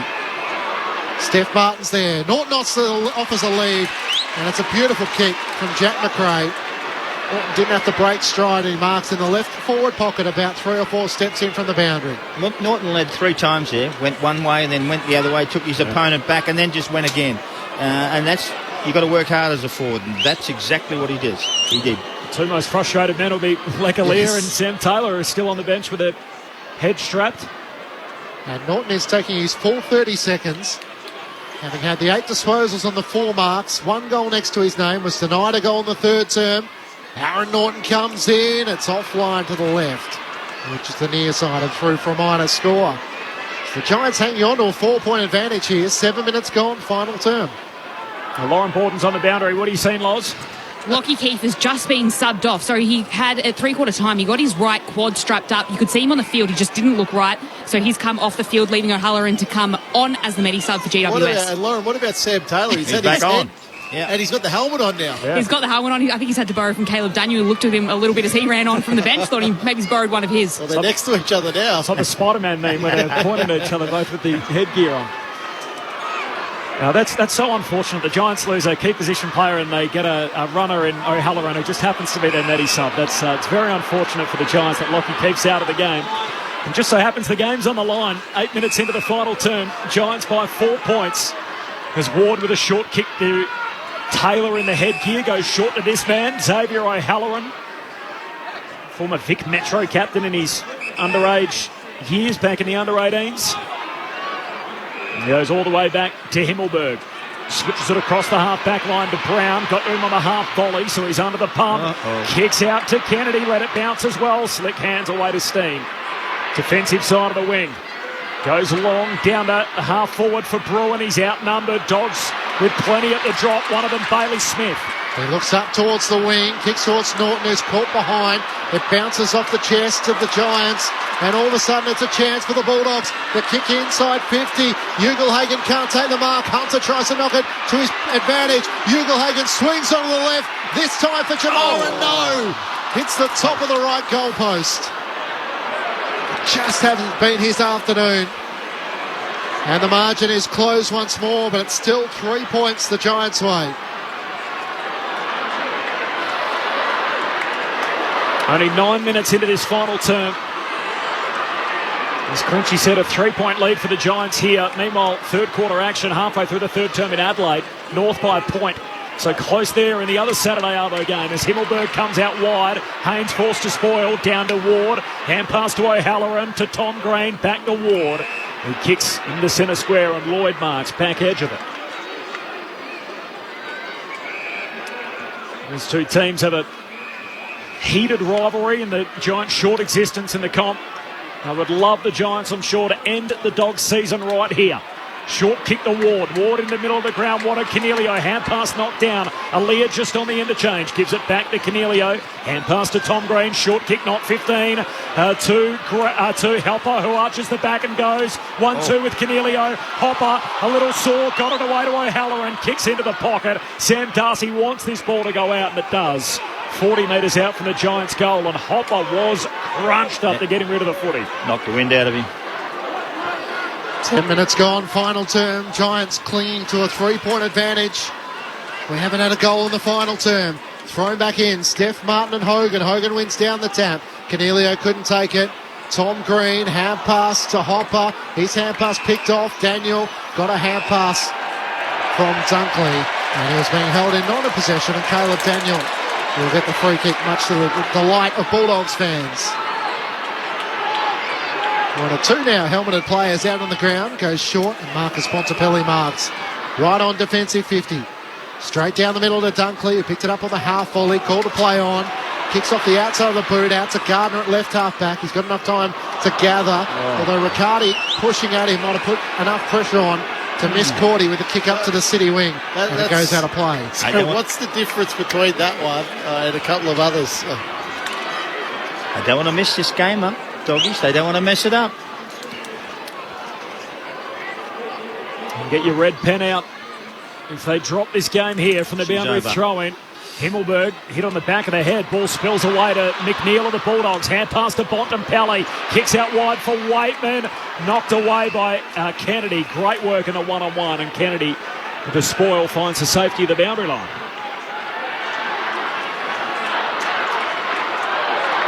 Scores level in Adelaide. 7 minutes before three-quarter time between the Roos and the Crows.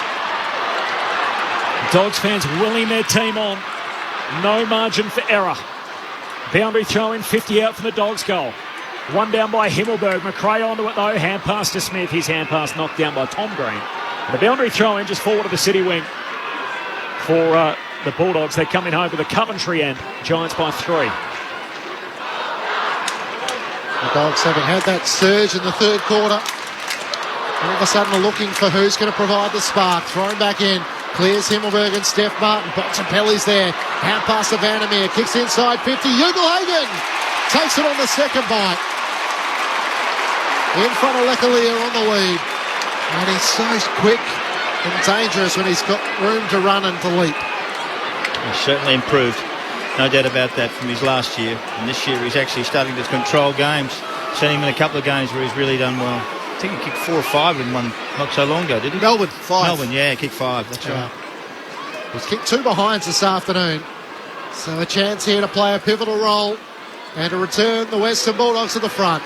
Jamari Ugelhagen comes in. He pokes out and it's left, but it's there. And that's enough for the Dogs. They return to the lead at the 13-minute mark of the final term, courtesy of Jamari Ugelhagen with his first. 9:59 to the Giants, 8:56 on ABC Sport. You're with Adam Ramanauskas and Mark McClure. Well, I took the time. I wanted the Dogs to do the work early in this quarter and try to get a lead. But now it's going to go down to the wire. This game, no doubt about it. The Giants have had so much of the football, still up to 148 marks within this game. So it's a lot. They're trying to slowly move the ball forward. I think they need to give Jesse Hogan more looks to Giants. The Dogs have got to attack. They've got to take the ball forward. There could be a free kick. There is a free kick here, Clinchy. Yeah, there's 6 minutes left in this game too. Just under 6. Daniel Lloyd's been downed off the footy, which you can only assume was a punch to the midriff. Yep. He's going to get a shot on goal. He's one of the better Giants kicks at goal too, Lloyd. It's a big goal to win a game for him last year.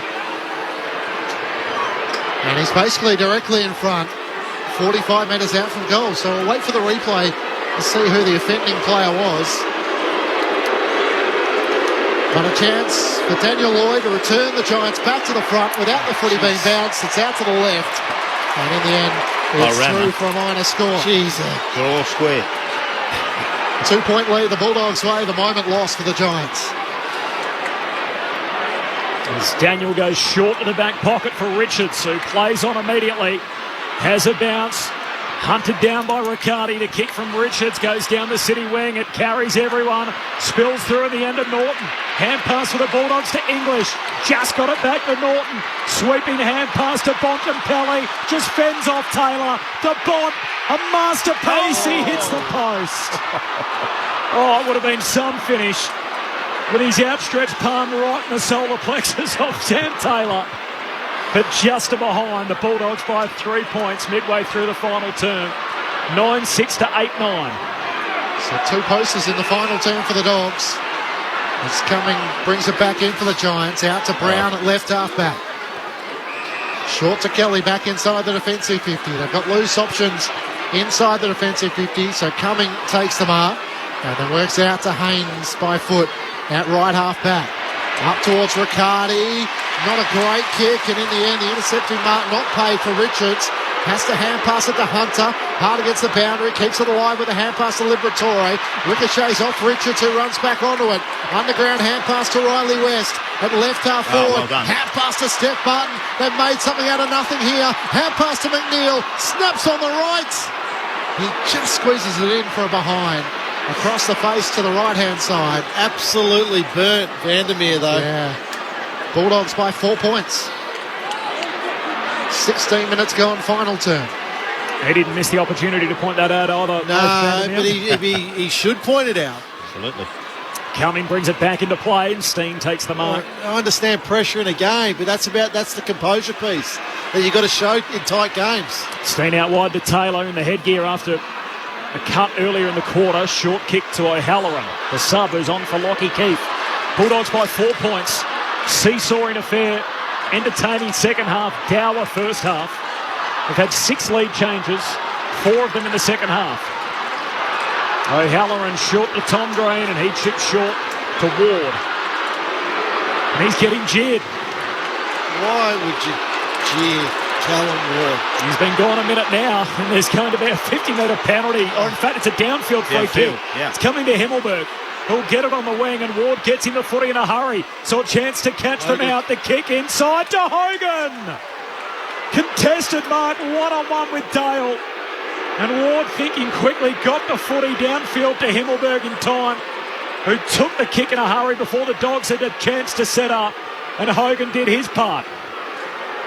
Taking some marks, this bloke.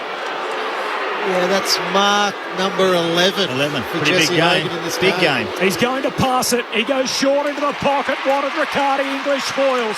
Didn't have a shot. Spills down to Dale. Hand pass to Richards. The Dogs away. Liberatore back to Richards. Takes the footy under his arm. 2 bounces. He can't be caught. Hand pass around Ward to Dale. Underground hand pass to West. Missed Bailey Smith, who couldn't take it cleanly. And now Cornelia has it. There's a fight on the outer wing, and Callum Ward runs past it. He gets to 60. He goes for home. No one's there. It bounces and bounces offline. And eventually over the boundary line for a throw-in. Cal Ward on the run, vacant goalmouth, fails to score, and it's a throw-in as there was a dust-up taking place on the outer side of the ground. Yeah, I think it was Tanner Brewer. He copped a big shepherd. I'm not sure who the Bulldogs player was, but Giants teammates were not happy. Himmelberg grabs it out of the ruck. Hand pass to the top of the goal square. Cordy there, though, for the Dogs. Hand pass to Daniel. Gives it to Treloar. Kicks to the back flank. Hunter running out after it. Closed down by Lloyd. Helped over the boundary line, and a throw-in. 70 out for the Giants. He's coming off the ground, Tanner Bruin. So clearly had an effect on him. The Adelaide game's pretty close too. There's nothing in that. 3 minutes to go in the third term. 69 points apiece. Here it's the Bulldogs by 4. 19 played in the last. Bulldogs season on the line. Comes down to Ward. His kick smothered. Spills to Daniel. Can't pick it up. Lloyd gathers. Hand pass back to Ward. Kicks into the pocket. They all miss it. Hogan overruns it. Picked up at the back by Richards. Top of the defensive goal square. Not a lot of options out of defence. It goes for Bailey Williams, who tries to use his body against Kelly. He allows it to trickle out of play. He did that so well for a boundary throw in at left half forward for the Giants. Laid that up nicely, Ed Richards. But I thought it was good defensive play there by Josh Kelly. So at least get that ball out of bounds, keep it in your forward half. Thrown back in. Bulldogs holding a 4-point advantage. Briggs out of the ruck. Hand pass to Kelly. Screws it towards the teeth of goal. Himmelberg up. Can't take the mark. It spills the way of the Giants. Ash can't get a disposal away. Cornelio's there as well. And the umpire will board up with it locked to the chest of Gardner for the Dogs. Deep in defence. 25 metres out from the Giants' goal. English and Hogan comes down to Tom Green. Hand pass back to Jesse Hogan. Retreats back to Kelly on 50. Good tackle, Bailey Williams. And he hand passes it straight out of play. Come on. Which is going to be deliberate. I'm not sure you've got too many options when you're being tackled as to where you hand pass it. But given it was straight over the boundary line, the umpire said that's a free kick. So it's by 4. 20 minutes gone, final term. So you take it up, remember, if you want to do it. Williams kicks to the wing. Brown flies for it, spills through to Briggs. Goal of the Giants, hand pass away to Riccardi. Gives it to Whitfield, kicks very wide, and Josh Kelly can't keep it in. Out of bounds, 70 out from the Giants' goal. Bulldogs lead the game by 4. There's just over 5 minutes on the game clock. The Bulldogs must win to keep their season alive. Whitfield's in the centre corridor and goes so wide. Get the ball inside your forward 50. Briggs knocks it down. Ward, who's been busy in this final term, kicks to O'Halloran, takes on the tackle and lost it. Liver for the Dogs. Hand pass to Treloar. Floats a high bomb to the wing. Reaching over the top. Norton, no mark. Spills to Waitman. Nothing up ahead. Hand pass to Dunkley. Goes out wide to McRae. Pokes the pass. Brown got hands onto it and spills it over the boundary line. A throw in, 70 out from the Bulldogs' goal. 21 travelled final term. The Bulldogs by 4. They've kicked the only goal of this final term. Meanwhile, in Adelaide, it's still the Roos by a point over the Crows. Thrown back in. English takes it out of the ruck. Should have been holding the ball. McRae with a hand pass to Bailey Williams. He spins out of traffic. Great smother by Briggs. It spills out to Tom Green, who kept it alive. Hand pass towards Ward. And eventually Dunkley does take it out of play. That was great by the ruckman, Briggs. Just threw himself at the ball. Get a smother on there. Just get another restart. Game number 8 for Kieran Briggs in his career. Himmelberg doing the ruck work here against English, who tries to get it to the advantage of McRae. Hand pass straight to Cumming. Dribbles the kick towards Ash. And then the follow-up tackle from Perryman means the footy is locked up. And Bailey Williams on the very bottom of the pack. Bulldogs by 4 points. 22 minutes gone. Final term. English wins it down to Hopper to squeeze the kick down. Tom Green, in fact, squeezes the kick down the wing. Briggs overruns it. Perryman knocks it out in front. Cornelio passing through, grabs the footy. Hand pass to Kelly. He got it to Tom Green. Sweeping hand pass forward, went to Liver. Dogs back with it. Through the hands of Treloar to McRae, and now out to Bailey Smith. In a bit of room in front of the interchange. Kicks to half forward. Norton over the pack. The Astronauts got it. He came from 5 or 6 deep. Norton was in the pack with Ugle-Hagan, and Jamara's going to get it. Yeah, he had his hands all over it. Norton was over the top of him as well. Well, Norton was the guy who got up with the footy at the end, and the umpire said, you're going to have to give that back to Jamara.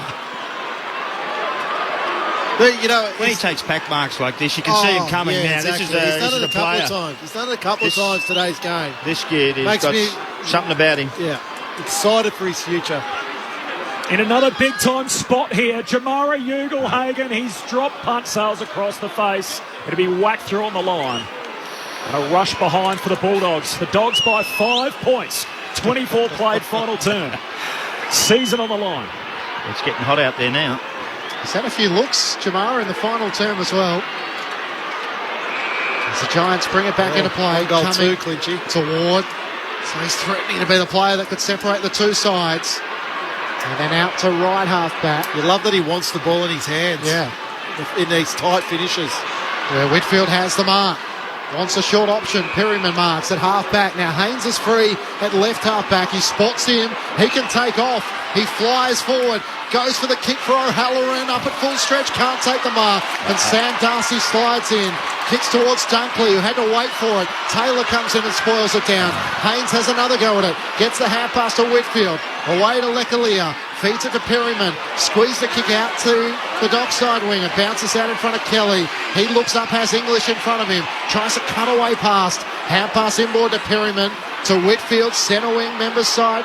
Got it away to Kelly, who looks inside 50. The Dogs are well set. Darcy's there. Himmelberg in from the side, almost took the mark. He knocks it out in towards the direction of Hogan, but Norton's back in defence. Hand pass to Dale, and the Dogs are away. Just kicks a taunt to Ugle-Hagan and Taylor.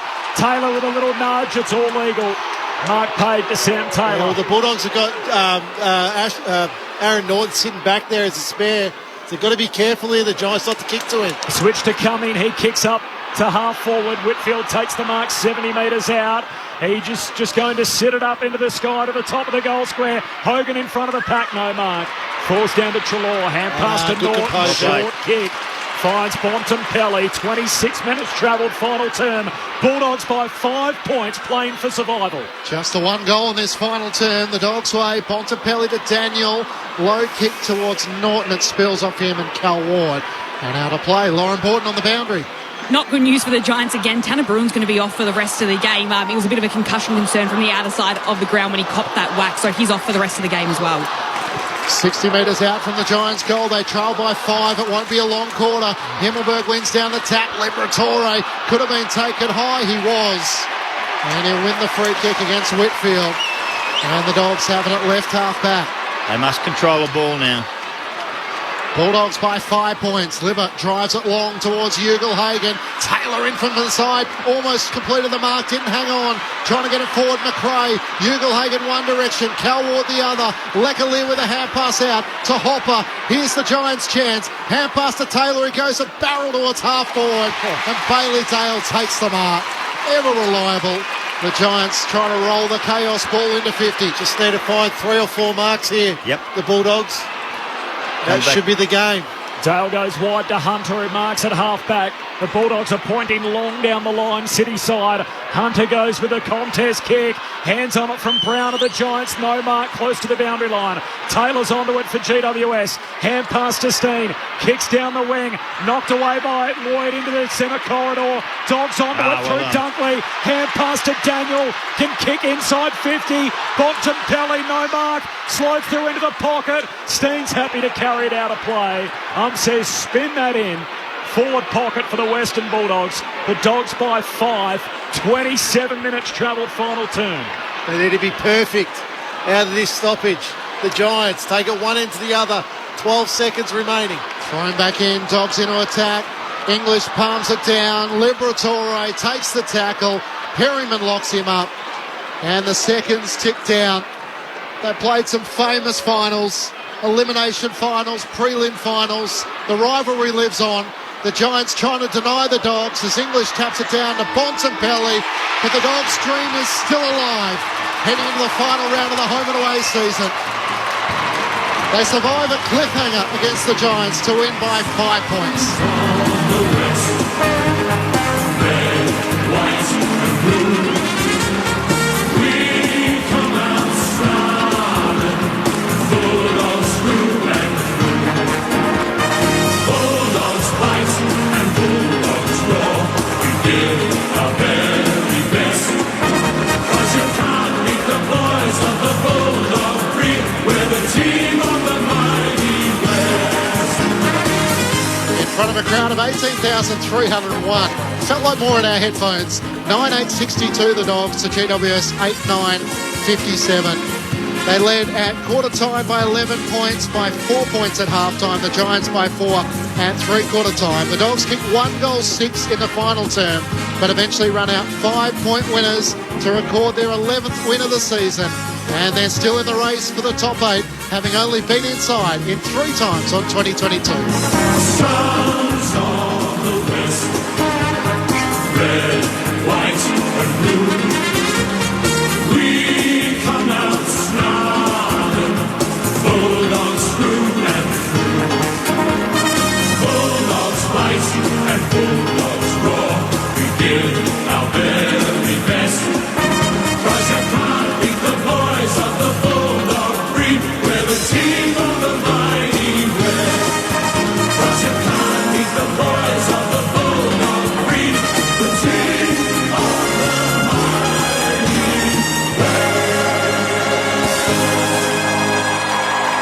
There were 6 lead changes in the match, 4 in the second half, and the only goal in the final term was through Jamara Ugelhagen.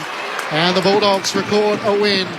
2 goals to Barry Williams, individual goals to Ugelhagen, Smith, Waitman, Liberatore, Dale, Norton and English. Meanwhile, for the Giants, 2 goals to Jesse Hogan, 2 goals to Jake Riccardi, individuals to Ward, Haynes, Keith and Steen. It may have been somewhat unconvincing, but the Dogs are still in the race for the top 8.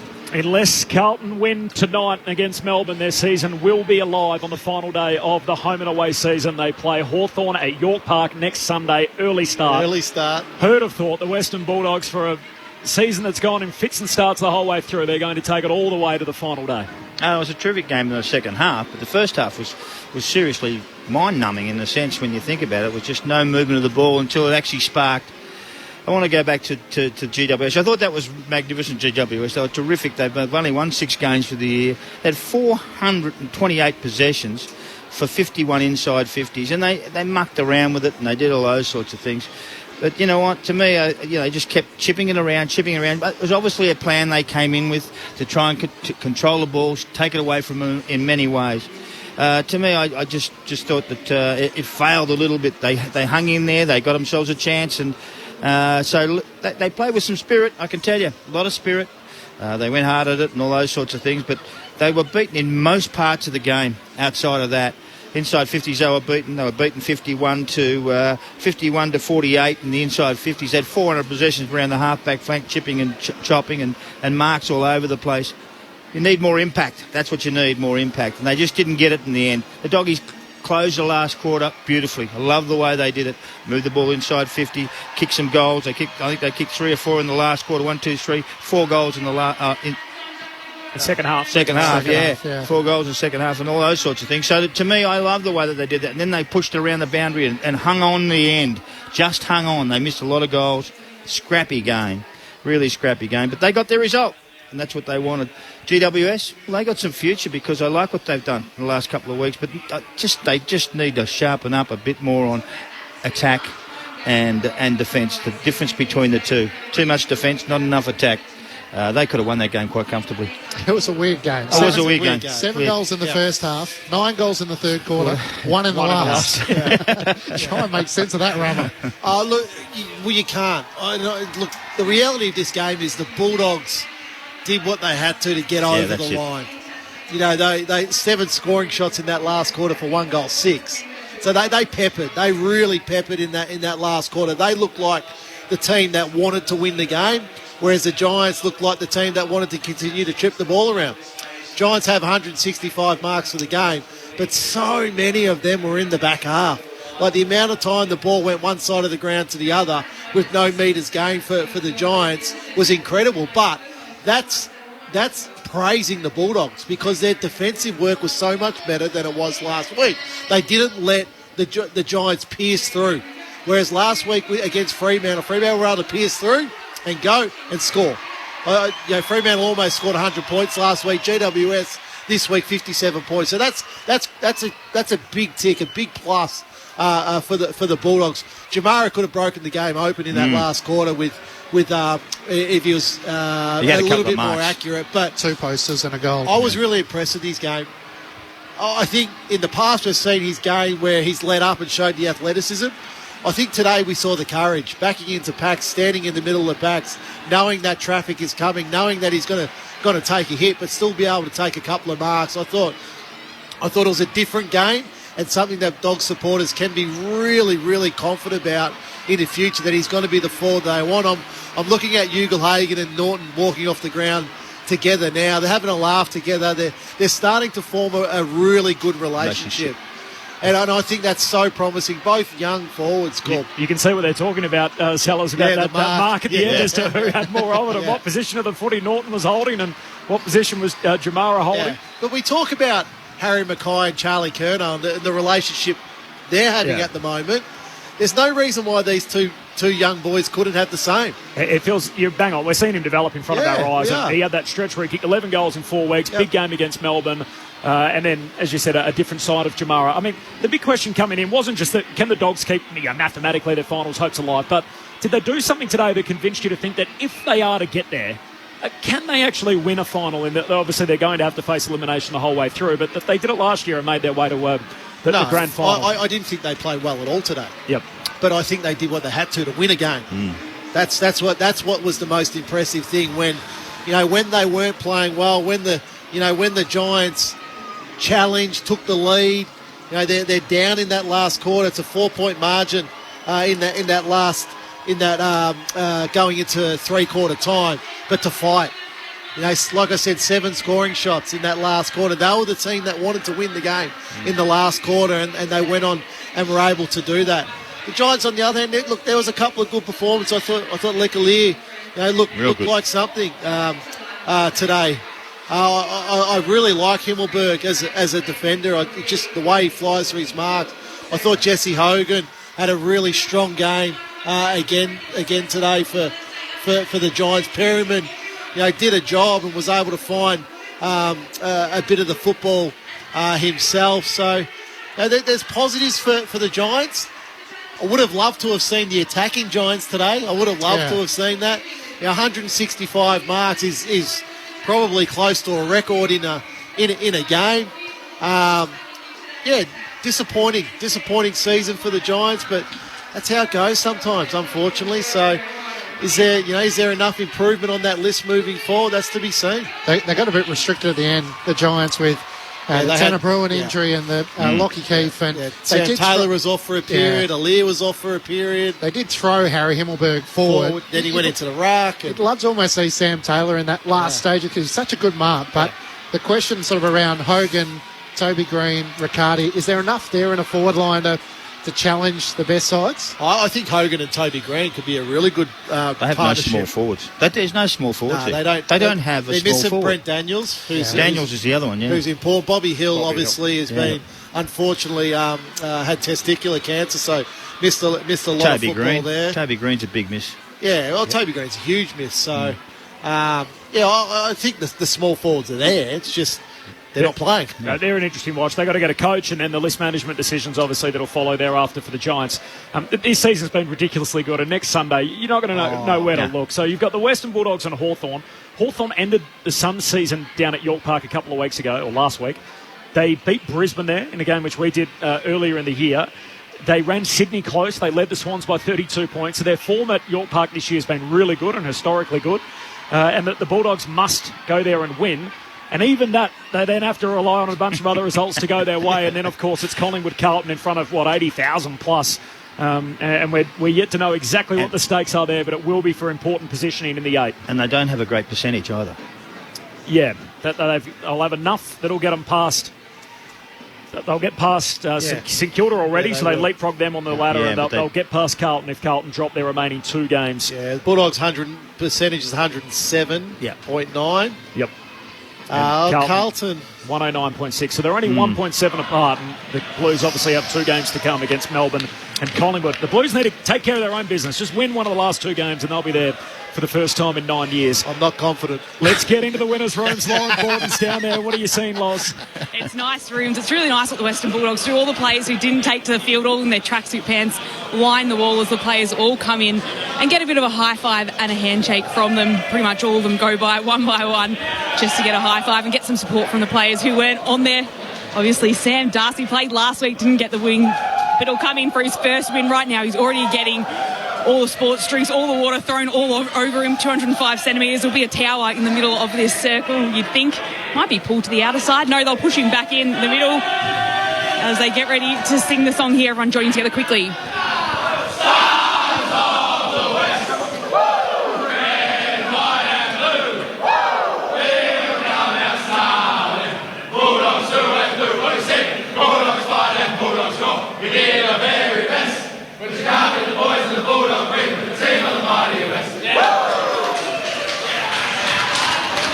Thanks, Loz. Good job today. Lauren Borden in the Dogs' rooms. We're off air about 3.5 minutes from now. So if Melbourne beat Carlton tonight, that's a huge game. Of course, you can hear it on ABC Radio tonight. For those of you in WA, you will be getting the Western Derby and regular updates throughout.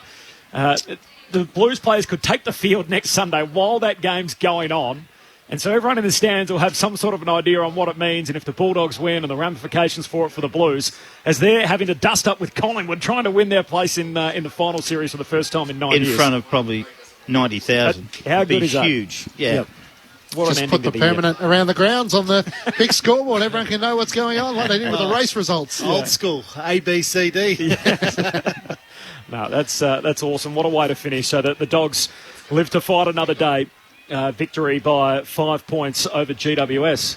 We're half a chance to maybe get a reaction here. A little 2-minute hit. Have you got the vote sellers in the ABC Footballer of the Year? Yeah, I've sort of put them together. Yep. Give us those. Bailey Dale, I gave one vote to. I thought he was really good today. He kicked a goal. He had 26 possessions. He had tackles, 7 marks. He was terrific. He was probably one of their better players. It was hard to actually judge who's a really good player because there was not many contests around the ground. But I really liked Perryman. I thought he was tremendous. His role in the middle of the ground and all over the place. He had 23 possessions. He had 13 kicks and 6 marks and 14 tackles. 14 tackles, and I love that. That's the sort of bloke you want, one of the big boys. And then Josh Kelly. Josh Kelly was magnificent. Absolutely brilliant today. 3 to Kelly, 2 to Perryman, 1 to Dale.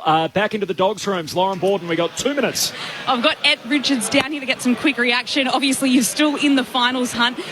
How good is it to have that and you're still alive going into next week? Yeah, I mean, it's pretty emotional in here at the moment. I mean, it was such a hard-fought win, such a physical game, so it's good to just get over the line. And it was an absolute scrap there in the final quarter. Can you take us through, just 1 goal scored in the last term? Yeah, I mean, it was really just, who was going to wheel their team over the line. So we just sort of went to work defensively, and I think that's why it was such a low-scoring game in the end. Probably boring for all the people watching at home, but obviously a really important one for us. And it broke open in the third term. What was the change at half-time? Well, we just were using the ball quite poorly in the first half. So I think once we sort of got that better, the mids got going a bit, centre bounce, we were able to get the ball forward, and then we had that good burst of a couple of goals, and then obviously GWS countered and they had a good burst of their own. So it was a really good contest. I mean, it always is against them. There's always a bit of heat in it. So really good game. Thanks for your time, Ed. Appreciate it. Good luck heading into Hawthorn in the final round of the season. Awesome. Thank you very much. Thanks, Loz, and thanks to Ed Richards. The Dogs home by 5 points in a thriller. Their season lives on for at least another day. Coming up tonight, Melbourne and Carlton, of course, the Western Derby. But before that, up next, we got Gold Coast and Geelong as round 22 continues. If you're on News Radio, I appreciate your company. That'll do us. And for those of us on ABC Radio and the ACT, off to the NRL, the Roosters and the Cowboys. Thanks to Stu, to Craig back in the studio, to Loz, to Rammer and Sellers and Clenchy, signing off.